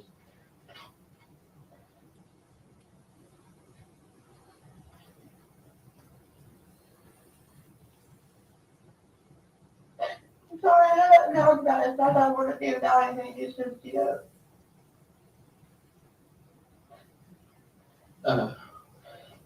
So Christmas Day, you're saying was the last time? No, I saw her the day after that. The 26th.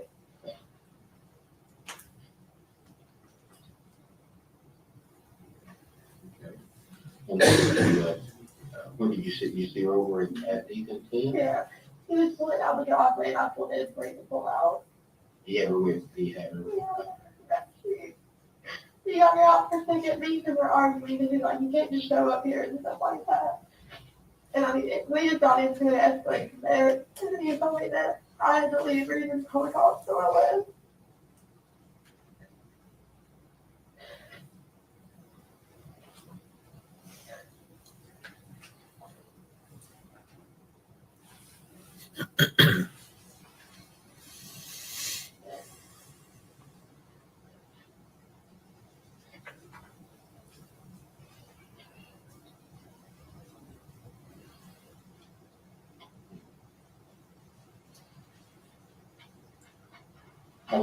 How did the other one act? Since She didn't like reach for anything. I didn't get the whole thing okay. I'm sorry.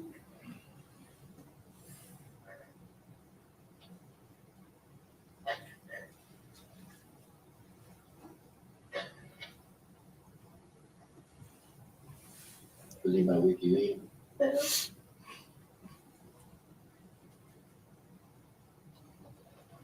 Have you talked to Ethan much after that? I talked to him on New Year's and he wouldn't let me come over.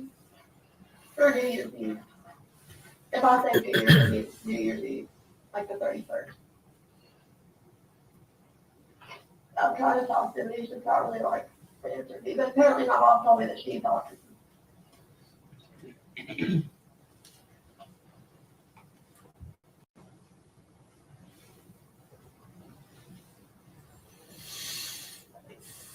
You think your mom talked to him during that time right there? She told me she had been talking to him. Okay.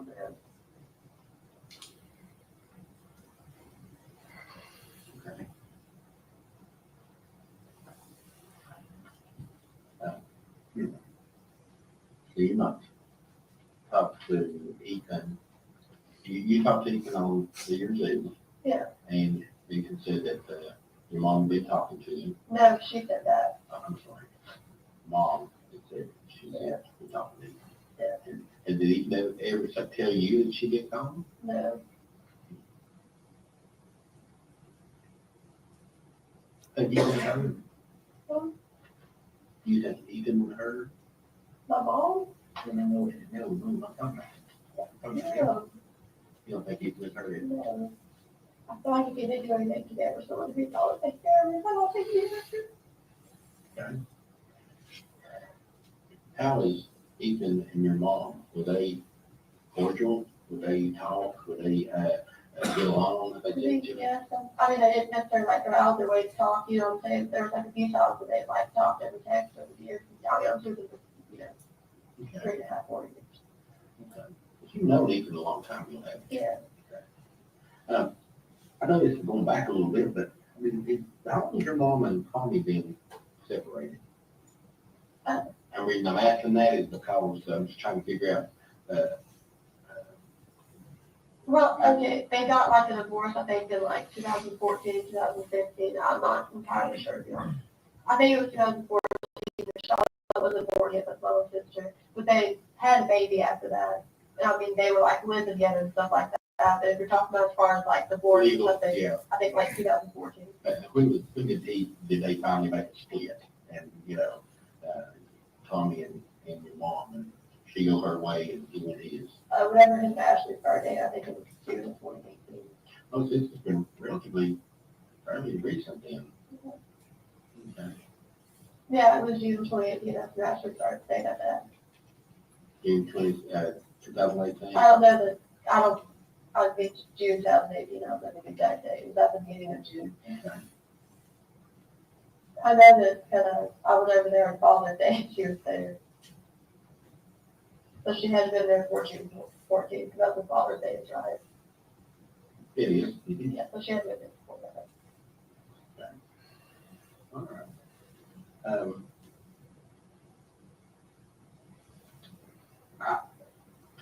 If they weren't living together for like a long time, because they were all in apartments in like Popular Ridge, they were definitely like talking and she go say hi to them and stuff like that. They just weren't like legally together. have you, you've been living down with Hunter, right? Yeah. And you live in, I know you live in the trailer. Yeah. Over in, down near Boogies. I'll hang out and go there and all. So, you lived there, and then after that you moved in with Hunter. Yeah. Okay. I stayed in hotels a few nights. You're right, I understand, yeah. But that's basically, if I haven't, that's the timeline of where you live and stuff like that, that's what Yeah. Up until around like March 2018, from February to March, I was with my dad. Or until April, yeah, and then I moved in with them all the way up to my grandma. From April, and I stayed with her all the way through October. Okay. Okay. So basically. There were a couple nights when my mom was at a hotel and I go stay with her, but as far as like living life with her, it was like a mom. And then she's the one that lives where? At the mom and dad field, like On Bay on Creek. 39. So you live most of May Creek. What do you call her? Oh, mommy. Oh, mommy. I used to call her old mommy when I was little because she practically raised me. Oh, mommy. Okay.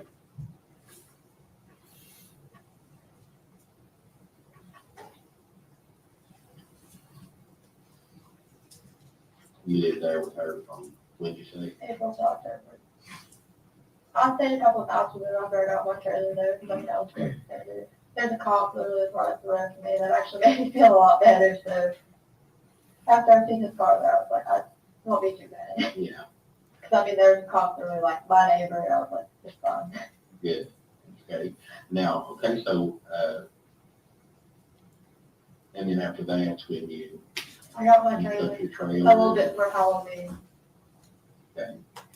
Because I trick or treated like maybe a couple days before Halloween with my cousin Ashley, not my ex-girlfriend, this is different Ashley. Okay. And like, I remember I took pictures of her in her costume and she was at the floor. Okay.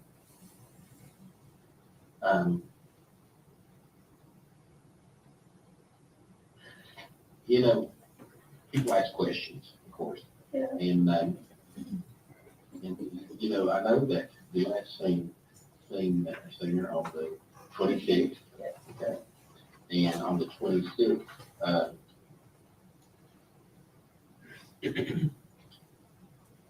on the 26th, okay, the last time you saw her. So all this has transpired.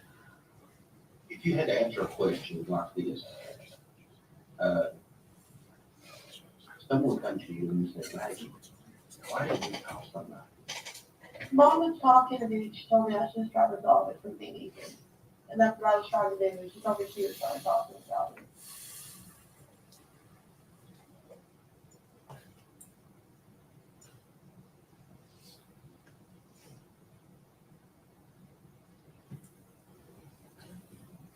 you did it again. Because that's the first time.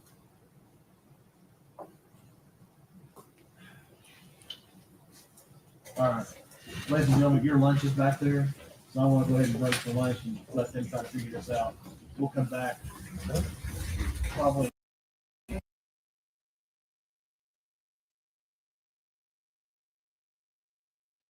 Okay, they're on lunch break, but we just zoomed 50 odd minutes through lunch break, so they should be back not long now. And they're supposed to finish at 4 today, so 6, so another 3 and a bit hours.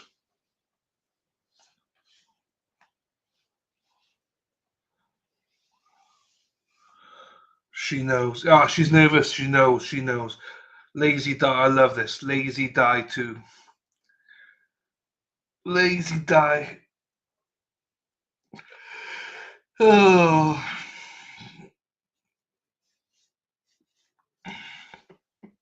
Oh, jeepers. Excuse me. I'm full now after that pie and chips and beans. That'll do me now until tomorrow lunchtime. That'll do, pig. That'll do. You pig. I know I'm a pig. I'm going out for the Sunday lunch tomorrow, roast dinner tomorrow. I'm going out with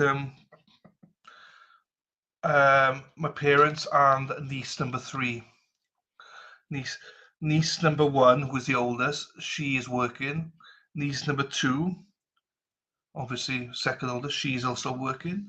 Niece number 3, she's just too young to start working yet, but she will. So she's come for dinner because niece number 1 has got a 6-year birthday party somewhere. So yeah, tired from yesterday, Dylan. Yeah, it definitely affects you. Do you know what I mean? We didn't really get a perfect night's sleep or anything, but I think I will have a good night's sleep tonight, hopefully. And then tomorrow night is another bad sleeping night because Super Bowl, so probably won't go to bed till about 4 a.m. and to get up then. So yeah, after that, then I need to stop because I have to go. Stop right now. Thank you very much. I need somebody with a human touch. Hey, you, always on the run. Da, da, da, da, da. Let's have some fun. Da, da, da, da. So, yeah, I need to take them easy. So I don't want to push after this weekend. What are chips? Chips are what Vixie says they are. They are fries. They're just chunkier than normal fries. Do you know what I mean? It's like from our local chip shop. We call chip shop like a takeaway. Normally people say fish and chips, but I tend to go for pie and chips these days. Fish is a bit too big for me, so even though it's nice. But yeah, try and go for the pie, and I went for beans tonight. Secret waiting for some of it today. I could have. You're right. You know, you just never know. But the problem is, when you do with a trial like that, some people can't come here today. Some people would be here today and didn't watch last night. So it's very difficult to get the balance right. But like steak fries, yeah, like steak fries, similar, but homemade. You know, Dilly, we see why you were reaching for the leap. Reach for the stars. Heather Taylor, potty mouth.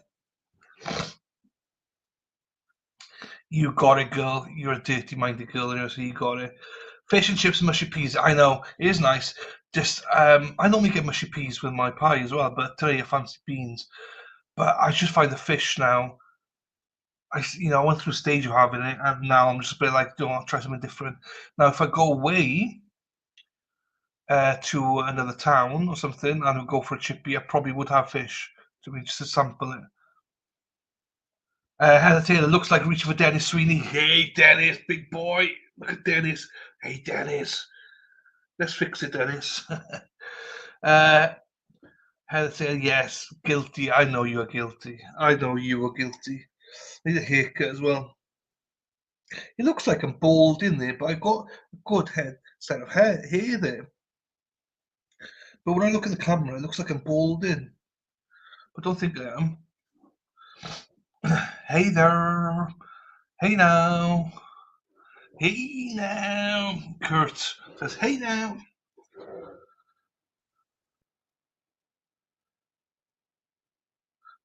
Robin G loves a ketchup. Yeah, I like ketchup. I do like ketchup. Maybe it's nothing, but why does the defense ask every detective what time of evening was the interview? I'm not sure. Good spot. That lady dies way behind. Hey now. Hey now. I saw that Rich the duck guy. He was out for dinner last night with Karen Reid. He won the prize. I'm not sure who in all won the prize, but he was out there dinner with Karen and Alan Jackson and all them last night. Good for him. I live with salad cream on my weird. No, I like salad cream. So if I have a salad, lots of people like to put different sauces. I much prefer salad cream. Much prefer it. Kendall loves ketchup too. I can't stand it. Ranch for everything. I need to try ranch. The ranch is on fire. I need to try ranch. I've never tried. I will try in America. There's a lot of sauces that you guys have. I need to try. So yeah, I was just looking at earlier on because obviously when I'm in America, I want to do some shopping. But you guys are weird. You got like milk, something normal, simple, something simple. The rest of the world have got right, and you guys have got like 2%, 1% whole milk. It's like, what the fuck does any of that mean? I know what whole milk is, but what's 2% and what's 1%? I have no idea. I've heard of ranch, but I've never tried it. We don't have. I've never ranch. Don't know what that is. You are weirder, probably. Fat corn. Yeah, but so here, Robin, we have skimmed, semi-skimmed, full fat. Skimmed, semi-skimmed, full fat. So I know what it is. Do you know what I mean? 1%, 2% whole. I have no idea what that means. I don't know which one's good for you.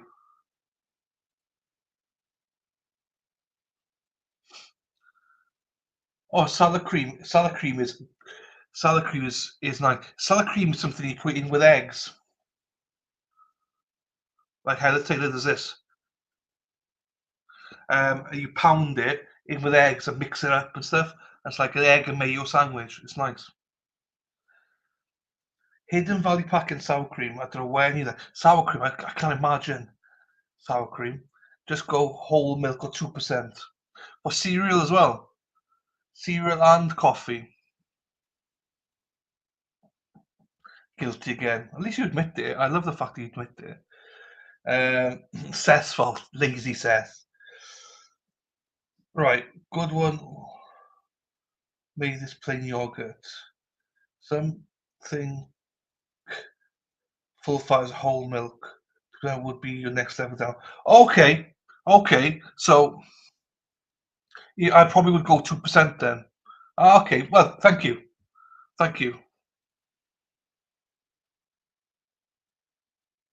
Everything's successful. Whole milk. Yuck. I don't like whole milk. Try skim milk. No milk. Yeah, but again, I don't know what that means. And so no milk, but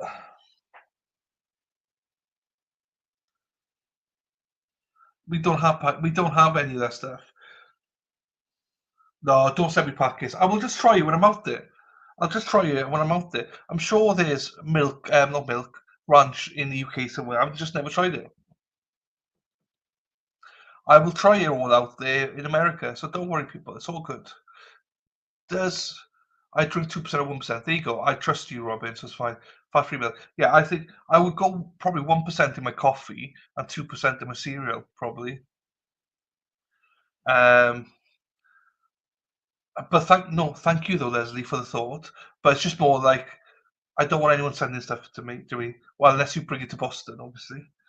But then, Boston foods to take home are an absolute nightmare. They're so fussy.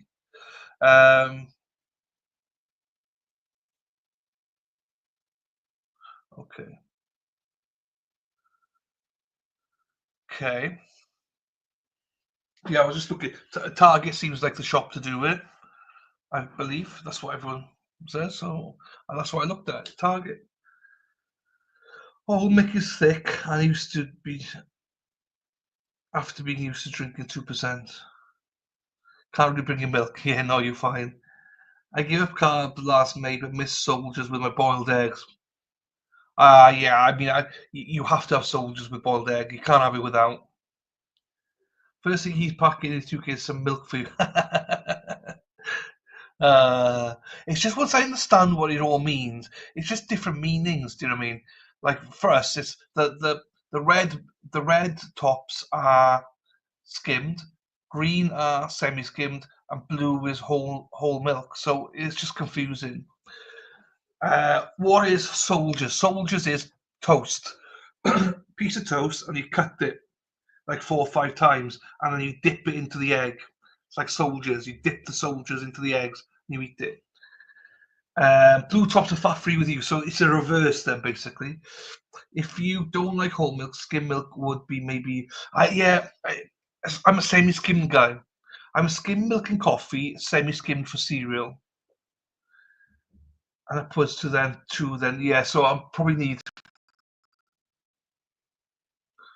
I think I'm just going to go green, people. I think I just go 2%.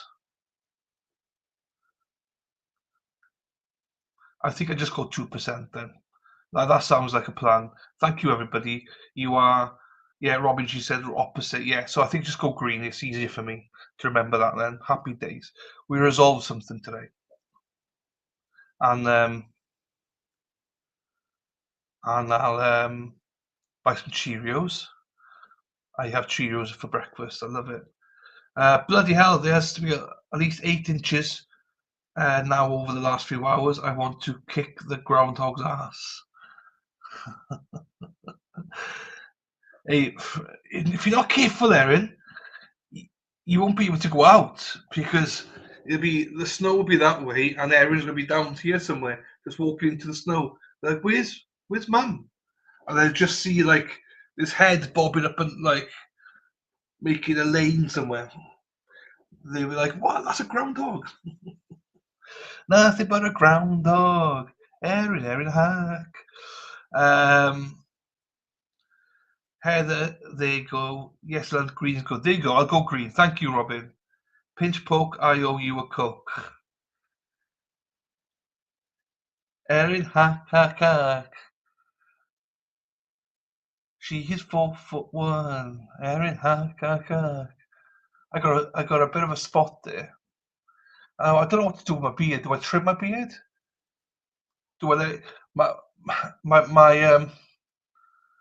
my nieces, my mother hate my beard.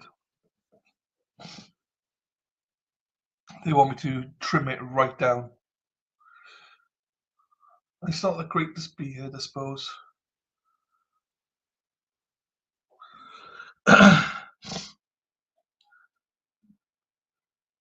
Riding through the glen. 80 cheapers. Not yet, it's still here, but eventually it's coming. Trim it, like Crystal says, trim it. Yes, you need a shave. Thank you, Leslie. There you go. Just plain toast with butter. There you go.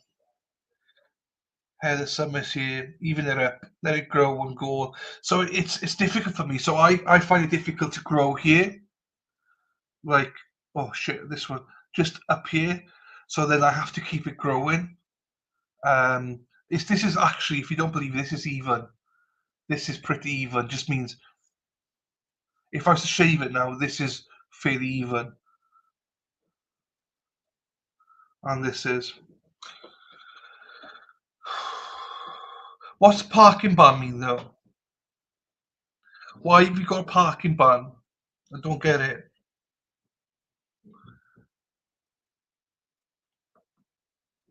I will trim it before I go to Boston, obviously.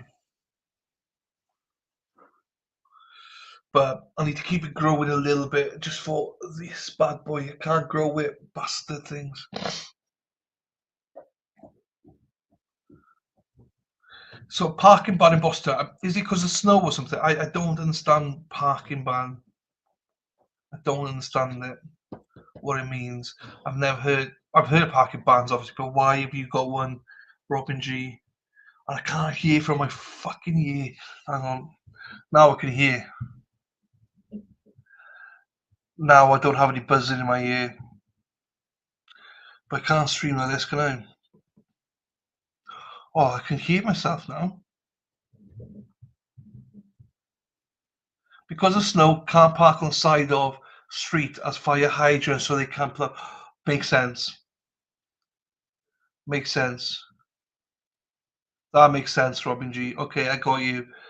My dad had a beard and stash my whole life till I was about 5.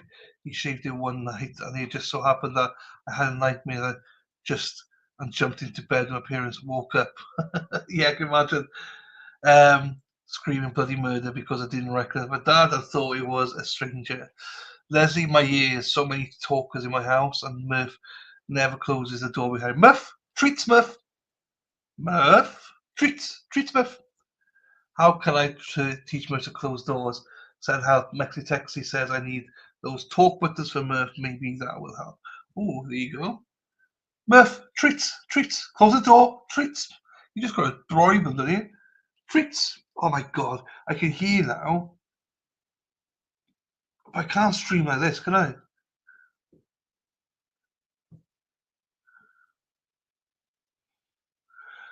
Can you imagine popping up in the morning? Hey, welcome to the alternate corner. Welcome to the alternate corner, everybody. Where the host can't hear, so he has to host it like this. He's wagging his tail. Treats. Murph, sit. Murph, sit, Murph. Sit. Treats.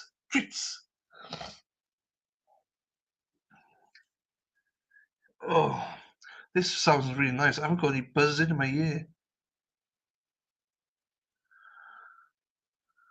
He did. Oh, good boy. Good boy, Murph. Good boy, treats of Murph. Good boy. He's a good boy. That happened with that. I can play the Christmas song. I can't play Yours and Carol because I had to get rid of a shit ton of songs because you can only do a certain amount. You see, I can play the Christmas one for sure. Hang on, I'll play the Christmas one for you now. Thank you to Dana Leonard who created it. Very talented.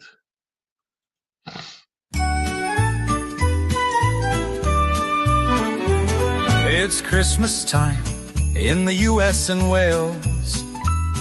Santa Chappie is happy sharing some tales, telling stories of Christmases from not long ago, while El Chatty is here enjoying the show. It's Christmas time with El Chappie. We're all here together and we're happy. We wish you well, can't you tell? Hurry, Dylan, prep that food, make it snappy. As Dylan, he stays busy as he's looking at his list. Be they naughty, be they nice, he hopes no one gets pissed. The Happy Day show is for all to enjoy, except for Dana, that wanker Speedo boy. It's Christmas time with El Chappie. We're all here together and we're happy. We wish you well, can't you tell? Hurry, Dylan, prep that food, make it snappy. There's lots of love in the chat for each other. Everyone treats the other like their brother or sister in some cases, don't you know? Aaron Hack's bus is coming with El Chappie in tow. It's Christmas time with El Chappie. Sherry D and Rhode Island lady are happy. So is Lisa Reed and Disney Queen. Come on, Christmas, hurry up, don't be mean. Sassy, Toots, Sarah P are all here. And Mark and Bev and Stacy share the cheer. And then, of course, we have the Sweeneys. We love Tracy more than Dana. Anything such else? a weenie. that you did personally involving this investigation other than continuing to be a liaison between the different agencies involved? Boston Amy is also here. Please answer any questions the defense has. Brody Di, Gary Beeston, Hippie Chick, Crystal, Heather Taylor, Daffy Dill, Les, Daniel F, Ruka Shrew, Half Pint Viv, Terry Martin, Yaya Trucker, Kelly Eggleston, Corn Pope Keith. Merry Christmas to all, and to all a good night.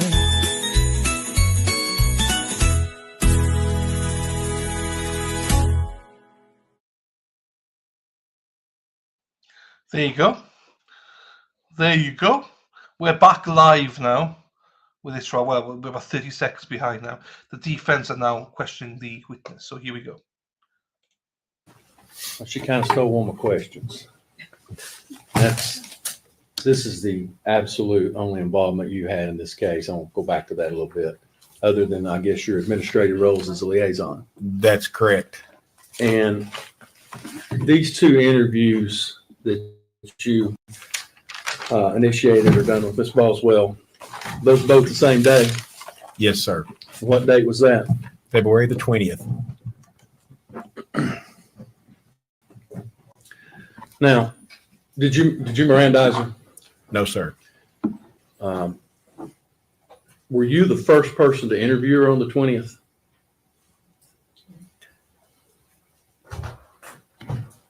If there was more after me, I believe so. So you believe you might have been, would that have been the first interview we watched?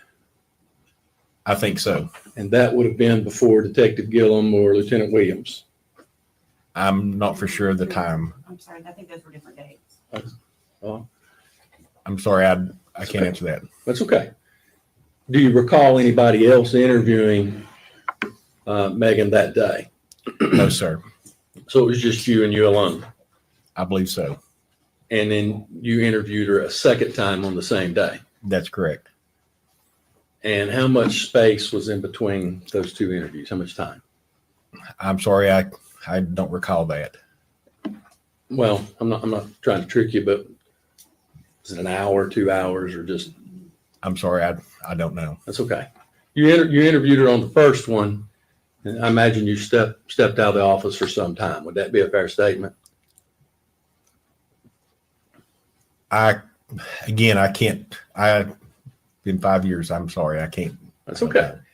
You eventually come back and interview That's her. correct. That's correct. She never left. No. And came back for a second interview. Not to my knowledge, no. Be safe to assume she just sat there until the second interview occurred. Correct. Okay. Do you remember what time that was? No, I sure don't. What would have been your normal duty hours that day? With an investigation like that, it could have been at any given time. I don't know. My normal work day would be like 800 to 5 o'clock in the evening, but it could have been prior to that or even after. Possibility these interviews could have occurred after 5 p.m. Yes. You just don't know. Correct. Fair enough. Have just a second, Judge. Yes.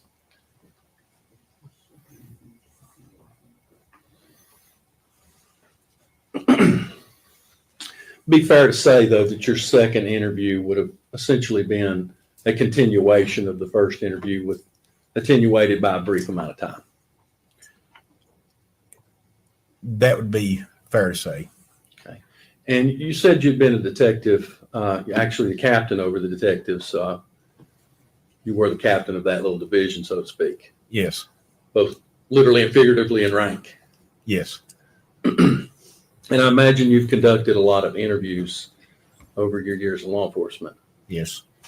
At the onset of this first interview, we hear Megan ask about her boyfriend, and you indicate that he's coming down to see her. Yes. And she represents she doesn't want that to happen. Correct. Did that have any significance to you as an investigator? No, not at that point. During the course of the investigation, I was doing my best to either get new information or to clarify other information. So when she said that, that's when I believe I stepped out to asked to have a phone call made by another detective for her. And that would that be to just prevent the boyfriend from coming down? She was wanting to see her mother, if I remember correctly, wanting her mother to pick her up. And not her boyfriend? Correct. And that never resonated with you of why would she not want that? Objection to speculation. Sustained. Okay, Judge. Can I just say?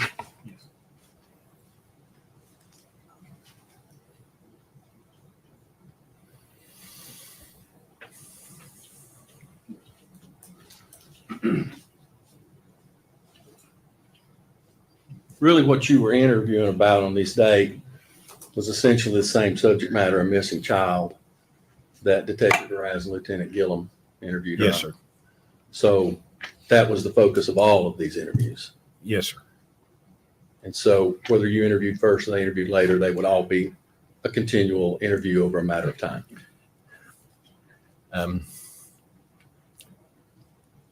It was a continuing effort. I'll take that. That's all the questions I have, Judge. Thank you. Redirect. No, Your Honor. Is he free to be released? Yes, Your Honor. Yes, sir. Thank you, sir, for your testimony. Released from your subpoena, you're free to go. All right. They were called Jeffrey Blanton.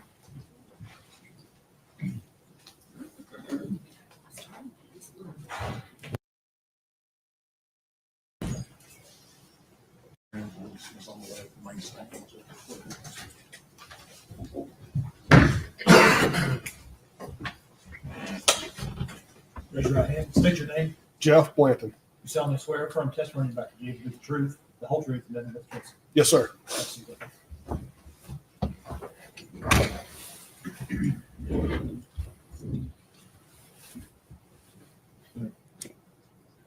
So your name is Jeffrey Blanton. Yes, ma'am, that's correct. Your last name spelled Blanton. Is Yes. that correct? Yes, ma'am. Okay. Where are you currently employed? I'm currently employed by East Tennessee State University.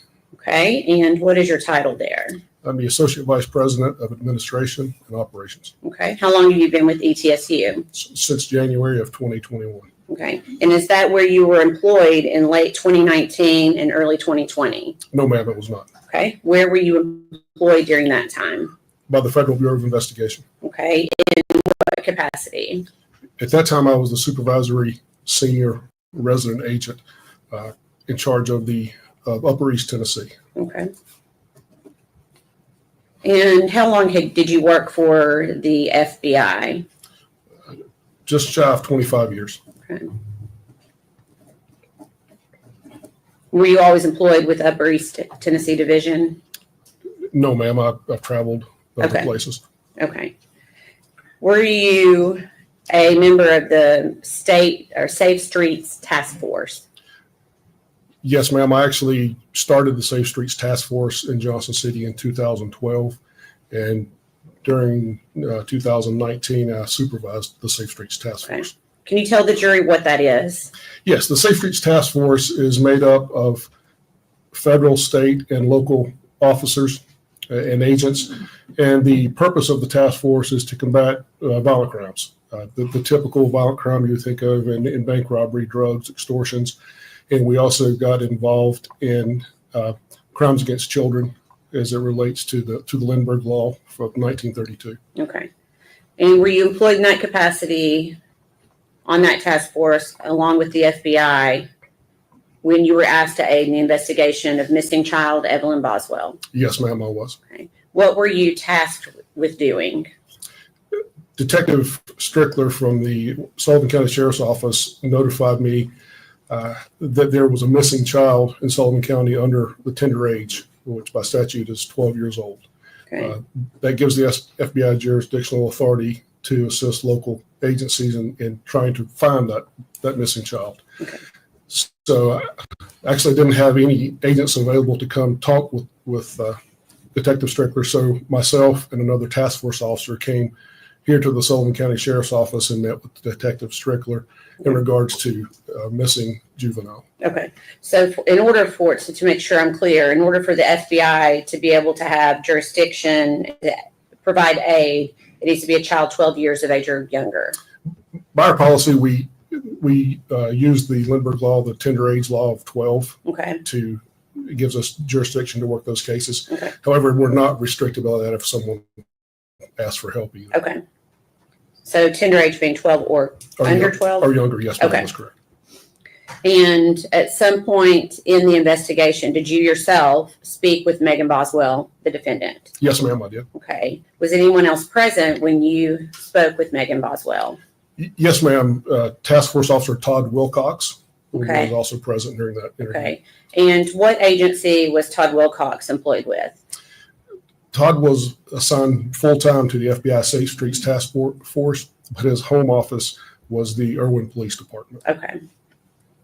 And on February 19th, 2020, is that when the interview took place with Megan Boswell, with Todd Wilcox being present as well? Yes, ma'am, that's correct. And where did that interview take place? That interview occurred here at the Sullivan County Sheriff's Office. Okay. And where in the sheriff's office did it occur? There was a room, I'm going to assume it was an interview room outside of the detective's offices. Okay. Is that located in Sullivan County, Tennessee? Yes, ma'am, it is. Okay. Was this interview video or audio recorded? No, ma'am. Okay. Can you explain to the jury why it was not? Certainly. FBI policy does not allow us to audio or video record interviews outside of FBI space. Okay. If we are in FBI space, then certainly that's an option, but this interview was not recorded. Okay. Let's see. Do you know how Megan Boswell got to the Sullivan County Sheriff's Office that day? I don't have, she volunteered, she spoke with me, she said voluntarily, but I'm not sure exactly if someone dropped her off, if she Okay. walked there. I don't know. She Okay.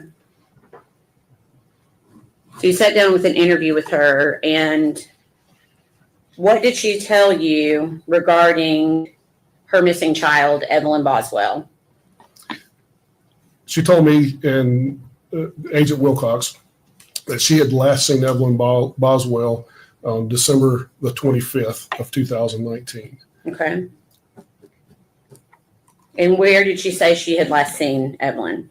She last saw Evelyn at the residence of Ethan Perry's grandparents. I believe their names were Carl and Sherry. Okay. And did she state that she left Evelyn there, or did she state that she took Evelyn back after she went to that residence? Yes, ma'am. I'll back up a little bit. The 25th is the last time she said that she saw her. Okay. She did tell me that she dropped her off at the residence on the 24th of December, the day before. Okay. Was she able to give you an exact address of where she said Ethan was staying? No, ma'am, she could not. Okay. Did she say when she went to Carl and Sherry Perry's residence whether or not anyone was with her? When she dropped Evelyn off on the 24th of December. The 24th, okay. Yes, ma'am. She indicated that she did that alone, but no one was with her when she Alone. dropped her off. Okay. Did she tell you what she did after she dropped Evelyn off that day? Yes, ma'am. She informed me that she and her family then went with her boyfriend at the time, a fellow by the name of Hunter Woods. Okay.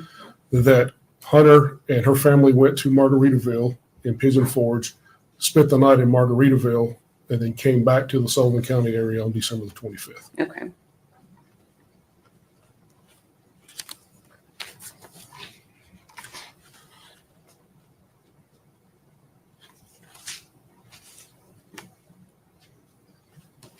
Okay. Did she tell you if she went back to the Perry's residence after she dropped her off on December 24th?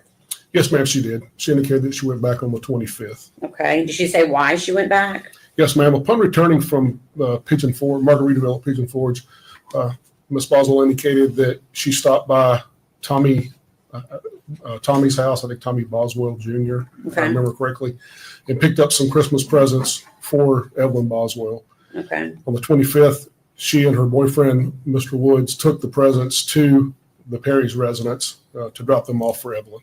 Okay. And did she say whether or not they went into the house that day? Ms. Boswell indicated that Mr. Woods did not go with her up to the residence, that he dropped her off at the end of the driveway. She walked to the residence, and that she did not go into the house that day. Okay. So she indicated that Hunter Wood stayed at the end of the driveway. That's correct. So did she indicate that they didn't even pull up to the top of the driveway to the house? She indicated they did not pull up to the top of the driveway. Why did she say that she wouldn't pull up to the top of the driveway? She had some concern that Mr. Perry and Mr. Woods may get in some sort of argument or altercation. Therefore, Mr. Woods stayed at the bottom of the driveway, and Ms. Boswell went up to the residence. Okay. And did she indicate that she spoke with Ethan that day? She did, yes, ma'am. Okay. And did she indicate whether or not she saw Evelyn that day? She indicated that she did see Evelyn on the 25th, but according to memory, she saw her on the 25th, but less than an hour. Less than an hour. Okay. Did she indicate whether she saw anyone else at the residence that day? No, ma'am, she did not. Okay. And did she indicate that she went back to the residence at any time after that? I don't have a recollection that she went back. I know she tried to make contact, she said, with her daughter Evelyn later, but I don't recall she going back. She went back to the residence. Okay, so it's your belief that the last date was December 25th? Yes, ma'am. Okay. To your knowledge, did she tell you whether or not she'd ever left Evelyn with Ethan Perry prior to this time? I don't recall that she indicated she had ever left her daughter with Ethan Perry prior to this. Did she talk at all about the fact that Ethan was in the Army? Yes, ma'am, she did. Okay. What did she say about that? She told me that Ethan was in the Army, that he was home on break, and she was going to let her daughter Evelyn stay with Ethan, who she indicated was his biological father, for the holiday. Okay. And that he also indicated that his contract was up or was soon to be up with the Army. Okay. Okay, so after that date, December 25th, did the defendant indicate that she continued to go over to Ethan's house to try to see Evelyn? No, ma'am, she did not. Okay. So did she tell you she did not try to go back over? Yes, ma'am. I recall having a conversation, and she said that she called, I think on New Year's Eve. Okay. But that she did not see Evelyn. There was some discussion, she indicated, between her at some point. I don't know if it was the 24th or 25th. I don't recall specifically. Maybe both days. She said they did get into an argument that Mr. Perry said that he was going to try to get custody. Okay. So she's telling you that Ethan had threatened her. With attempting to get custody of Evelyn, yes, ma'am. Okay. Did she show you any proof of any custody paperwork at any time? She did not. I recall asking her who the biological father was on the birth certificate, and she indicated that it was not Mr. Perry. But I don't have any recollection of who that person was, if listed on. So at some point she told you Ethan Perry was not the father? Not listed on the birth certificate. Not listed on the birth certificate. Okay, I apologize. Okay. So did Megan ever say why she hadn't contacted law enforcement when she could not get in touch with Ethan Perry? Yes, ma'am, she did. I asked that question, and she said that because Mr. Perry had made threats that he would attempt to gain custody of the child, that she was fearful if she went to law enforcement that would further anger him and bolster his case about getting custody of the child. Okay.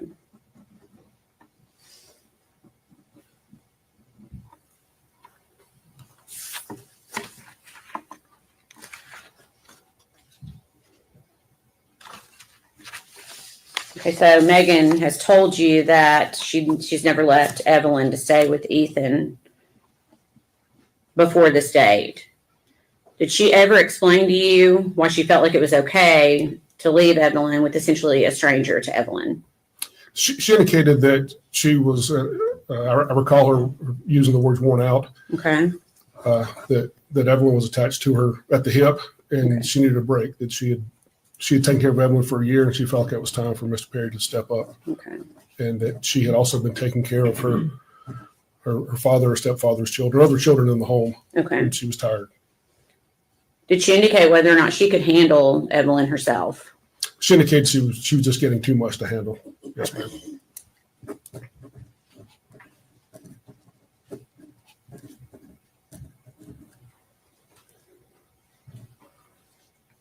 Did you explain to Megan Boswell that the repercussions of lying to an FBI agent? Yes, ma'am, I did. Did she indicate that she understood? Yes, ma'am, she did verbally. Okay. Did she ever tell you she wanted to correct any of the information that she had given you? No, ma'am, I went through all of the information in the notes that were taken and read them back to Ms. Boswell, and she indicated she had nothing to correct. Okay. So she continued to say that everything that she told you about Ethan was true. That's correct. Yes, ma'am, she did.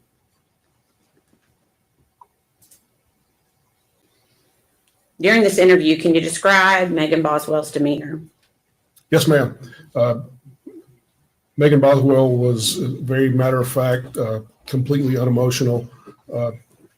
It seemed to be unattached to the gravity of trying to locate a 1-year-old child at the time. She did show some emotion, began to tear up a little when I told her that she could be charged with a felony pursuant to lying to an agent if what she was saying was not true. Okay.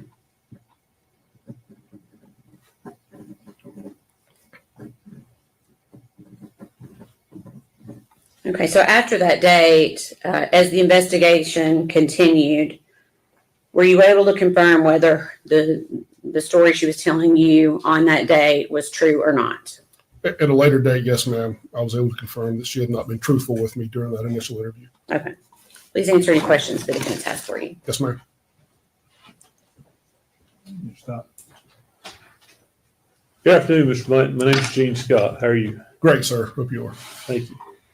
What time of day was it when you arrived at the sheriff's department to conduct this interview? It would have been in the afternoon. I can't give you an exact time, but I recall Detective Strickler calling me. I was actually sitting at my desk, so it was in the afternoon, if I recall correctly. Okay. And as I understand it, it was at your behest that the interview was not recorded in that room. You had the cameras turned off because of FBI policy. Yes, sir. The FBI, we take copious notes and document thoroughly and go back over with the person we're interviewing to make sure the person is true and accurate in what we have documented.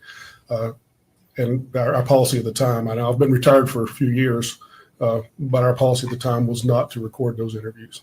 Okay. Not unless they occurred in FBI space. Prior to conducting this interview, had you watched any other interviews of Megan Boswell with law enforcement? No, sir, I had not personally watched any. Okay. Had you been made aware of other interviews with her? It seems like Detective Strickler may have spoken with her prior to me speaking with her, but I don't know the gist of those interviews. Okay, that's all the questions I have. Thank you. Yes, sir. Redirect. No, Your Honor. Is he free to go? Yes, sir. Yes, Your Honor. Thank you, sir, for your testimony. Yes, sir. You're released from your subpoena.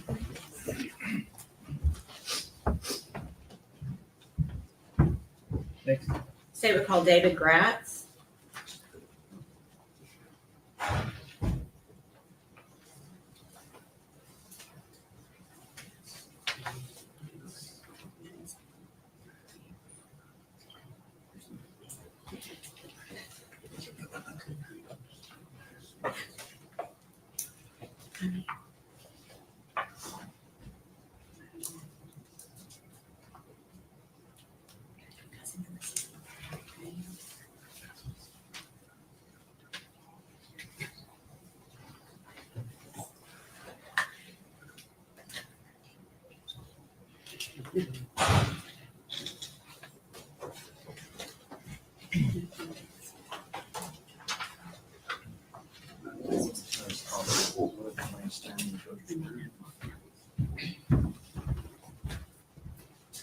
Raise your right hand, state your name.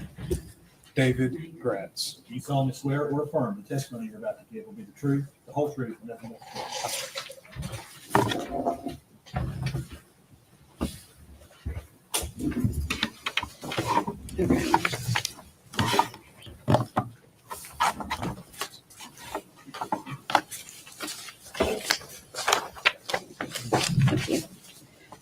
Please tell the jury your name and please spell your last name for them, please. My name is David Gratz. It's spelled Gratz.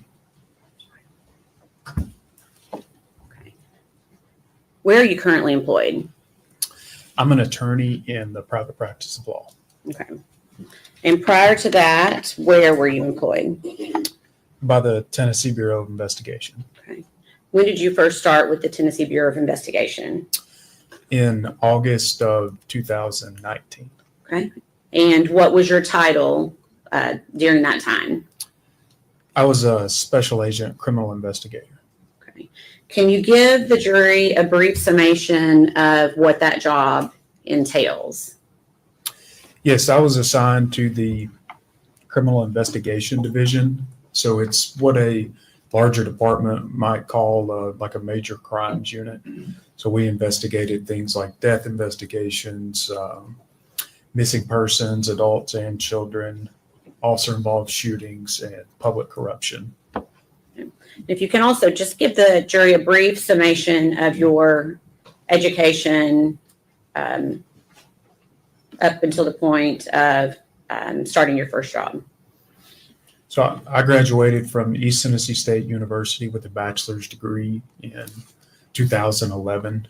I continued on and went to law school at Lincoln Memorial University School of Law and graduated with a law degree in 2014. And do you want me to go into my first employment? Please. My first position was with the District Attorney General's office in the 3rd Judicial District, primarily assigned in Morristown. Okay. And then you went to the TBI thereafter. Is that right? That's correct. Okay. And were you employed with the Tennessee Bureau of Investigation in February of 2020? Yes, I was. And were you called to assist in the investigation of missing child Evelyn Boswell? Yes, I was. Okay. Which agency requested the Tennessee Bureau of Investigation's help? Initially, it was called in by the Sullivan County Sheriff's Office for us to assist in an investigation of a missing child. And later, we were formally requested in writing to assist by the District Attorney General based office. Okay.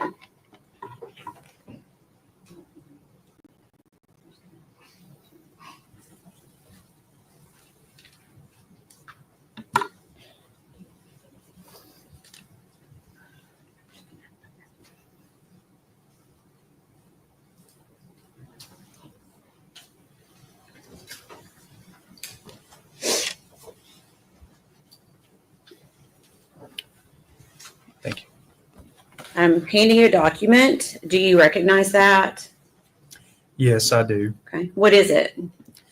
This is a formal request for investigation, commonly issued by district attorney generals throughout the state to request the TBI to investigate facts and circumstances of a potential crime. Okay. And is that how the Tennessee Bureau of Investigation essentially is officially called in to investigations? In a lot of what CID does, yes, we are requested by the district attorney general. Okay. And on this specific request, what were you being asked to do? It's essentially just to gather the facts and circumstances of the whereabouts of a missing child. Okay. It was Evelyn Boswell. Okay. Were you given any background information to help you start your investigation? And like most cases, you receive very little background information. Initially, I was just essentially told that she was missing, that her mother had been located, and law enforcement had talked to her at that point.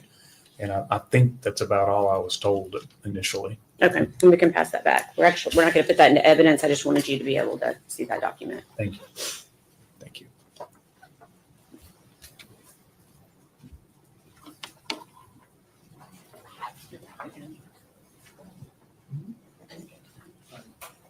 We approach her.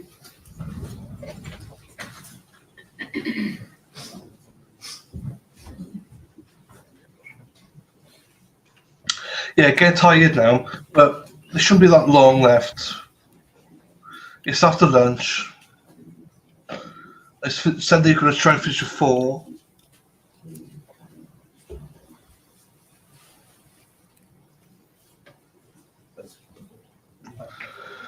Yeah, that's if they allow us. Oh.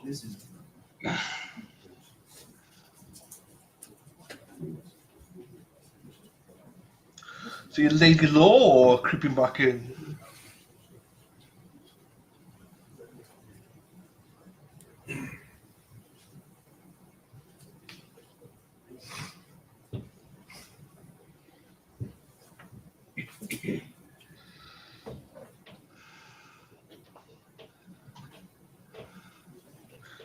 He's a rocket.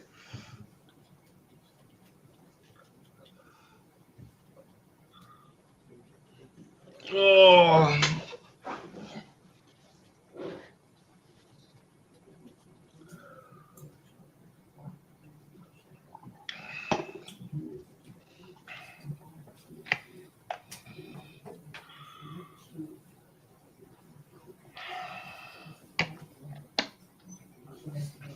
Dana says, "What have I missed?"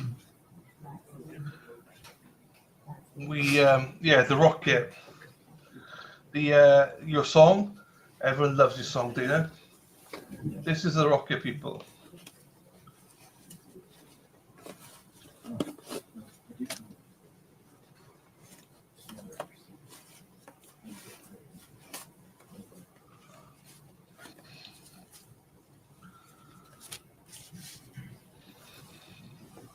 I'll make it in.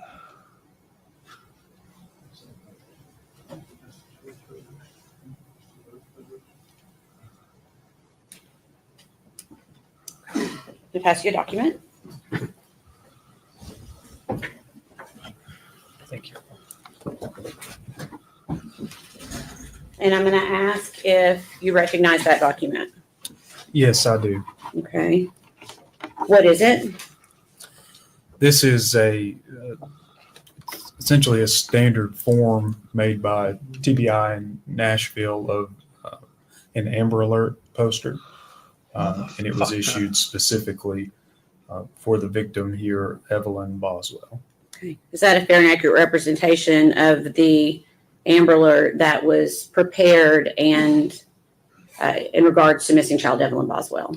Yes, it is. We'd ask that be made exhibit number 185. Would be 185. Thank you. Defense.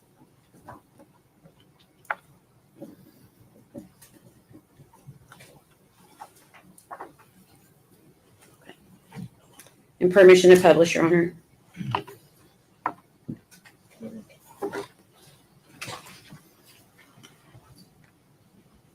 Okay. I'm going to ask you a few questions about this. You said this is the Amber Alert that was sent out in regard to missing child Evelyn Boswell. Is that right? That is correct. Do you recall when the Amber Alert was issued? Yes, it was in the evening of February the 19th. Okay. 2020. Okay. February 19th. Okay. And where does that go? Does that go just to the state of Tennessee, or how is the determination made on how far that would go? That's a question that I don't specifically know the answer to. Okay. I know they are issued statewide. Okay. I know depending on the location, it can travel over into different states at times. Okay. And the information on the bottom of this, it's pretty small print. I can see it. Okay, you can see it, okay? I can. Is the information listed here, and for where had the Tennessee Bureau of Investigation taken these details that are listed on the Amber Alert? I'm sorry, I don't think I understand your question. Where did you get the information that Evelyn was last seen wearing a pink tracksuit? That information was provided to us by the defendant. Okay. Where did you get information about a BMW? Also from the defendant. Okay. All right.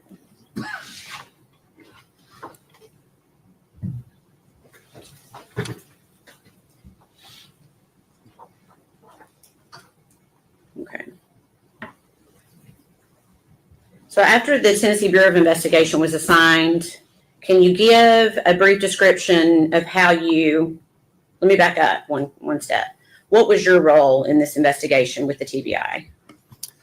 I was assigned as the TBI case agent. Okay, so that means essentially the lead case agent over the case for the TBI. For TBI, yes. Okay, so after you were assigned this investigation, can you give us a brief description of how you conducted your investigation? So initially, you just arrive on scene and you try to get as much information as you can. You talk to the people who have already been there, find out what they have done. You talk with the local agency or agencies that are already involved, and you really just try to understand what's going on in the investigation and what has been done so far. Okay, and were you working with other agencies at this point? Yes. Okay, which other agencies around February 18th, February 19th? When I first arrived, it was TBI was on scene at the Sullivan County Sheriff's Office with Sullivan County, and I believe there were members of the Federal Bureau of Investigation on scene, FBI. Okay, and how do you meet? How did all these agencies coming together? How do they decide how to execute a plan in an investigation like this? In the initial phases, you really do the best you can, but it oftentimes goes to either the case agent or the highest in chain of command that is on scene, and they get together and decide which agency will play a role in what, and you just divvy up tasks. Okay. As part of what you did you go to the trailer that Megan Boswell lived in with Evelyn prior to Evelyn going missing? Yes, I did. And do you remember when you went to that trailer? That would have been the evening of the 19th of 2020, February 19th. So the same day the Amber Alert went out? That is correct. Okay. Anyone go with you to that trailer? Yes, investigator Tracy Haraz with the Sullivan County Sheriff's Office. Okay. Why did you go there? We were going initially to meet a young man named Austin Feller. Okay. And did the defendant still live at that trailer? No, she no longer lived there. Okay. Was anyone living in that trailer at the time? Yes, there were current tenants who had moved in. Okay. If I could please see exhibits number 49 and 50.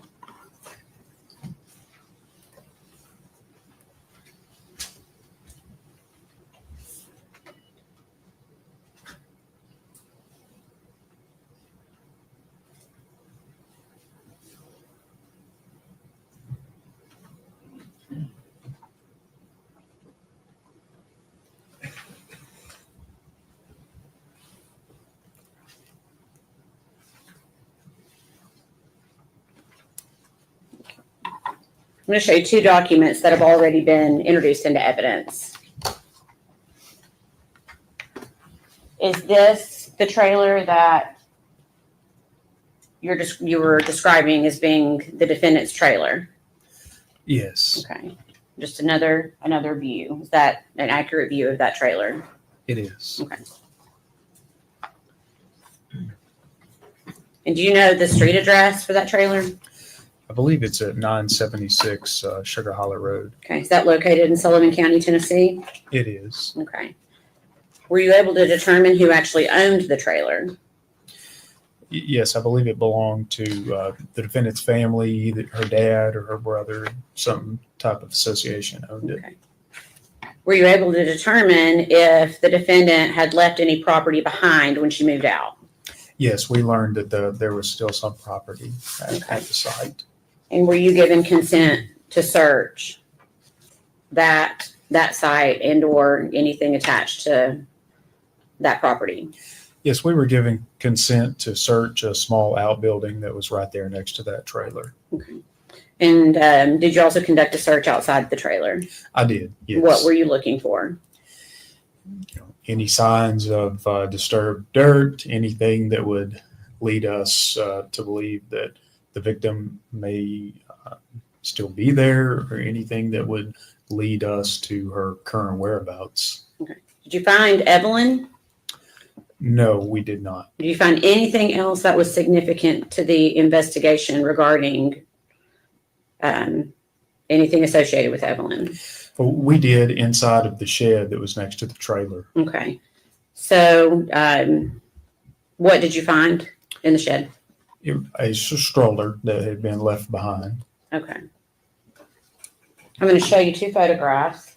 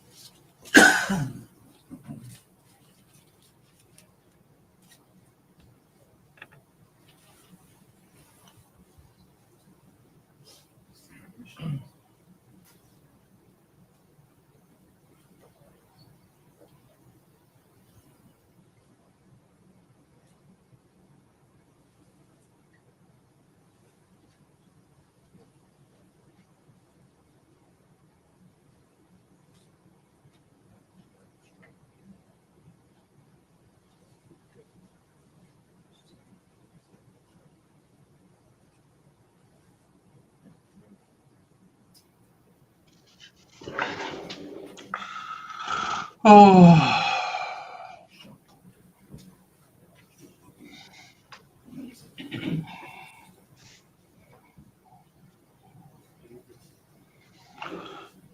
Oh, come on, man.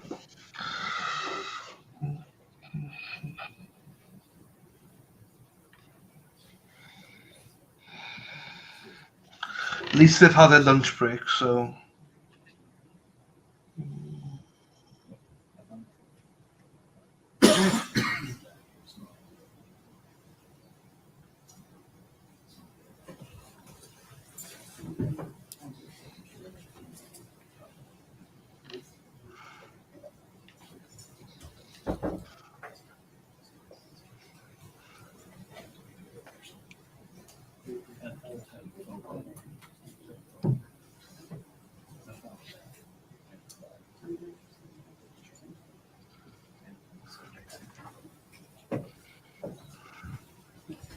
Do you still have the photographs?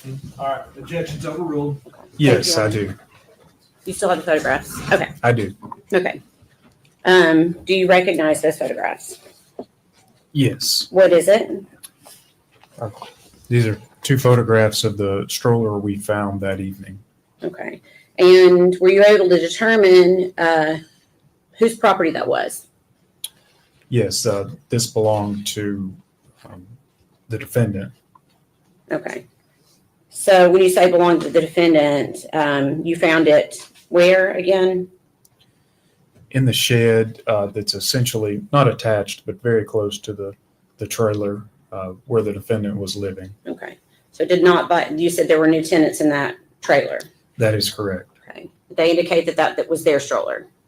No, they.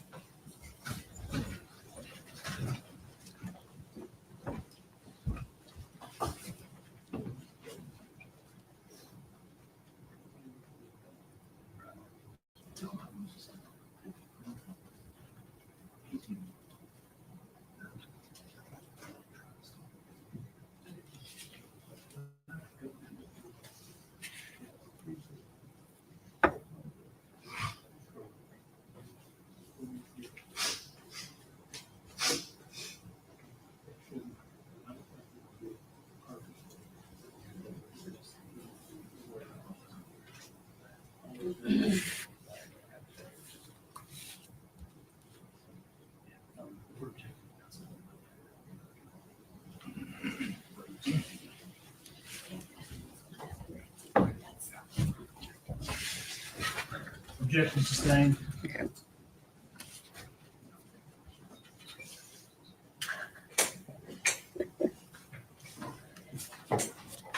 Did you locate anything else of relevance to this investigation inside the shed? Not that I can recall.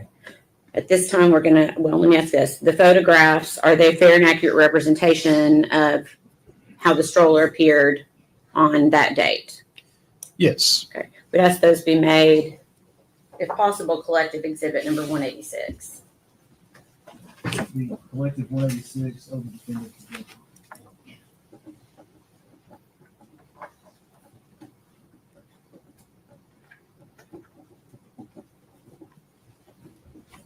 Permission to publish.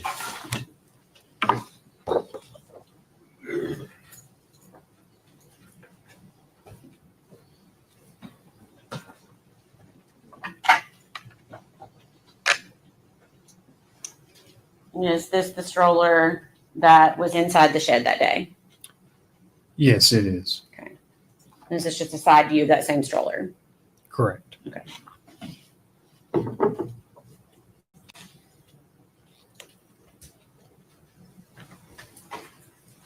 Did you also take the stroller itself into evidence? Yes, we did. Okay. If, Your Honor, may he step down for a second? Yes. Okay. If you could step down to where the microphone is.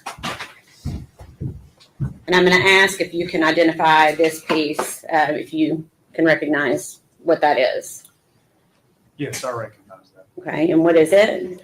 It's the stroller we found at the defendant's former trailer. Okay. We'd ask that be made exhibit number 187. Be full exhibit 187, over objection.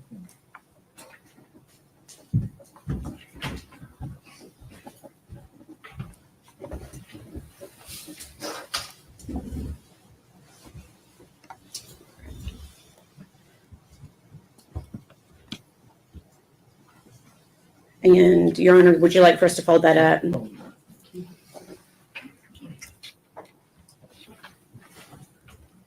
They're not always the easiest. Ooh, good job.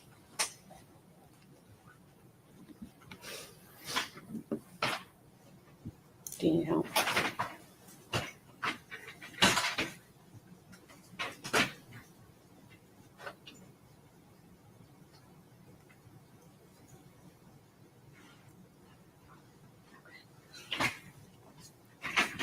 Just roll it up. See if we can roll it under the table. That'll work. There you go. Thank you. Okay. So I'm assuming, was law enforcement working long hours during these first few days? Absolutely. Okay. Did you attempt to interview the defendant about Evelyn? Yes, later that night. Okay. And what would the date have been for that? When we attempted the interview, it was on February 19th of 2020. Okay. And about what time did that interview start? Shortly before midnight and continued on into the early morning hours of February the 20th. Okay. Where did it take place? At the sheriff's office here in Blountville. Okay. Was this interview audio or video recorded? I believe that interview was audio only recorded. Okay. And is that office that you interviewed located in Sullivan County, Tennessee? Yes, it is. Okay. Prior to talking with the defendant, did you Mirandize her? I did. Did she agree to speak with you? She did. During this interview, did she tell you the last time that she saw Evelyn? Yes, she did. Okay. When did she say she last saw Evelyn? The day after Christmas on the 26th of December, 2019. Okay. Where did she say she saw Evelyn? At Ethan Perry's grandparents' house. Who did she say Ethan was in relation to Evelyn? She had told us, or the defendant being she, had told us that Ethan Perry was Evelyn's father. Did you talk with her about where Ethan was living? I did, yes. Okay, what did you tell her? Told her that, we had learned that Ethan was full-time in the military and was currently living on a base in Louisiana, I believe, and was living in a barracks on a base. Okay. Had law enforcement already talked to Ethan at this point? Yes, they had the Army's branch of CID. Okay. And did you tell the defendant that? I did. What did you tell her about Ethan and Evelyn? I essentially just told her that law enforcement had cleared that idea that Ethan had Evelyn inside of a barracks. And okay.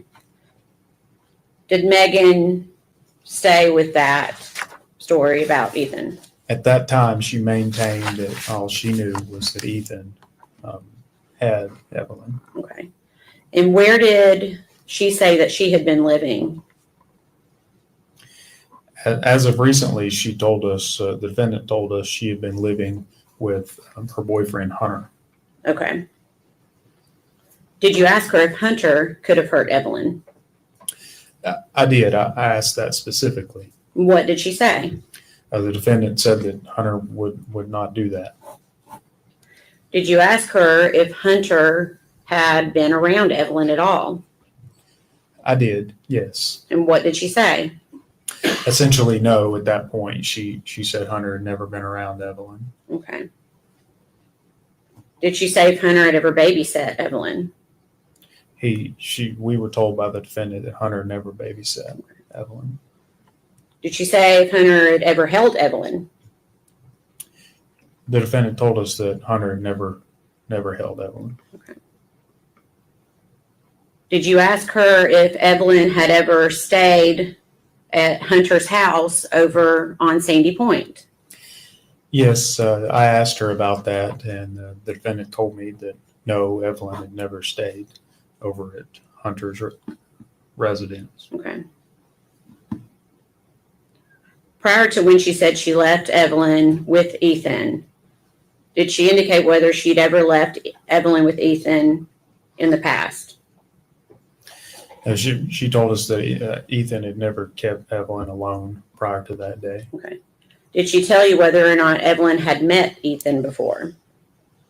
They had been introduced, I believe, briefly prior to that day on a trip to Texas. Okay. Did the defendant tell you how many times she'd seen Evelyn after leaving her with Ethan in December? I believe that we had talked about that, yes. Okay. Do you recall how many times she said she'd seen Evelyn? I don't think she had seen Evelyn at all after that December 26th date. Sorry to object. I'll not make the objection. We approach the bench. Right, should I keep awake now? I'm just drifting away, sleeping. Been a long week. Been a long week, people. It's been a long, Ladies and long gentlemen, I'll have you go with the officer. week together. One stand, please. It's been a long, long week together. Through the shit and the hell. Yesterday was a long day. I'm suffering through today. Oh, oh.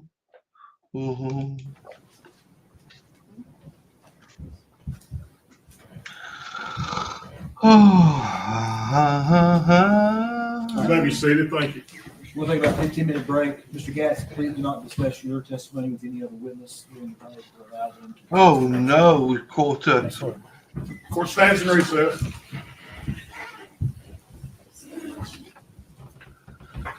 15-minute break. We just had a fucking break, did we? Did we just have a break? This court loves a break, though. Oh, I don't know how many times I nodded off there. I missed a lot of that. I don't know what happened. I saw Lady Law popped in. Oh! I saw Lazy Di has got to go to the gym. Oh! Crystal stepped away. Ugh. Leslie, that's okay, yes. No, I said Leslie, I said Lazy that I'm not doing the same as last night again. That was just too much, you know. I'm struggling now. But hey, Crystal, medallion. So what so tomorrow is a Super Bowl day, so it's not too bad. So you know, I'm prepping myself for tomorrow. I need to be like Mark. I need to get some snacks together. It's a long 3 weeks. Then we're into March then. So this will take us a while. Right, let's do some maths here, shall we? Because Lady Di, she's too lazy to do it, so I'll do it. Yeah, I won't see it. I won't see Karen's interview, unfortunately. Hopefully there'll be somewhere we can see it. Oh, excuse me. Hopefully I can see it somewhere. And I'll have to go to bed because it's like 3:30 in the morning for me, so it's like 4 o'clock, whatever. It's just too late. So this is week 1, yeah? 2, 3. They're supposed to finish technically 22nd, say, right? 22nd.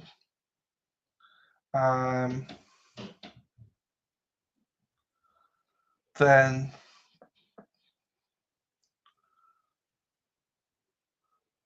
that'll probably be the trial. So say they finish the 22nd, that means the week commencing the 24th might be with deliberations, which won't last long. So technically we got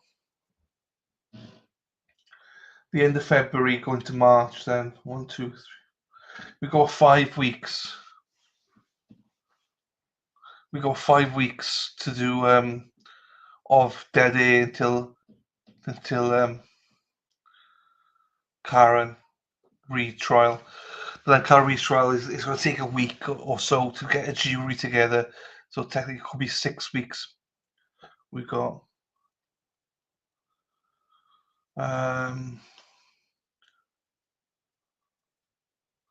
Take us to the market.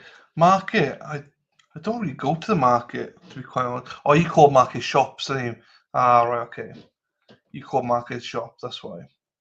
I do have to do more vlogs, but my days are busy. My mornings are busy, so and I'm streaming all night then, so it's a tough one. JFK is showing it, and 2B, who the fuck? Again, no idea who these people are, but they want to be careful though, because if it's a national thing, they want to be careful if they're streaming it. They don't want to get in trouble.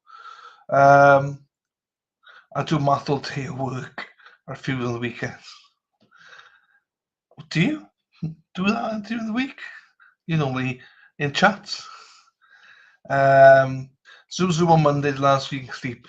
Do you know what? It's one of those things. I'll be up. So by the time this trial starts, it's about 2 o'clock in the afternoon. So I'll be up. Do you know what I mean? So it's fine. It's fine. But I appreciate you, Robin. I appreciate it. I should be in Boston 25. Happy days. Market vlog. I'm still getting used to it. So I think I'll be fine once I'm out in Boston. I'll be fine. But I think around here, there's just too many people that I know.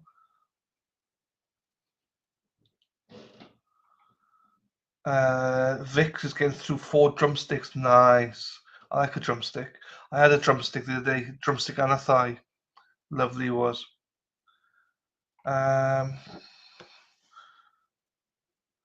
I will definitely be watching on JFK show off the Karen. I just do think he needs to be careful, that's all. If he's showing it, because he might get pinged if he's showing it. Tubi's streaming service, there you go. Yeah, if he's streaming service, he wants to be careful then, because he will get pinged, possibly. Unless he stop starts it all.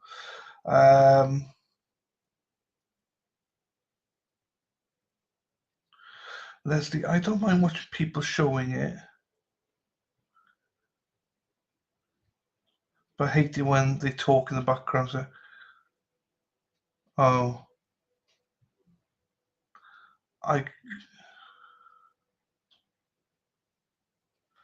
probably watch. If it's on Boston 25, that means I can watch it, but I can watch it then. I get grocery drop off from a wonderful lady, so nice to see it done with actually doing it. My floors need all my extra attention. Clean their floors like Cinderella. There you go. Nice. Hey, Spacey Stacy. I'm sick as a dog. I know. Hope you're feeling okay, my darling. It's not good that you're being so sick. It's not good being so sick, my darling. I hope you get better soon. JFK is very smart. Unfortunately, he's not smarter than the copywriters out there. So the algorithm is very smart as well. Leslie, yes, I'm ready for a clean food. Get better, Stacey from Vix. There you go. Yeah, Stacey, look after yourself, my darling. You're no good to us when you're ill. No good to anybody when you're ill. Hope you get better soon. Oh. Well, look at this. If people don't know, this young lady used to be in the chat a long time, but I've not seen her. Last time I saw this young lady was probably this time last year. I thought he dumped us. Cutie Pie. How are you, my darling? Nice to see you. Cutie Pie's pushed out like 4 kids. I think it's 4, isn't it? She's up there in the Kitsap area, Washington. You know.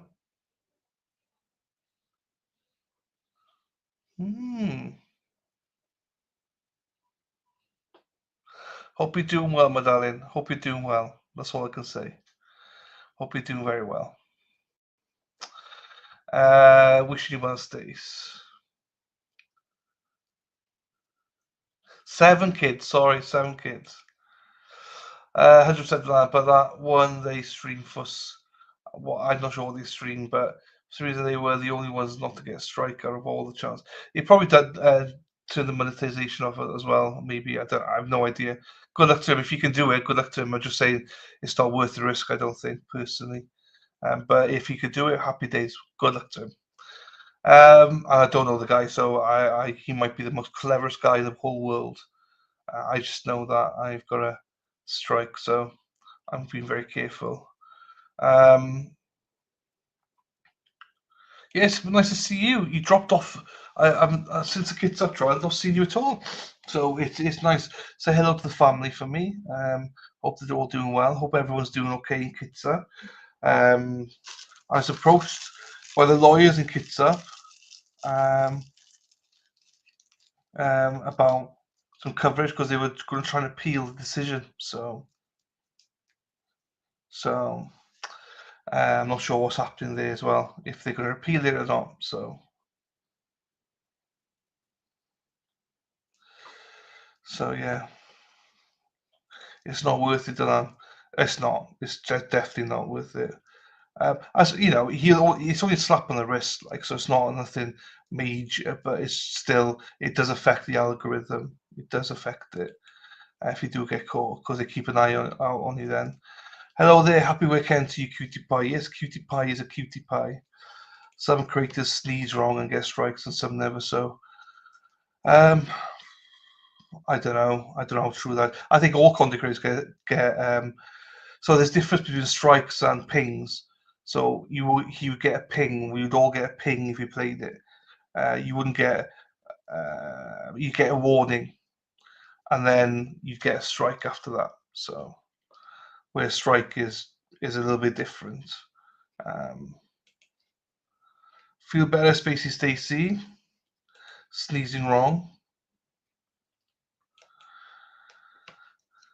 I get copyright strike every single day. So you know the music I play at the start, the piano one, I always get pinged for it. And I have to, I got a license for it and everything, but you got all these people coming after you for money. So they're pains in the ass, they can be.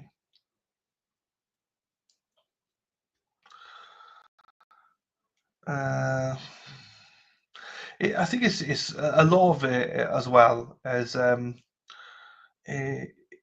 is how you are in the algorithm and your stance in the algorithm and stuff like that as well, and how long you've been streaming for and stuff like that. So there's a lot of stuff in it, you know. So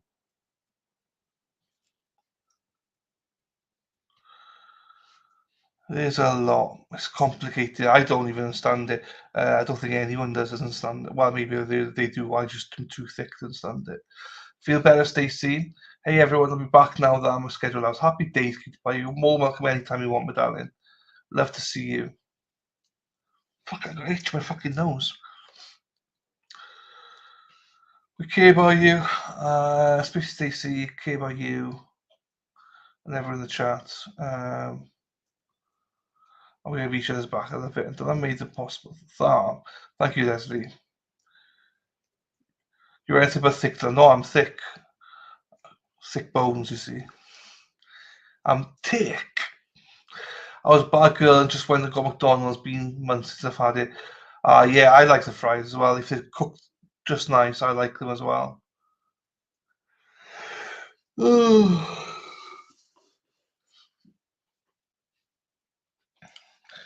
Yeah, Robin, it's a weird language, all that creeping and unaliving. Yeah. Yeah, it's like, so I don't make the algorithm at all. I'm never, if you search live, I'm 99% of the time I'm never there. And some people are every single day. So it is potluck sometimes. Hello, Lisa. How are you, my darling? Nice to see you. My fries, yeah, Robin. Yeah, no. It's nice, isn't it? It's nice to have fries. I try and have a takeaway once a week. I try to, only because I try and get some normality. So I used to walk a lot and do all that stuff, but I've stopped, and so my treat has always been to have a takeaway. Unfortunately, I've stopped the walking, but I've not stopped the takeaway. So I need to get back walking once I get the CPAP stuff done. I haven't had McDonald's in about a year. I haven't either. Probably way over a year, Dana. Thick equals awesome. Yes, the right kind of thickness is good. Happy Saturday, Lisa, from Leslie. Happy Saturday to everybody. See, everyone's being nice to each other. Nice. Dana Leonard, good for you. And Neil says you deserve an order. Yes, Dana, you deserve an order, Dana. It's been a long, long time since McDonald's, and the time keeps going on. Da, da, da. Oh, I think I do. There you go. Hey, what's the coffee place that you like, Dana? Oh, excuse me. What's the coffee place you like again? Big Mac Daddy. That's Dana, Big Mac Daddy. It's not Starbucks, not Dunkin's. There's somewhere else that Dana really likes his coffee from. I just steal my daughter's when she eats them, which is like every other day. Oh, I wish, back in those days, isn't it? Eat them every day, you'll be fine. Mary Lou's, fine. Mary Lou. That's it, Mary Lou. Can't wait to take a sip of Mary Lou's. You have a nice voice when you sing, no kidding around. Thank you, my darling. I live in a place with no golden arches, imagine as well. Pixie. Oh, thanks, Cutie Pie. It's been a very long time. Very long time, Cutie Pie. Still can't imagine that you pushed out 7 babies. Fucking hell. And just for context, Cutie Pie, she is very small. She is literally a cutie pie. Thank you very much, Lisa. Lacey loves. I love Mary Lou's. Erin Hackett, Cutie Pie's here. The Taylor Potty Mouth, Cutie Pie's here. Mary Lou's news. Best coffee in town. Mary Lou's news. Best coffee in town.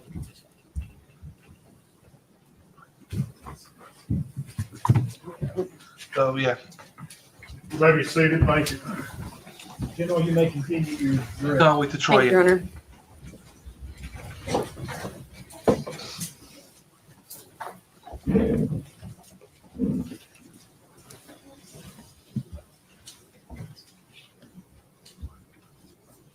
I'm trying to remember where we left off. Give me just a second. Okay.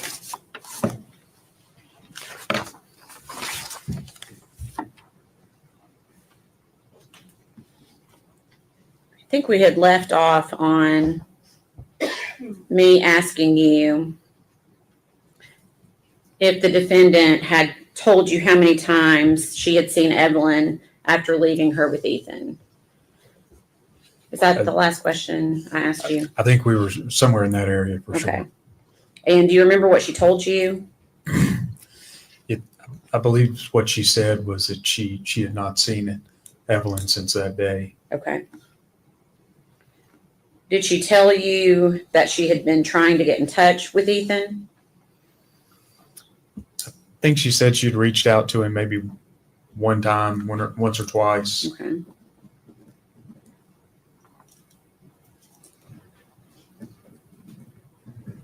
Did she ever tell you that she was getting worried about Evelyn and her safety? No, I think she said she just hadn't really given it a lot of thought. Okay.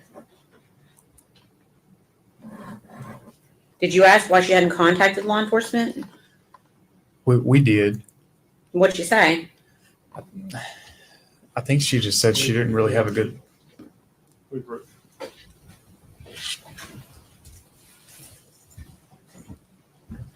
For fuck's sakes. I'm sorry to hear about your sister-in-law, yeah.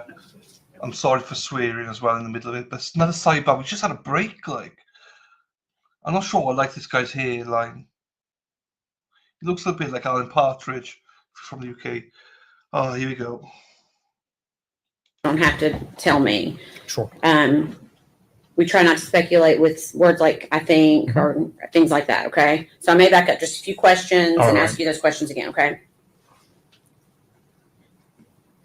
Did Megan say she tried to get in touch with Ethan after the last time she had seen Evelyn? I know she said that, yes. Okay. Did she say she ever got worried about Evelyn and or her safety? She said she had not. Okay. Did you ask her why she hadn't contacted law enforcement? We did ask her that. And what was her response? Specifically, I don't recall what she said. Okay. What was her demeanor during this interview? I would describe it as just very nonchalant. Okay. And on this same day, do you recall being present when she was interviewed again? Yes. Okay. And was anyone else present during that interview? Yes. And who was present? At the time, it was Sergeant Matt Price. Okay. Was the interview audio and video recorded? It was. And where did it take place? It was also at the sheriff's office. Okay. And is that in Sullivan County, Tennessee? It is. How much time had passed from the interview we just talked about to this interview that we're getting ready to talk about? Something like 8 hours. The interview we initially discussed ended at around 3 a.m. The interview at the next day was around midday, noon. Okay. So you said the first one ended around 3 a.m. Is that right? That is correct. And what time do you believe the second one began? It was around noon the following day, the 20th. Okay. Without going into the details of that interview, we're going to go ahead and jump ahead to the following day, February 21st. Was the defendant interviewed again on February 21st? She was. Was anyone else present for that interview? Matt Price, Okay. Sheriff's Office. Okay. And was that interview also audio and video recorded? Yes, it was. Okay. Prior to that interview, had the Tennessee Bureau of Investigation collected some of Megan Boswell's property from the residents of Hunter Wood? Yes, a couple of our agents had collected some of her property. Okay. And did Megan Boswell give you consent to search and collect those items? She did. Okay.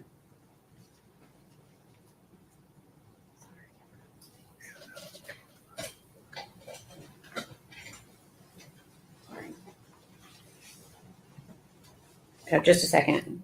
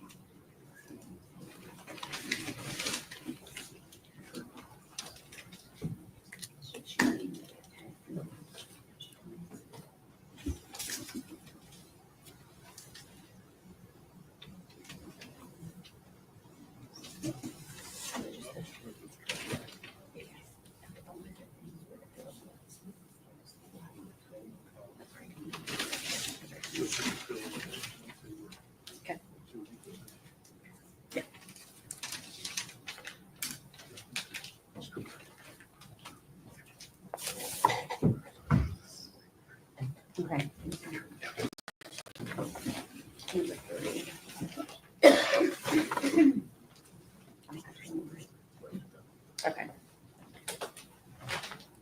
pass you some items from evidence. Would you prefer, I'll just send that. Scissors up there. There's a pair of scissors. If you want. Thank you.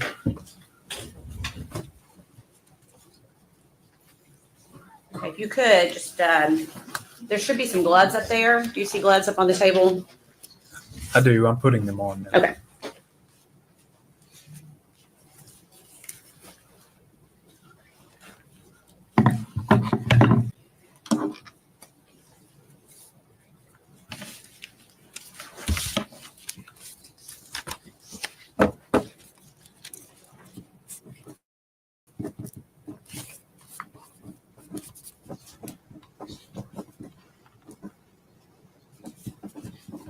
Oh, yeah, two different ones.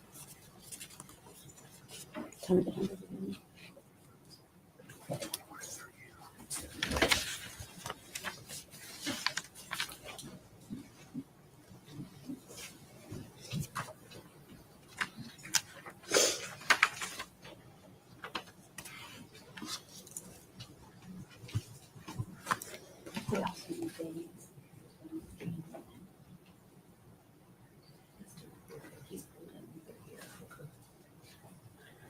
You have that one opened?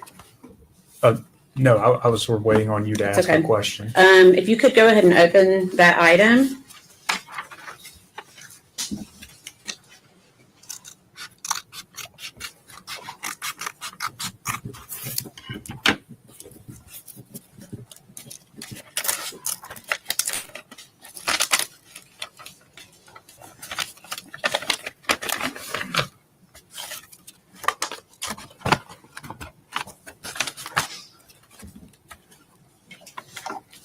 Okay, can you tell me what that is? This is a small Polaroid type picture that the defendant described was taken at I believe that one was the Blowing Rock trip in North Carolina. Okay. And to your knowledge, is there a date at all on that? There may not be, I don't know. This photograph does not have a date on it. Okay. And where did you obtain that photo? Was that from, where was that photograph obtained from? It was from a box of belongings belonged to the defendant. Okay. We'd ask that be made exhibit number 188. Okay. 188. You want it back in the envelope?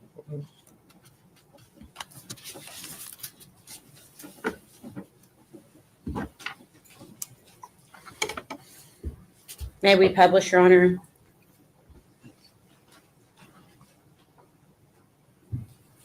Mr. Scott, you've said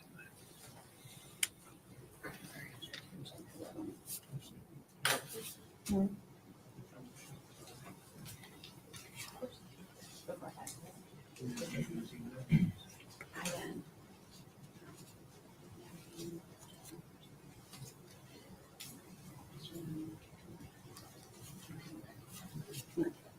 Permission to publish?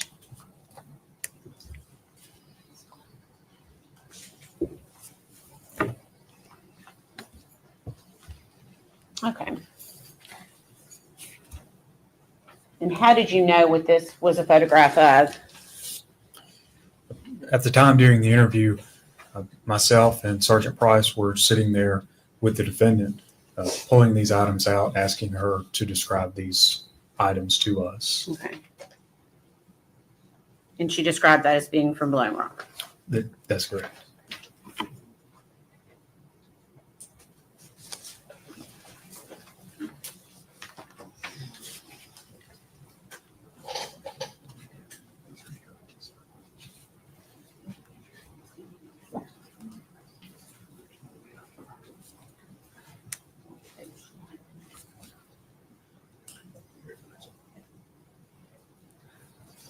Okay. Oh, actually, I want to see.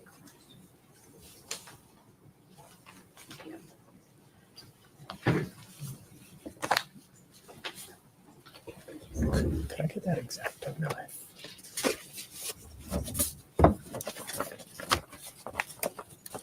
Okay, again, I'm gonna ask to open it and see if you can identify it.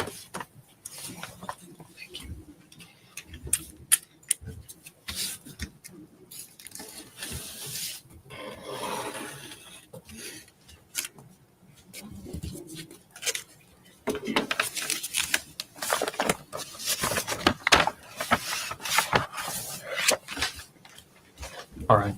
Okay, do you recognize that? Yes, I do. What is it? These are a couple of the brochures that have been described as coming from the trip that they had taken over to North Carolina, they being the defendant and her boyfriend, Hunter. Okay, so how many documents do you have in front of you? 3. Okay, and what are they individually? One is titled The Official Visitor's Map and Guide to Blowing Rock, North Carolina. Okay. Another one is Mystery Hill, which has a map of North Carolina. North Carolina's natural gravitational anomaly. Okay. Another one is North Carolina's oldest tourist attraction, the Blowing Rock. Okay, if you could slide those back in, I'm going to show them to the defense really quickly.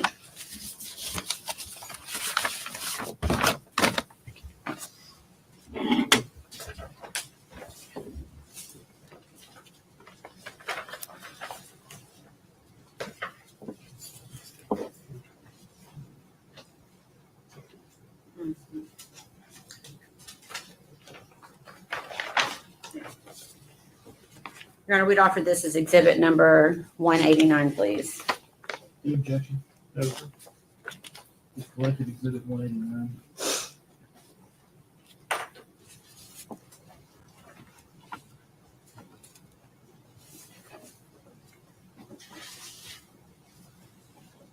And where did you find those brochures? They were with the defendant's belongings. And where were, when you say the defendant's belongings, where were those belongings located? Inside the residence of Hunter Wood. Okay. I see the next.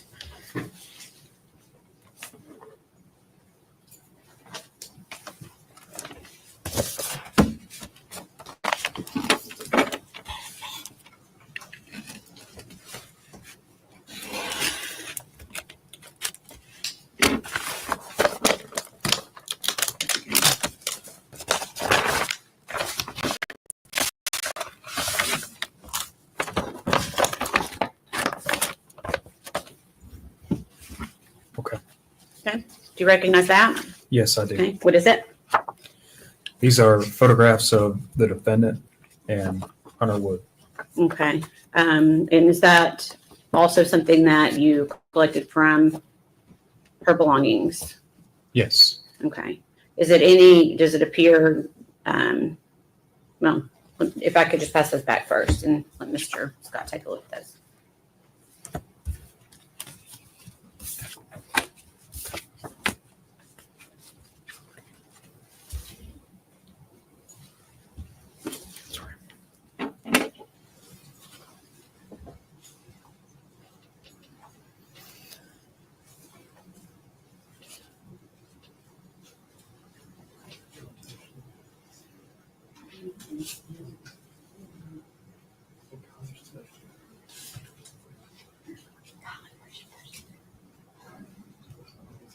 Okay.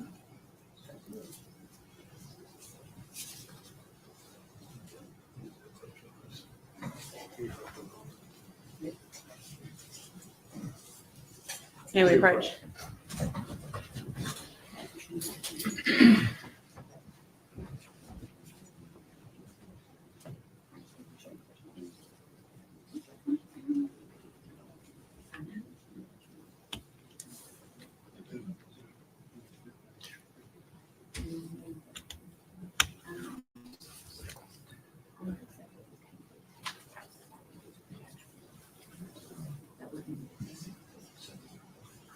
Another sidebar.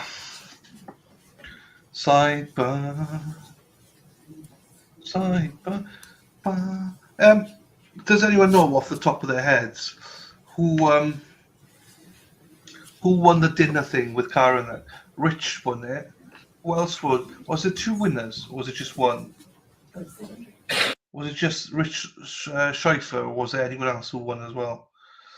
I was just wondering. The anti-can reader go mad about it all.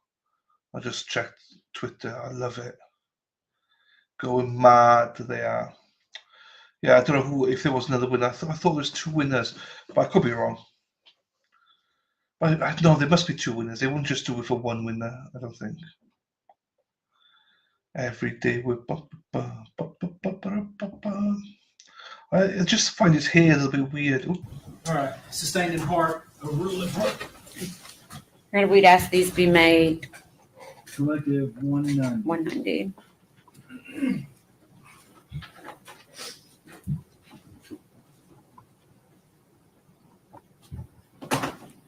Permission to publish. Go ahead.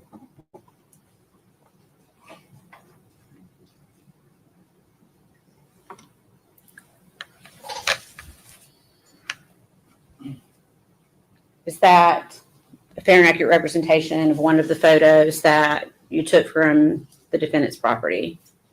Yes, it is. Were these located within anything? They were inside of a box that the defendant identified as hers. Okay. Same thing with that one? Yes. Okay.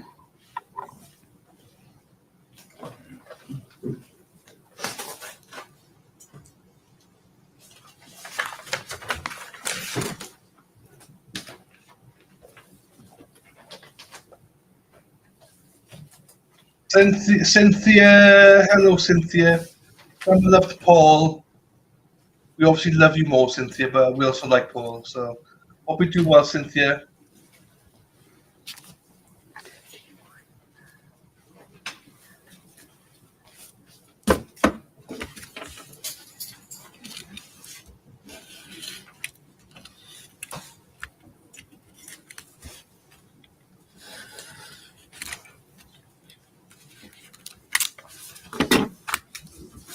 Thank you, Space Stacy. I do Etsy with Etsy, however you say it. Nicky Jenner, so Valerios, AJ, Aaron, Nathan Kelly. Thank you, Spacey Stacy.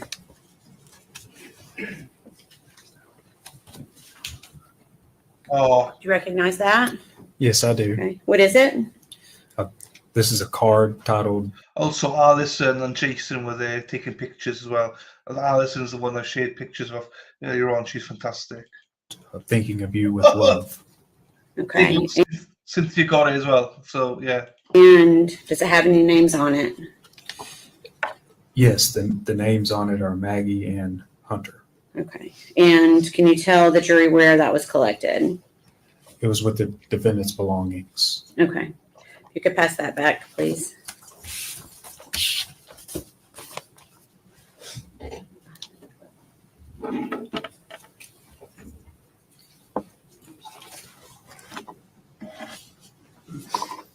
It is a sad case, Cynthia. It is.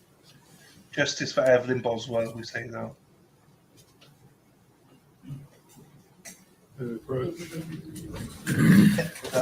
Fuck out. We resolved it.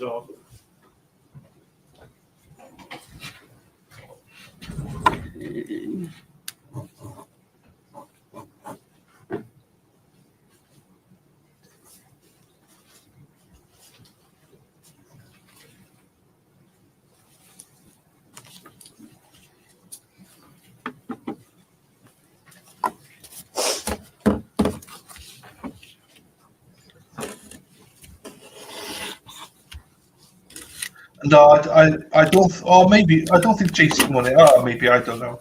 I don't know. I know Alison was there taking pictures. I thought Jason was there as well taking pictures, but I could be wrong. They raised a lot of funds. As it was you pay for the chance to go and meet You Karen. recognize that? Yes, I do. What is it? These are photographs of the victim, Evelyn, 2 photographs of Evelyn, 1 photograph of Evelyn with the defendant. Okay. And where were those found? with the defendant's belongings. Okay, if you could pass those back, slide them back in the envelope and pass them back. Oh, that's a shame that people are here. I mean, it's a fun, it's really small dinner. I mean, it's like, what, 10, 12 people there?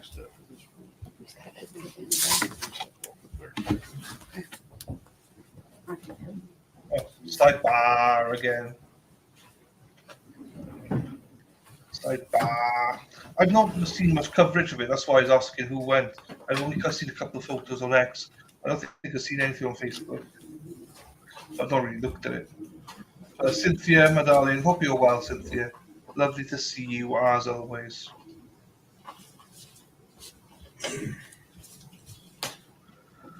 You and me were meant to be, walking free in harmony. One fine day we'll fly away. Sustained. You know the road in the day. Hey, hey, hey. People need to get their heads out of their asses and embarrass them of their butters. I've not seen anything. Oh. Stay safe. Stay safe, my darling. And yeah, you keep all working. You keep all working out there. Yes, mate, we will.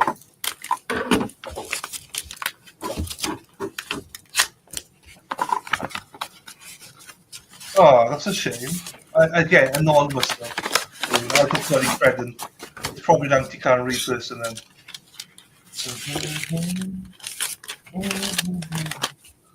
How do you do social media then? You don't have any social media, Jen. Jeepers. Oh, you? No social media?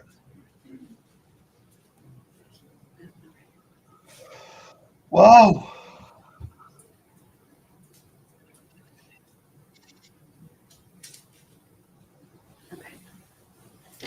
You recognize that?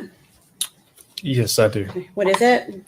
This is a receipt from the Olive Garden on North Eastman Road in Kingsport, Tennessee. Okay. Was that also taken from the defendant's property? It was. Okay. Okay. We'd ask that be offered as exhibit number 191.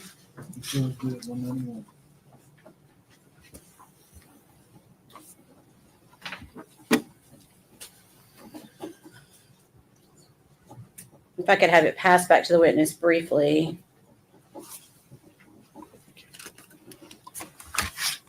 Forgot to ask you, what is the date on that receipt? It's January the 11th, 2020. Okay, thank you. Good. Good. Fuck them. I hate anonymous posts. I hate them. I hate the pussies. I hate it. Don't say anything if you're not willing to put a face to the name. No social media, no Instagram or anything. Fuck. Okay. Okay. I'm going to ask if I could please have, and you saw that exhibit with you? You can pass that back down to the clerk. And then ask if exhibit number 29 or 21 can please be passed to the witness. Nice, Cynthia, nice. I'm glad you went okay, though. No, sorry, not 21. I'm wrong. Hold on.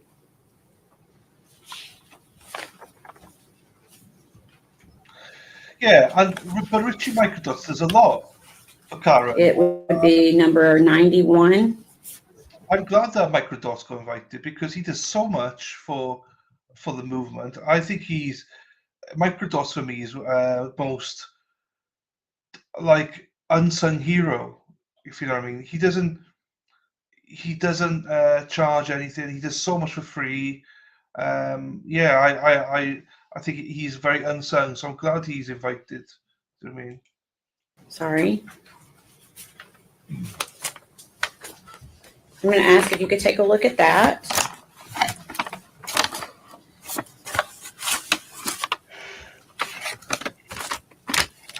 Ducks.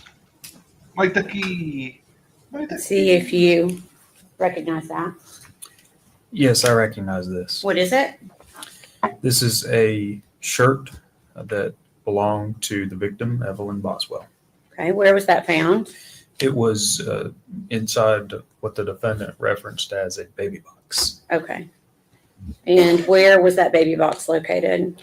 It was with the defendant's belongings. At where? Hunter's residence. Hunter's residence, okay. Your Honor, we had previously marked that exhibit as number 91 for ID only. We'd ask that be made a full exhibit at this time. Okay.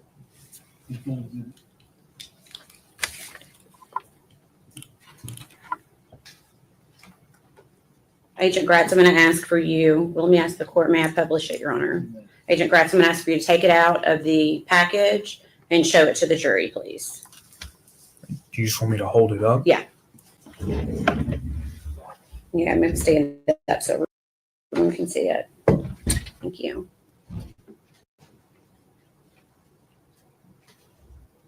Okay, thanks. No.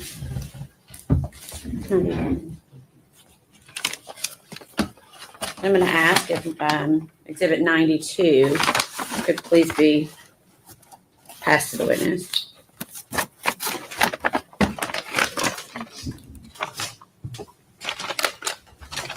Same thing. I'm going to ask if you could open that exhibit and see if you can identify it.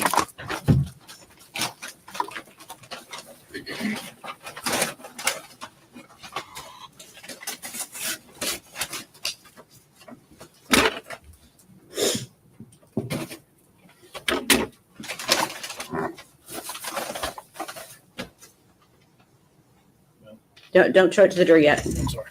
It's okay. Yes. Okay. What is it? This is a child's blanket. Okay. And does it have any special features on it that are identifiable? What type of blanket is it? It's a shark blanket. Okay. Baby shark.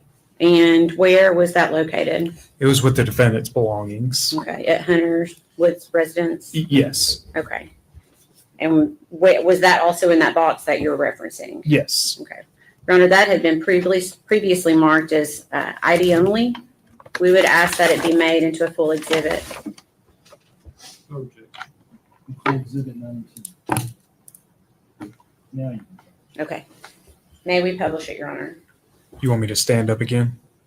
So long as the court is okay with that.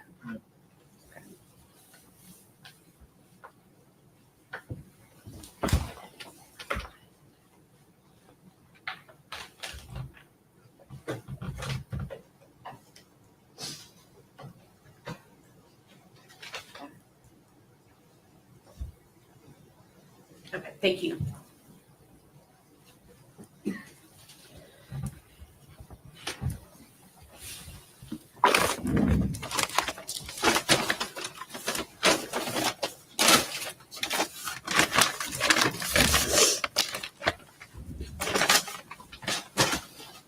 So before we went through all of those, we were talking about that interview from February 21st with Sergeant, now Lieutenant Price.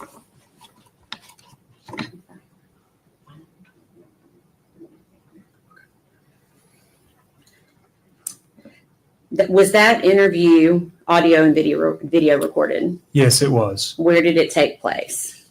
At the sheriff's office. And is that in Sullivan County, Tennessee? Yes, it is. During this interview, you discussed a second ago the term memory box. At some point, did you have an interview with the defendant regarding this memory box? Yes, I did. Okay. Can you tell the jury a little bit about, just briefly, what you did with the defendant?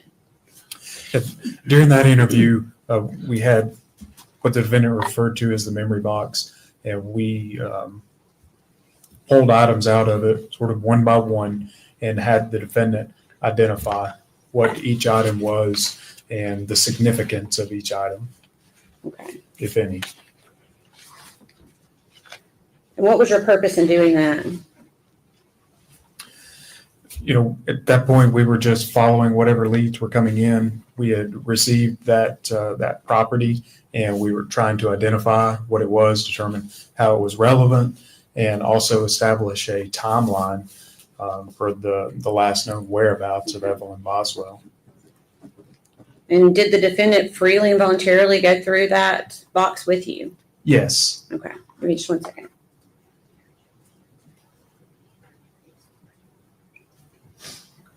Your Honor, may we approach?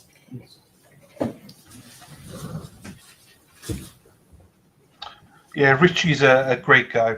I message him sometimes, just because I want to use some of his stuff and things. And he's always amenable.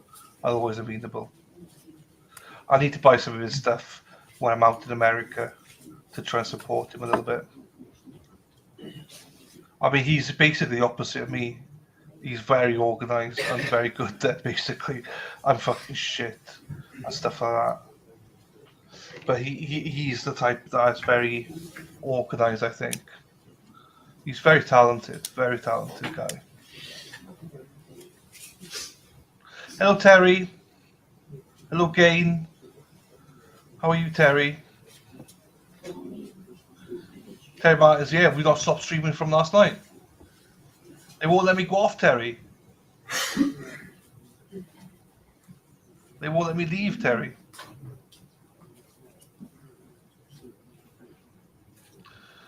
Da, da, da. You are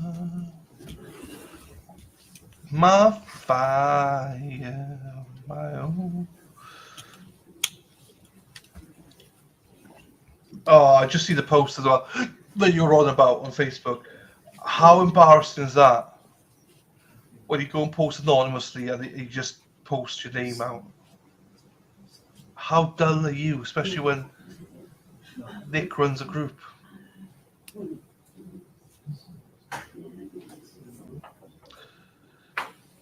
Richie seems like the kind of guy who wouldn't just conveniently forget that he gave you the go-ahead. Stand-up guy, cough, cough, I have. Yeah, he's not. I know what you're referencing to, but even then, he doesn't forget about giving the go-ahead. One stand, please.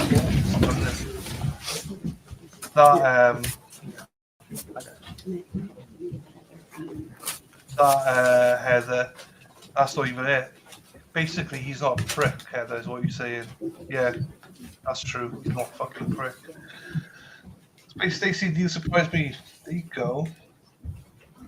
You've been an asshole, yeah, but you're my kind of asshole. You got my back, Heather. So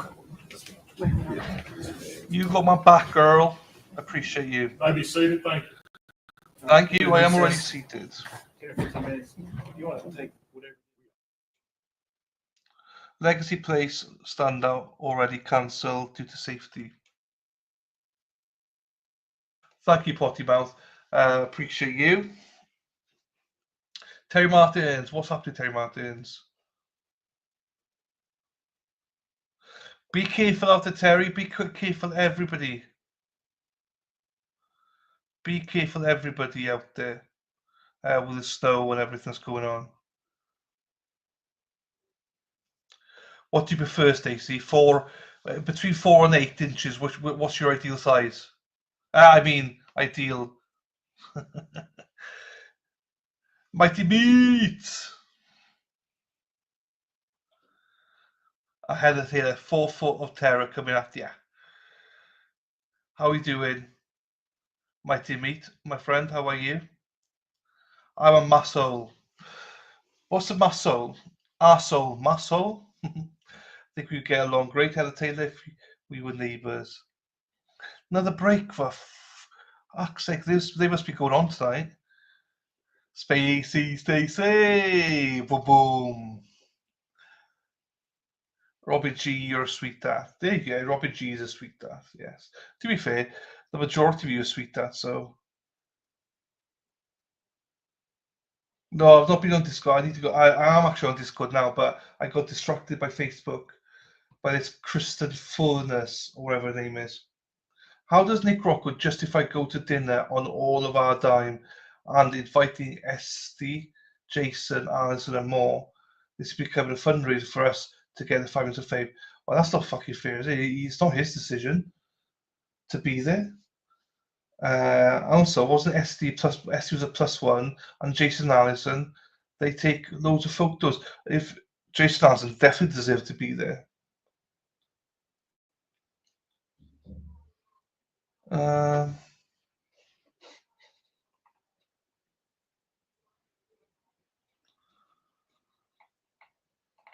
Right.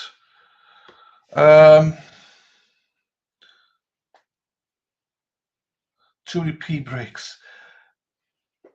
Good, buddy. Hope you're well. Did they actually have court today, or you just got? No, they had court today. Yeah, because the jury are sequestered. So basically, they're sequestered. So they have to.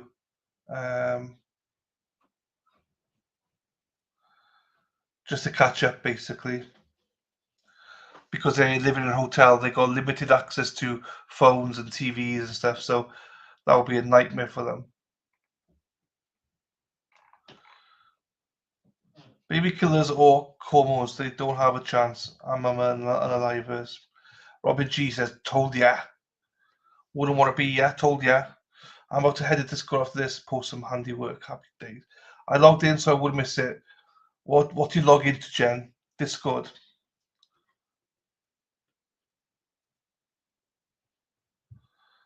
Just have to make sure I bleep out the license plates.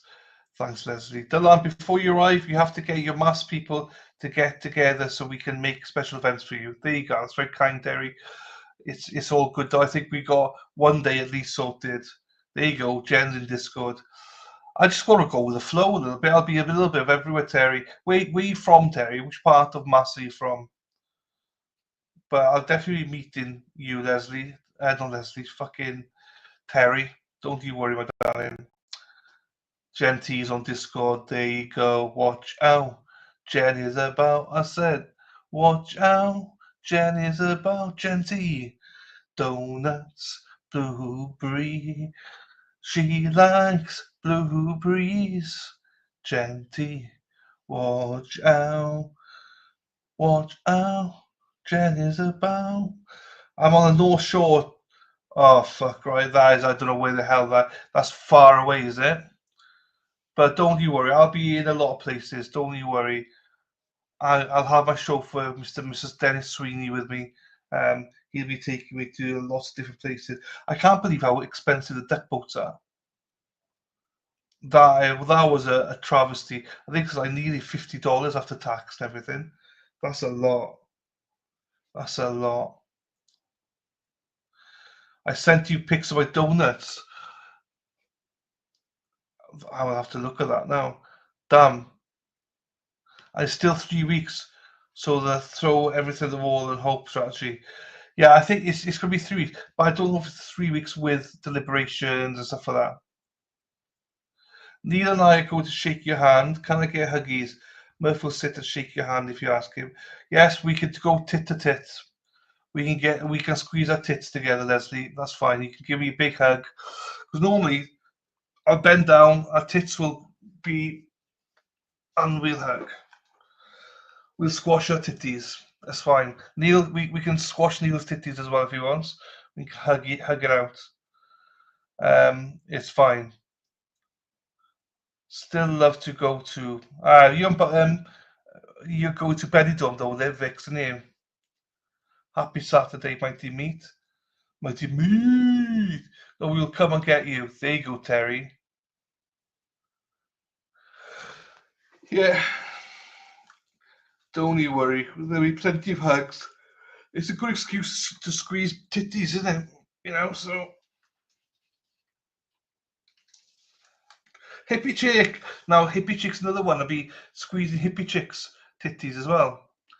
Neil is short too, is he? I'm 6 foot, so I'm going to have to pick you up, or we get Neil to pick you up to my height, and then I can hug the titties. Terry's knee Peabody. Well, we're going to Salem on one day, but you know there'll be plenty of other stuff. Movies. Who likes movies? We like movies here. Send a limo for you. Can you imagine? My tits are gone. What the fuck? Mighty meat. Mighty Meat's lost £105 since June. You go, boy. I want to lose 100. I need to get some of this bad boy off. Do you know what I mean? Fucking hell. Well done, mate. Well done. I got 100 I need to lose. So well done. Les, send a limo for you. There you go. Jen loves it. Loves the titties. I got you slushy. No titties, just movies. Hippie chick. Hey girl, hey. I'm going to Billy Joel and Sting tonight. There's way to go. Mighty Meat. Peabody's night, yeah, we think we'll go to Champions Pub if there's not too many people.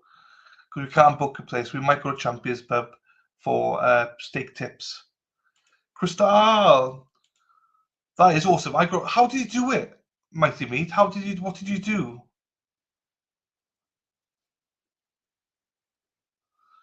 Fuck yeah, Mighty Meat. I was inspired, look at this. Inspired by a fat guy on a treadmill videos. Well, that could be me pounding Wendy. Heather Taylor, look at you. Oops, how's your little case going? Say my mates. Mates? Good for you. How did you do it then? What, Dylan? What, Crystal? I am not sure what I've done now. What have I done? But yeah, have you just been on treadmill, Mighty Meat, or are you watching what you eat and stuff? That's impressive, man. What, Dylan? I don't know what you, Crystal. I'll be honest with you. What?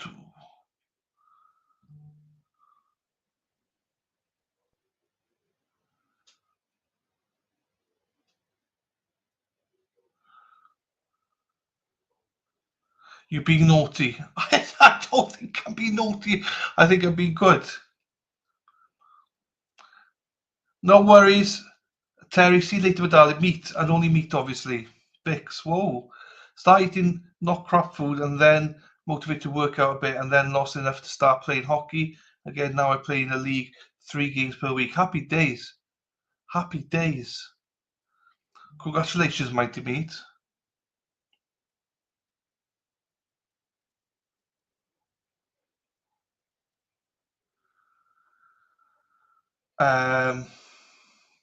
I'm joking, Dylan. Calm your tits. Calm your tits, everyone. Save your eyes. Look away. Oh, well done, mate. That is very impressive. I am very impressed with you. Very impressed. Shit, I have to lose weight because everyone thinks me and Mikey be the twins. Now I'm going to be the fat twin now. He's always been the intelligent twin, but I've always been the good-looking twin. Now I'm fucked now. Fuck, Mighty. You shouldn't have done that without me. I'm serious about the limo. Ah, thank you, my darling. Thank you, my darling.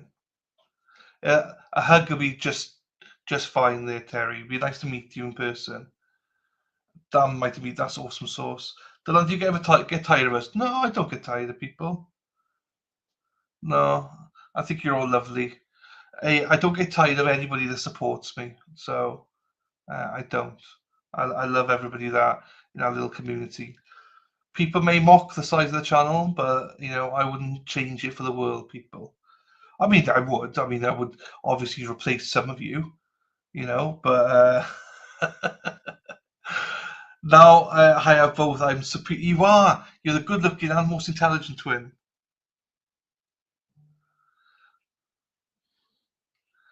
Brother from another adopted mother now. I know. What's going on? I don't know. They just took a break. I don't know why they took a break for. I don't know why they took a break.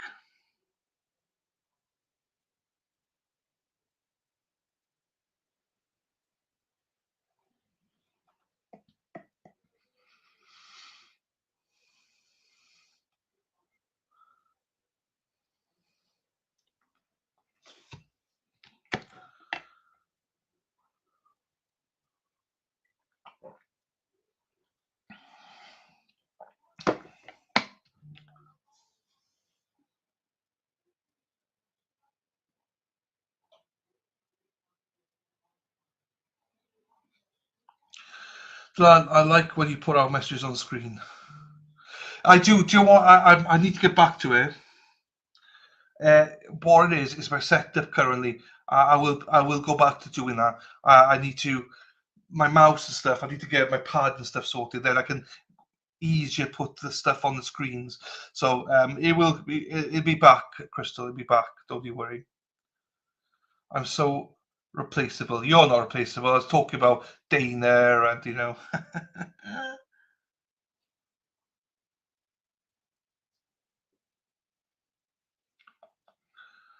Oh my God, my husband found out he has a brother from another mother a few years ago. Whoa.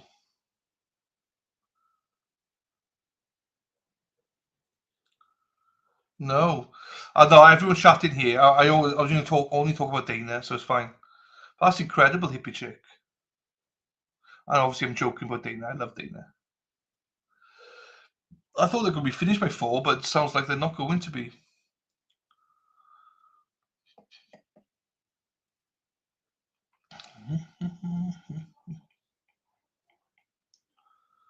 Ba ba ba ra ba ba ra ba ba ba. That is a surprise. Yeah, that would be a surprise if you have a brother sister. Big one.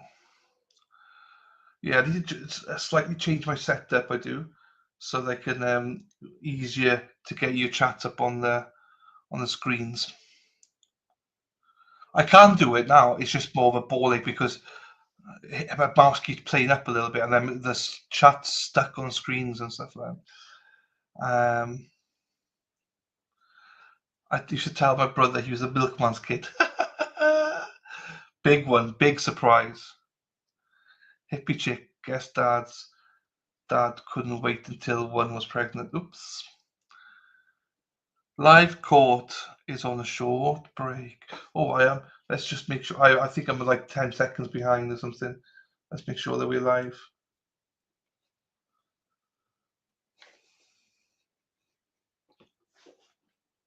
He was a poker player. He used to like poking stuff. He poked too many things, I think, in the end. Dylan, oh my God, anyone who knows you knows who you are. Don't ever think less of yourself. You've been a stand-up in all this source of social media, and you have. Keep your chin up, your peace back. Thank you very much, Lisa. Thank you, my darling. I appreciate you. Thank you so much.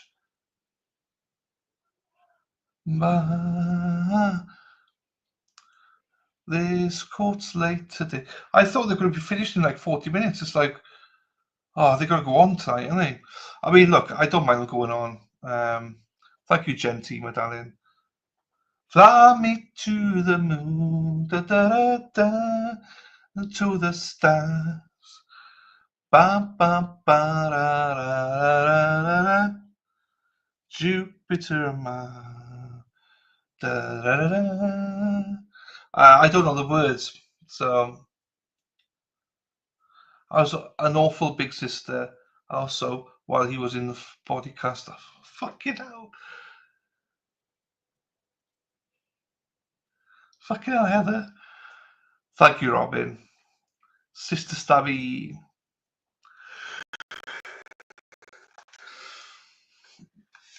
It's the court that's on mute. That's fine then.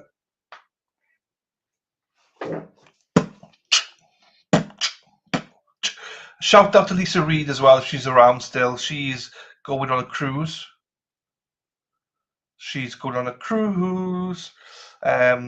She'll be out there getting tanned up with her hubby. Best of luck to them. Hope they have a great time. At least they're not in Michigan for this weather. Dylan, you are loved. Thank you very much, Lisa. Yeah, so the judge said yesterday it was going to be 10:30 to 4 today. So they must have had stuff to sort out. He wants to be done, if he can, by 4 today. So,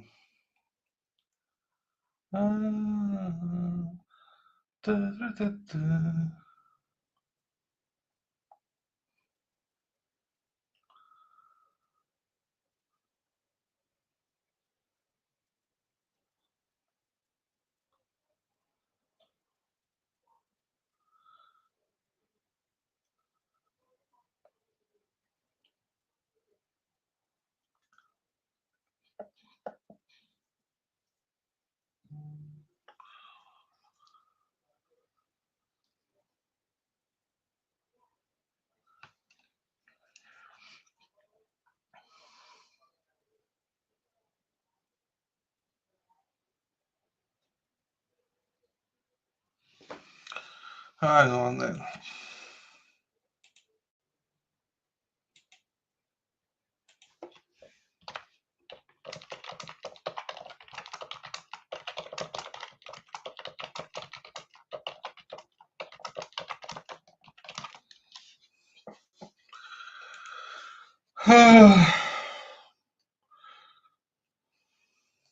Thank you, Lisa, my darling.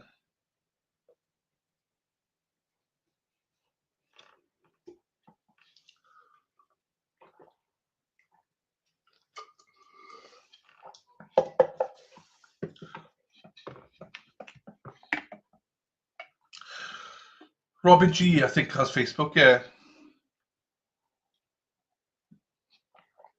She's in the group, Facebook group, so I think if you just say Robin.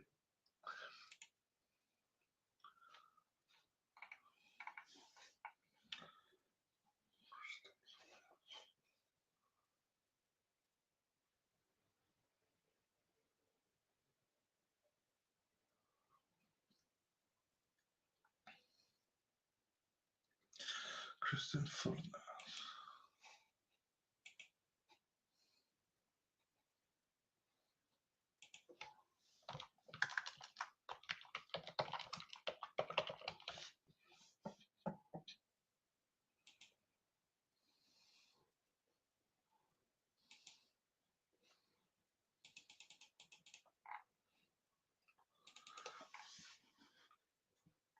Right. I always try and read the lips, but I can never.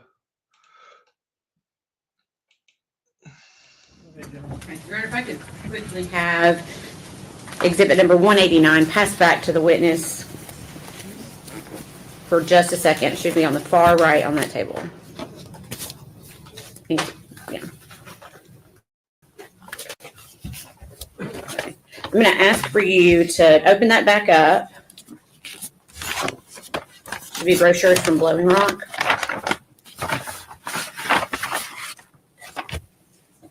Is that right? That's correct. Okay. If you could look into those brochures and see if you anything that indicates a date.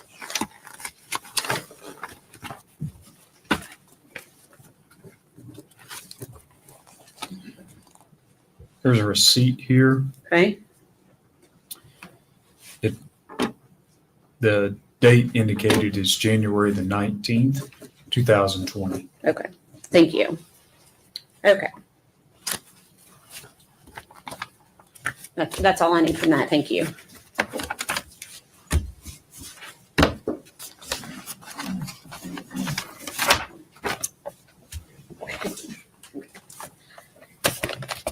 I'm going to ask if you can open that up and see if you can identify it. Yes, this is like a memory book that says "Hello, Baby" on the front, and it appears to have an ultrasound. And where was that found? It was with the defendant's belongings. Okay. At what location? Hunter's residence. Okay. Okay. We will ask to be moving that as exhibit number 192. Any objection? No objection for our agreement. That's correct.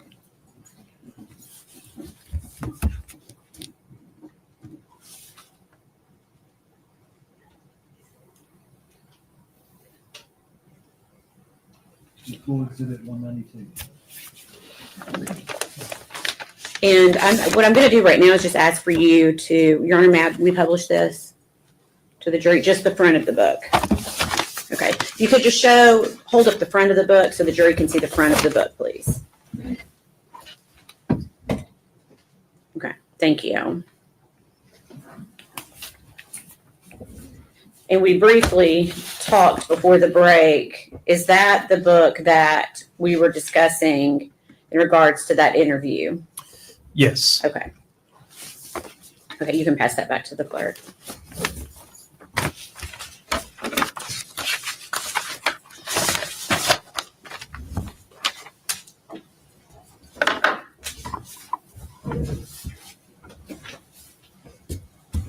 At some point, did the defendant tell you someone other than Ethan allegedly had Evelyn? She did, yes. And who did she allege had Evelyn? After a period of time, the defendant told us that her mother, in fact, had Evelyn Boswell. Okay, is that, I'm sorry, go ahead. And her mother's name is Angela Boswell, Okay. also referred to as Angel from Okay. time to time. And were you able to locate Angela Boswell? Yes, she was located And where was she located? in Wilkes County, North Carolina. Okay. Was she with anyone? She was with a man named William McLeod. Okay. Did Angela have Evelyn? No, she did not. Okay. At this point in the investigation, had anything led you to believe that Angela had Evelyn at any point? No. Okay. Did you yourself end up going to North Carolina? Yes, I did. And why? To interview Angela Boswell and William McLeod. Okay. Moving forward a few days, do you remember meeting with Megan Boswell again on February 23rd, 2020? Yes, I do. Okay. Who was present for that interview? Now Lieutenant Matt Price Okay. Where did that interview take place? at the sheriff's office. Okay. Is that located in Sullivan County, Tennessee? Yes, it is. What was the purpose of that interview? At that point, we were still speaking with the defendant, trying to get as much information as we could regarding the investigation. Okay. Had you started developing a timeline at any point? Yes, that's one thing that we worked on throughout this investigation that is important when you're looking for a missing person to determine their last known whereabouts. Okay. And were you continually working in and out of the sheriff's department during this time? Yes. Did you have a scheduled interview with the defendant on February 25th of 2020? No, we did not. Okay. Did you see the defendant that day? Yes, she showed up at the sheriff's office. Okay. And is that located in Sullivan County? It is, yes. Okay. Did the defendant tell you why she showed up that day? Initially, or throughout talking with her, she gave a couple of different reasons. Okay. What did she say? She was concerned about having her body spray returned to her. She was talking about forming a search party to go to an area she kept referring to as Mendota. And she was asking about whether she would be, or whether there would be any issues with tampering with evidence. Okay. Did she specify why she was concerned about tampering with evidence? The defendant told us that someone had told her that she might get arrested for tampering with evidence. Okay. Had law enforcement heard about Mendota? Yes, the Mendota had been brought up a few times as a possible place to search. Okay. Did the defendant at this time show you any concern for Evelyn? She did not.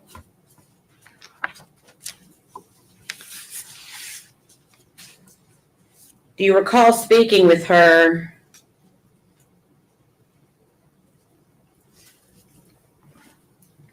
in a different manner to try to get her to give you more information about where Evelyn might be? I'm sorry, could you clarify that for me? Did you give her any possible scenarios? Yes, during the interview, that particular February 25th interview, we discussed with her, were there any other possibilities about the whereabouts of Evelyn?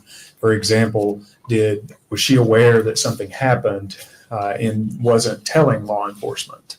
Okay, what do you mean something happened? Can you describe further what you mean by that? I was specifically asking her about whether Evelyn had any breathing issues, for example, whether she had stopped breathing at some point, and the defendant just didn't know what to do and hadn't yet reported that to law enforcement. Okay. What made you decide to suggest this to her? There were several reasons. Throughout the investigation, we were consulting with our forensic scientist in the lab, as well as the doctors at the William Jenkins Forensic Center about possibilities in child deaths. And some of the issues that had come up were positional asphyxiation. Okay. You use the word positional asphyxiation. Is that a word you use with the defendant? In the interview, I don't think I said those specific words. Okay. Do you know what word or do you recall what specific words you used? Specifically, I think I just was asking about whether the victim had stopped breathing. Okay. So you asked her specifically if Evelyn might have stopped breathing. Were you suggesting an accident, or were you suggesting that it was, for lack of a better word, a homicide at this point? You know, we were open to all types of theories at that point, but we did want to know whether an accident had occurred sometime in the past and she had done something and just not told us about it at that point. When you discussed these things with her, did she continue to maintain nothing like that had happened? She did. She denied that there was ever any breathing issues. Okay. Did she maintain she told you everything? Multiple times the defendant had told us that she had told us everything that she knew. Okay. And do you recall that interview ending? Yes, I do. Okay. And do you recall where that interview took place within the building? It took place in several parts of the building. At one point, we were upstairs in the sheriff's office, and another point, we had walked the defendant downstairs to essentially escort her out of the building. Okay. So you walked her down yourself?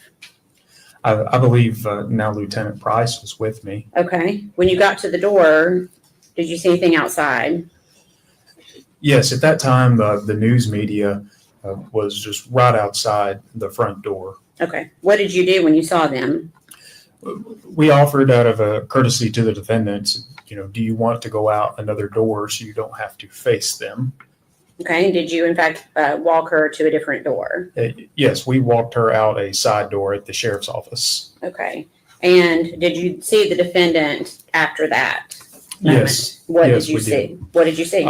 She had walked from that side door back to the front of the building and then gave an interview with the news. In looking for Evelyn, how many times did law enforcement search that trailer park where the defendant was living with Evelyn? I know multiple. I know I was there twice, and I know other law enforcement officers had gone in addition to that. Anything ever found other than the stroller we've already talked about that was helpful to the investigation? No. Okay. Can you please tell us how many law enforcement agencies had been called in to help find Evelyn Boswell? The specific number, I don't know. However, it was a large amount of law enforcement, essentially all of the TBI resources out of the Johnson City office, several from the Knoxville office. Many people from Nashville were helping. I know our aviation unit, several pilots assisted with a plane, the Federal Bureau of Investigation, all of Sullivan County Sheriff's Office, and probably every local agency in the greater East Tennessee area. The United States Marshal Service was involved at times. Our partner agency in North Carolina, the State Bureau of Investigation, assisted, along with the Wilkes County Sheriff's Office. Okay. Was a tip line established in order to try to find Evelyn? Yes, in scenarios like this, we use a tip line, the number being 1-800-TBI-FIND. Okay. And do you know approximately how many tips came in during that time? A couple of thousand. How does a law enforcement agency determine which leads to follow? At different times, especially early on in the investigation, we man the tip line with different agents, different analysts in Nashville are keeping eyes on every tip that go in. And we essentially use our experience and determine which tips that maybe we should look at first and try to prioritize them and continue to working them until we can close them and move on to others. Okay. Are you confident that every credible lead was followed to the end? Absolutely. Okay. And were you given leads based on information that Megan Boswell gave you directly? Individuals to look at. I'm sorry, I'm not sure what you mean. Did you follow the leads based on information that Megan Boswell gave you? Oh, absolutely. Yes. Okay. Can you tell us what, like just one at a time, what was one of those leads that she gave you as to where Evelyn was?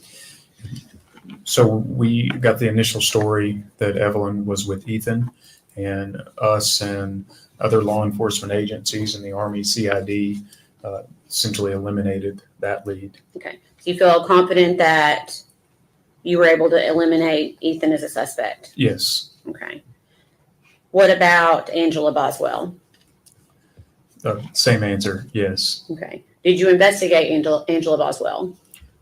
Yes. Did you investigate her boyfriend, Will McLeod? Yes, we did. Based on your investigation, were you able to confidently eliminate Angela Boswell and Will McLeod as suspects? Objection, Your Honor. We approach.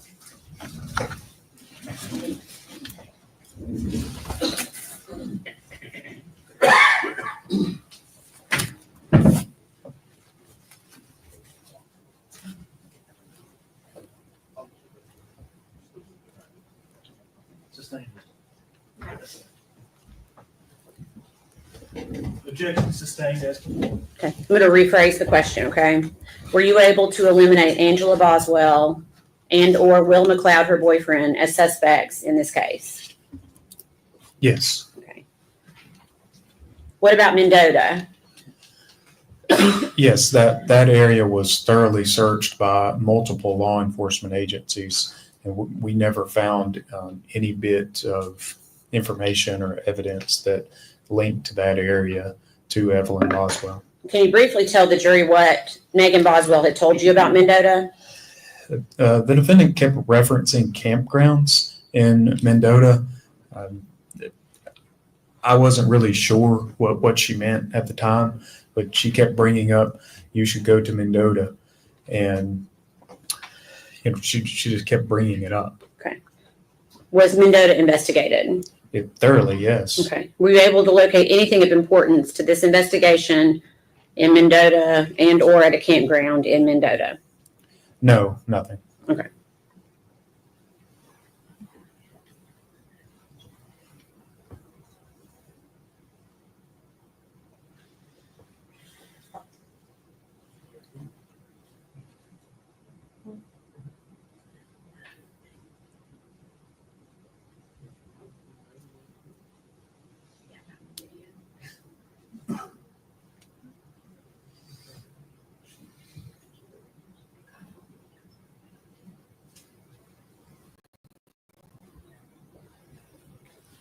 Pass your document. Ask if you can identify it. Yes, I recognize this. Okay. What is it? This is an application for applying for a residence at Overlook Apartments. Okay. And can you tell us why you looked at Overlook Apartments?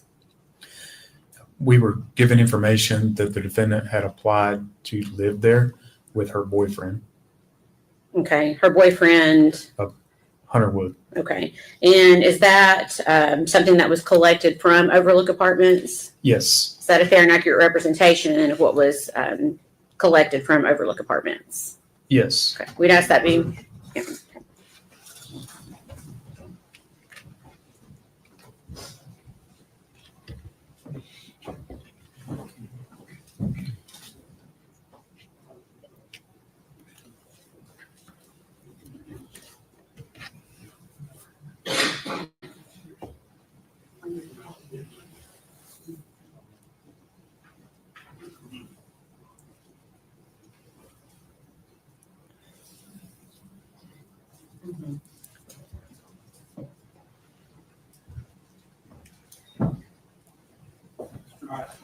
Go ahead, Joe. Okay.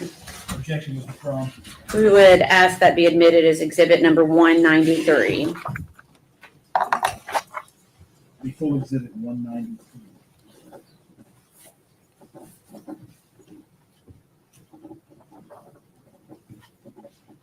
And permission to publish.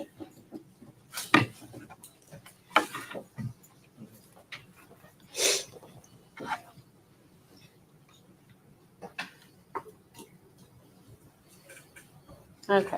Oops. Okay, is this the application you were just talking about? Yes. Okay. Do you recall when they were looking, or does this say, when were they looking to try to get an apartment at Overlook Apartments? January the 4th, 2020. Did you learn how many occupants that the defendant and Hunter Wood put on their application? Yes, 3. Okay. Did you talk to the defendant about who the third occupant was going to be? Yes, I did. Did the defendant say the third occupant was going to be Evelyn Boswell? No. Okay, go ahead, sorry. The defendant told us that at that time she was pregnant and the third occupant was for the unborn baby. Okay. So then did you go one step further and ask her why Evelyn was not listed on that application? Yes, yes, I did. Okay, what did she say? She told us it was not Evelyn because Hunter either would not or did not want Evelyn to live with him. Okay. Was she able to explain where Evelyn was going to be living then, if not with her and Hunter? No.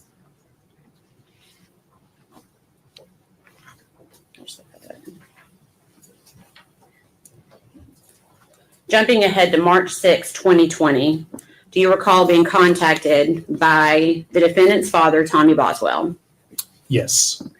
And without going into hearsay on what he told law enforcement, did law enforcement go to Tommy Boswell's property? Yes, initially myself and Detective Haraz. Okay. And is that located in Bluntville? Yes, it is. Do you remember the street name or address? Muddy Creek at 539/543. Okay. And is that located in Sullivan County? Yes, it is. What was the purpose of going there? We were under the impression some of the defendant's property was at that location.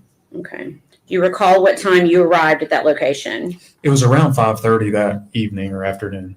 Okay. And did Tommy Boswell give law enforcement consent to search that day? He did, yes. Okay. If I could please have exhibits number 6, 8, 9. Well, 6 and then 8 through 12, please. Try to do it fast.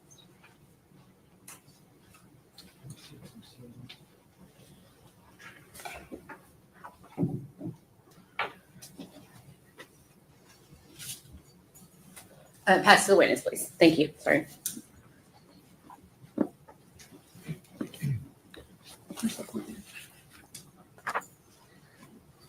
Okay. First, if you could take a look at exhibit number 6.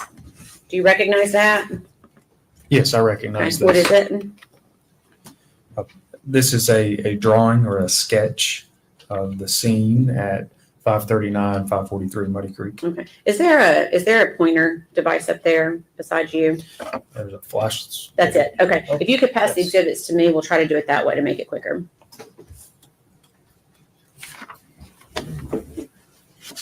It's not a flashlight. Sorry. Yeah, I thought it was a flashlight. Okay. We'll try to make it quicker this way. These have already all come into evidence, so we'll just discuss each one. Is this a diagram of the property as it was on March 6th of 2020? Yes. Okay. Can you show the jury? I'm going to try to zoom in a little bit. Can you show the jury where you first searched? Are you wanting me to point at that screen? Yes. It should work. There you go. Would have been in this area right here. It's excuse me. It is labeled as shed. Okay. And did you search anywhere else on the property? Yes. Okay. Can you tell us where else you searched? that building there that's labeled as Playhouse. Okay. Now I see a box below that that also appears to say shed. Do you see that? I see that, yes. What was that? That was another outbuilding that was full of, I believe the business name is Tommy's Paving or something like that. And it was full of paving or asphalt related equipment. Okay. All right. I'm going to show you next what's been marked as exhibit number 7. Is that the outbuilding that you were talking about a few moments ago? Yes. Okay. And exhibit number 8. Is that the outbuilding and the playhouse that you were talking about a few moments ago? Yes. Okay. Exhibit number 9. Can you tell us what that is? That is a photograph of the outbuilding or shed where it shows either the defendant's or some of Evelyn's belongings. It's essentially the shed with the door open. Correct. Okay. Number 10. Is this what you're calling, did you call it a playhouse? That is correct. Okay.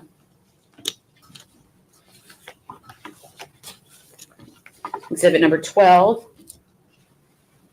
Is that just the playhouse with the door open?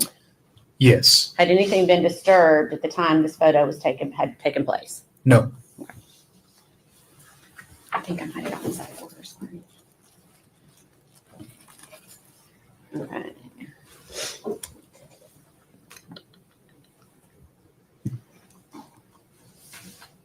Okay. Were you present for the search of that shed/outbuilding? Yes. Okay. Were you also present for the search of the playhouse on the property? Yes. And were you aware of whose playhouse that was? Yes. It was the playhouse of the defendant. Okay. If I could please have shown exhibits number 13, 14, 16, and 17. Or just if I could have this passed to me, please. 13, 14, 16, 17.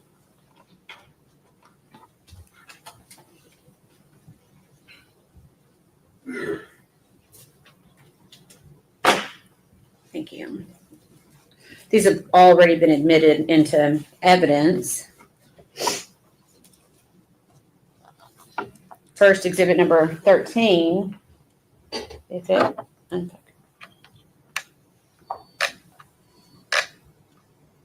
Okay, I just made it worse. There we go. Okay. Is that how the playhouse appeared as you looked inside? Yes. Had anything been moved yet? No. Anything you noticed at first glance about this space? Yes. A lot of the area in the back of the playhouse was covered in dirt, dust, debris, spiderwebs, and there were several items just right inside the door that it appeared they were placed in the playhouse more recently. Okay. And which says just a second.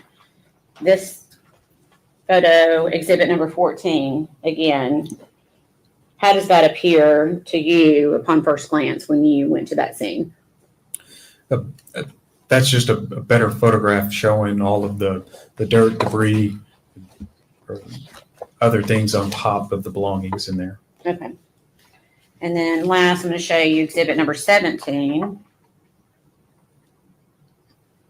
Had anything been moved prior to this photograph being taken? No. Okay. And if you look closely, it's hard to tell. Can you see the black trash bag in this photo? Yes. Okay. And again, were you present when the trash bag was removed? Yes. Okay. Is this trash bag the way it appeared prior to law enforcement taking it out of the trash can? Yes. Okay. I'm going to hold on to 17 for just a second.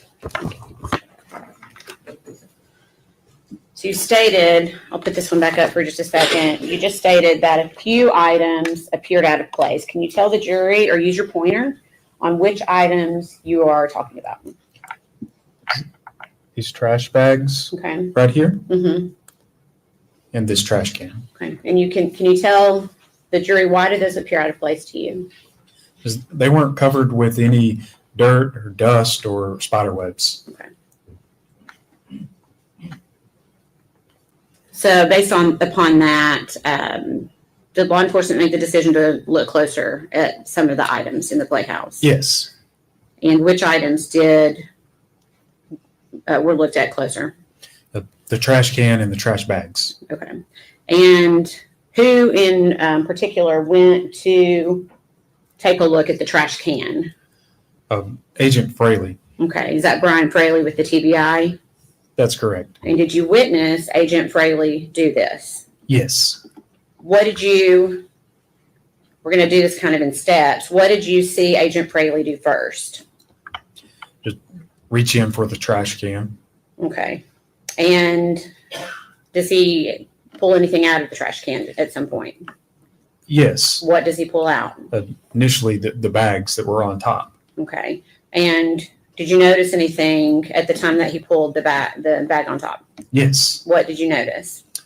A couple of things. There was some, it looked like flesh and a sort of this part of either an elbow and an arm or the part of a knee and a leg.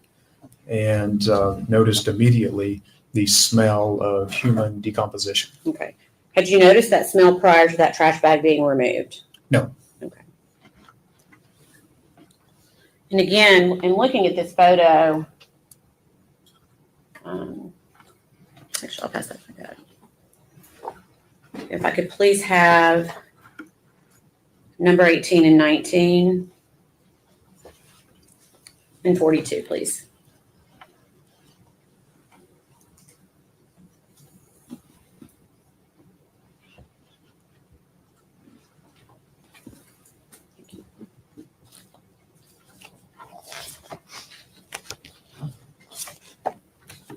Okay, this has been previously admitted. With this photo, is that what you were just referencing a few moments ago? Yes. Is that before or after the black trash bag was removed? This photo would have been taken after. Okay.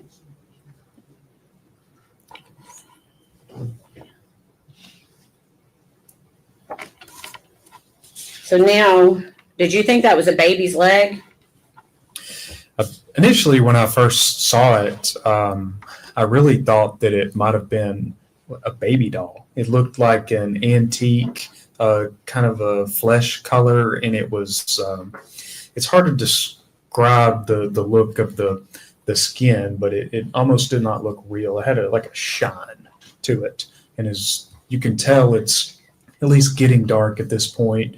We're in the evening, in the wintertime, and we're shining flashlights on it. So I specifically remember that it had like just kind of a shine to it. And initially I thought, is that a baby doll? Okay.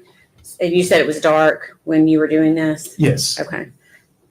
Did you determine that it was not a baby doll? It was immediately apparent. Okay. And at that point, what did law enforcement decide to do? We sort of paused at that point and decided we needed to call some other people in. We made a decision on who was going to perform that search and how it was going to be performed. Okay. And who did you call in? Well, we called the forensic center. We would have been calling various supervisors for the relative agencies that were on site. Okay.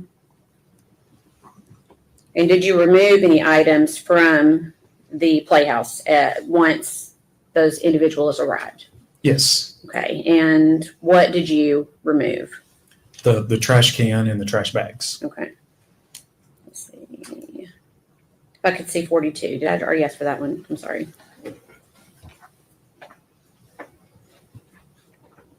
And I'm going to be asking for 22 through 27 in a second. If that helps.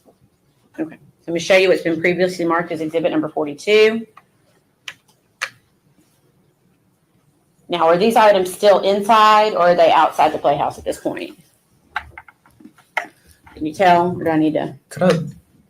It might help if that helps a little bit. As far as it goes. It's a little dark on the screen. Would It you like to is. see the exhibit Yes, itself, yes, or that the would photograph help. itself?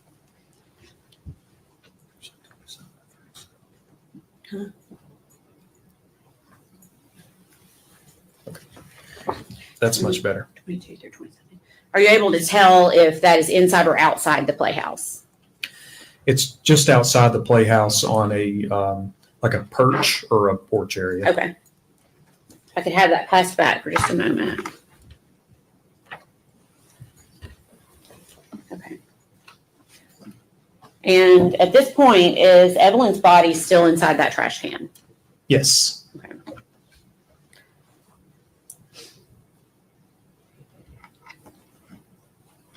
Did law enforcement start the process of removing Evelyn from the trash can?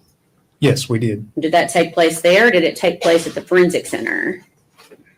Removing the items in body. the trash can. Yes. It took place there on scene. Okay. I'll show you what's been previously marked as exhibit number 22. Is this the start of that process? Yes. Can you please use your pointer and show us where Evelyn's head would be located in this photograph?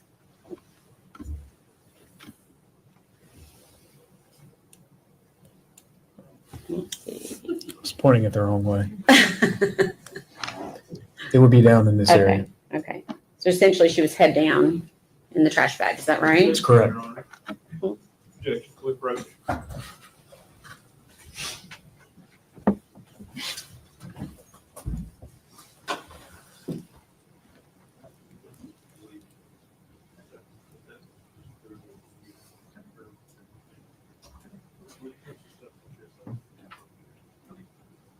Sustain. General, you can rephrase. Okay. Was Evelyn in this trash bag? Yes. Okay. Where was Evelyn's head? Are you wanting me to point or no?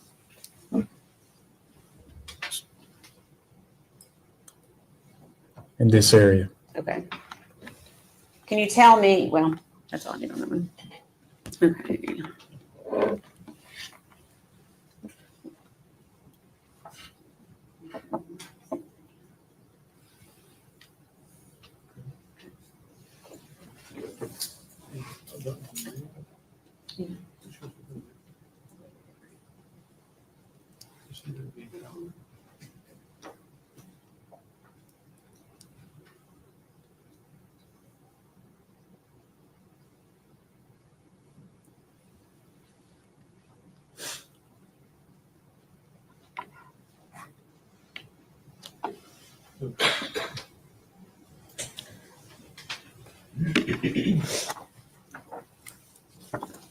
Okay. Do you recognize that photograph?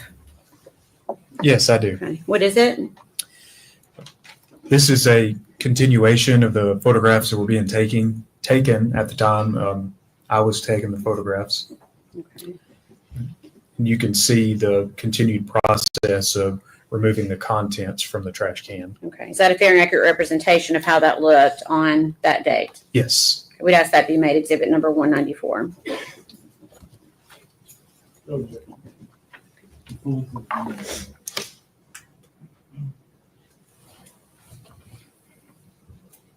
Permission to publish.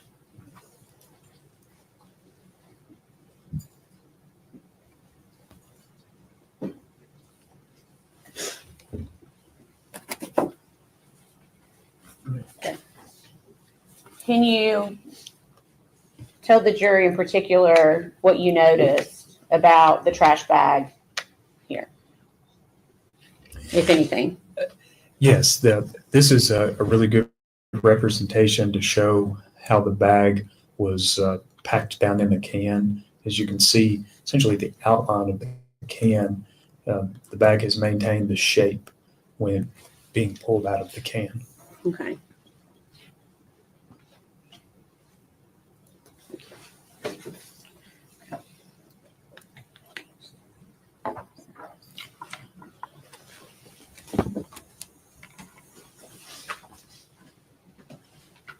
This has already been previously admitted as number 24. Can you tell us what we are looking at here? This is a continued photograph in the process of removing the items from the bag. Okay. Is Evelyn in that bag? Yes. Can you tell us where her head is located? Do you want me to use the pointer? Yes, please.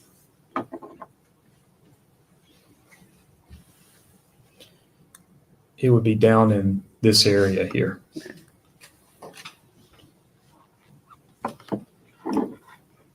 Can you tell me what's depicted in this photograph? This is the body of Evelyn Boswell.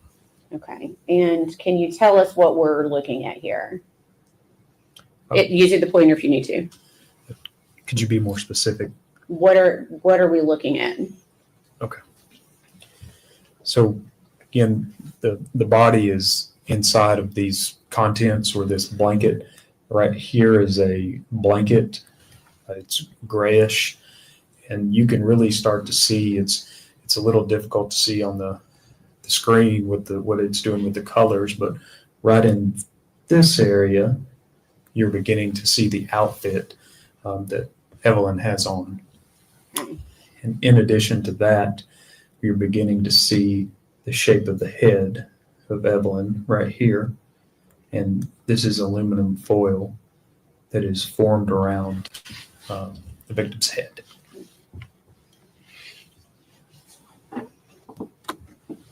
Previously marked exhibit number 26. Can you tell the jury what we are seeing here?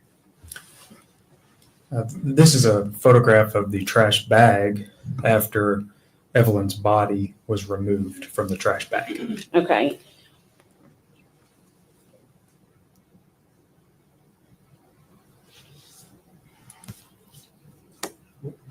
$26. Again, can you tell the jury what we're looking at here? Here's the pointer. Mm-hmm. In this picture, you can see again the victim is lying here. This being the shape of the head. This is the trash bag. She had just been removed, and at the bottom of the bag were trash contents. Okay. So what was anything else in that bag that had been removed? I'm not sure what you mean. You've got a bag there full of food debris. Was anything else located in that bag other than that food debris? Along with the things that were already removed. What else had been removed? The blanket with the body and the aluminum foil. Okay. So Evelyn's body was in that bag? Yes. Okay.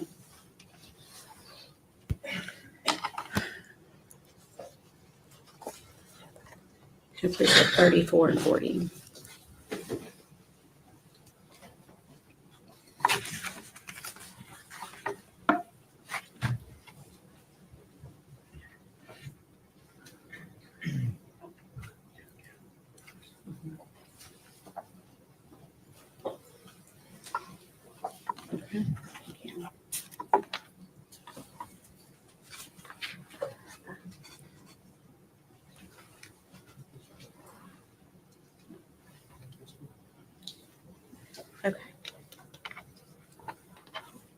We'll show you what's been previously marked as exhibit number 34. Can you tell the jury what they are seeing here? Yes, you can really start to see the outline of the body at this point, of the body of Evelyn, which right here is the head, with the blanket formed to the head. This is the outfit. That is Evelyn's hand, and this is a blanket that is wrapped around Evelyn. Okay, can you tell us where Evelyn's face is located? It would be right in this area. Okay. And I'm going to show you one more, previously marked as exhibit number 40. Can you tell the jury what they are looking at here? Yes, here I was focusing in on the trash can, specifically for this item, Okay. which was a piece of gum that was stuck to the side of the trash can. And was that collected? Yes. Okay. All right.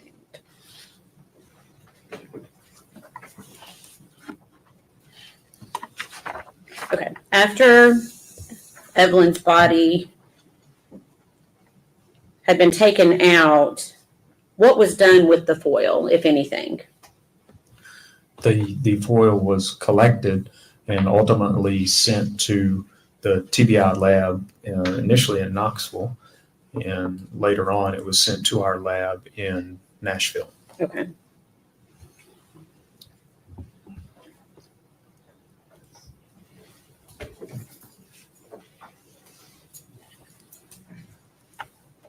Okay. Ask if you recognize that. Yes, I do. What is it? This is a photograph taken later at the Knoxville lab of the aluminum foil that was collected. Okay. Is that a fair and accurate representation of the foil that was collected from the body of Evelyn Boswell? Yes. We'd ask that be made exhibit number 195. Any objection? And permission to publish. Full exhibit one.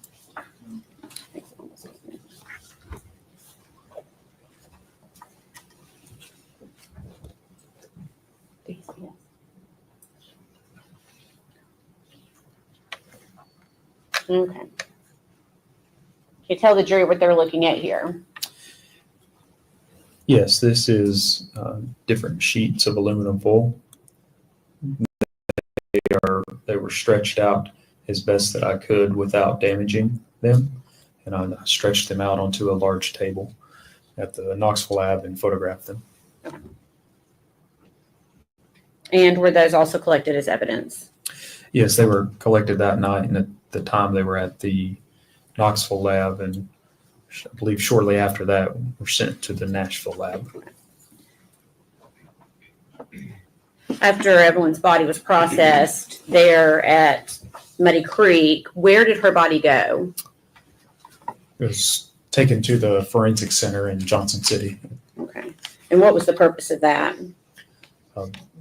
For Dr. Schmidt to complete an autopsy. Okay. And did you ever receive confirmation that the remains found in the playhouse were those of missing baby Evelyn Boswell? Yes. Okay.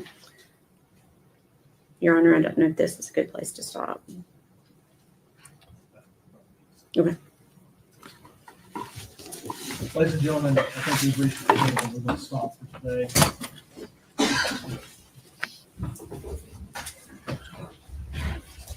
Wanting to admonish you not to communicate with other jurors or anyone else regarding any subject connected with this trial.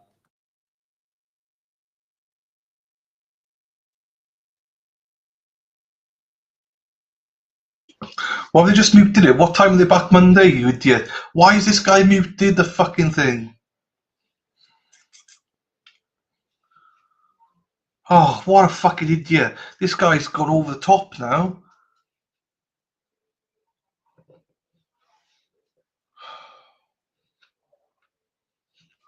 So we don't, well, I'm guessing 9 o'clock on Monday then. I'd a guess.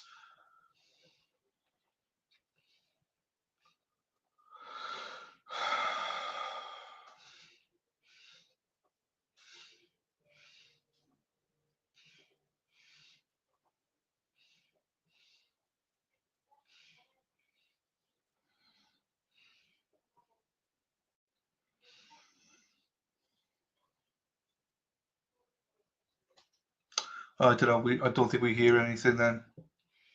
That must be it.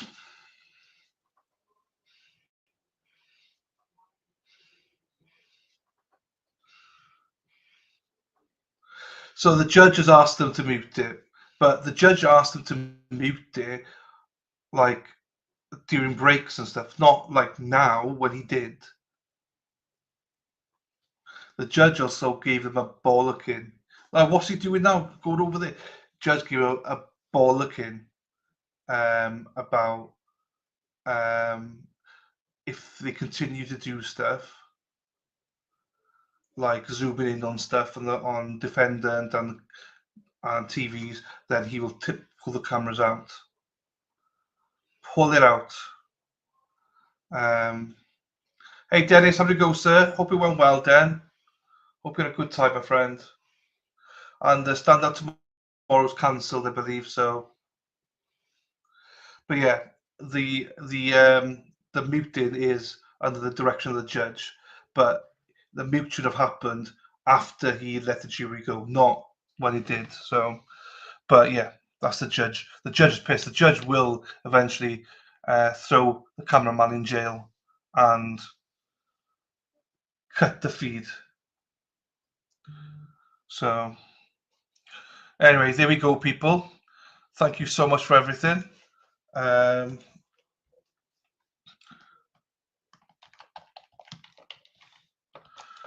And then I will leave it there. Dennis, I know, enjoy your day off tomorrow, Dennis. From that. Don't go, Lady Law in the house. Hello, my darling. My faves. Lady Law, look at her there. Stand to attention, Lady Law is here. Da, da, da, da, da. Anyway, everybody, lovely people. Yesterday was over 12 hours. Today has been 7.5 hours. It's been long. We'll be back on Monday, and yeah, we'll take it from there. I've not set it up to send you anywhere, and I haven't really got set up in the background yet. I don't know who's live or anything, but right. Enjoy your weekends, and I'll see you about 8:45 on Monday. Love you. Take care of you. Peace out. Ta-ra.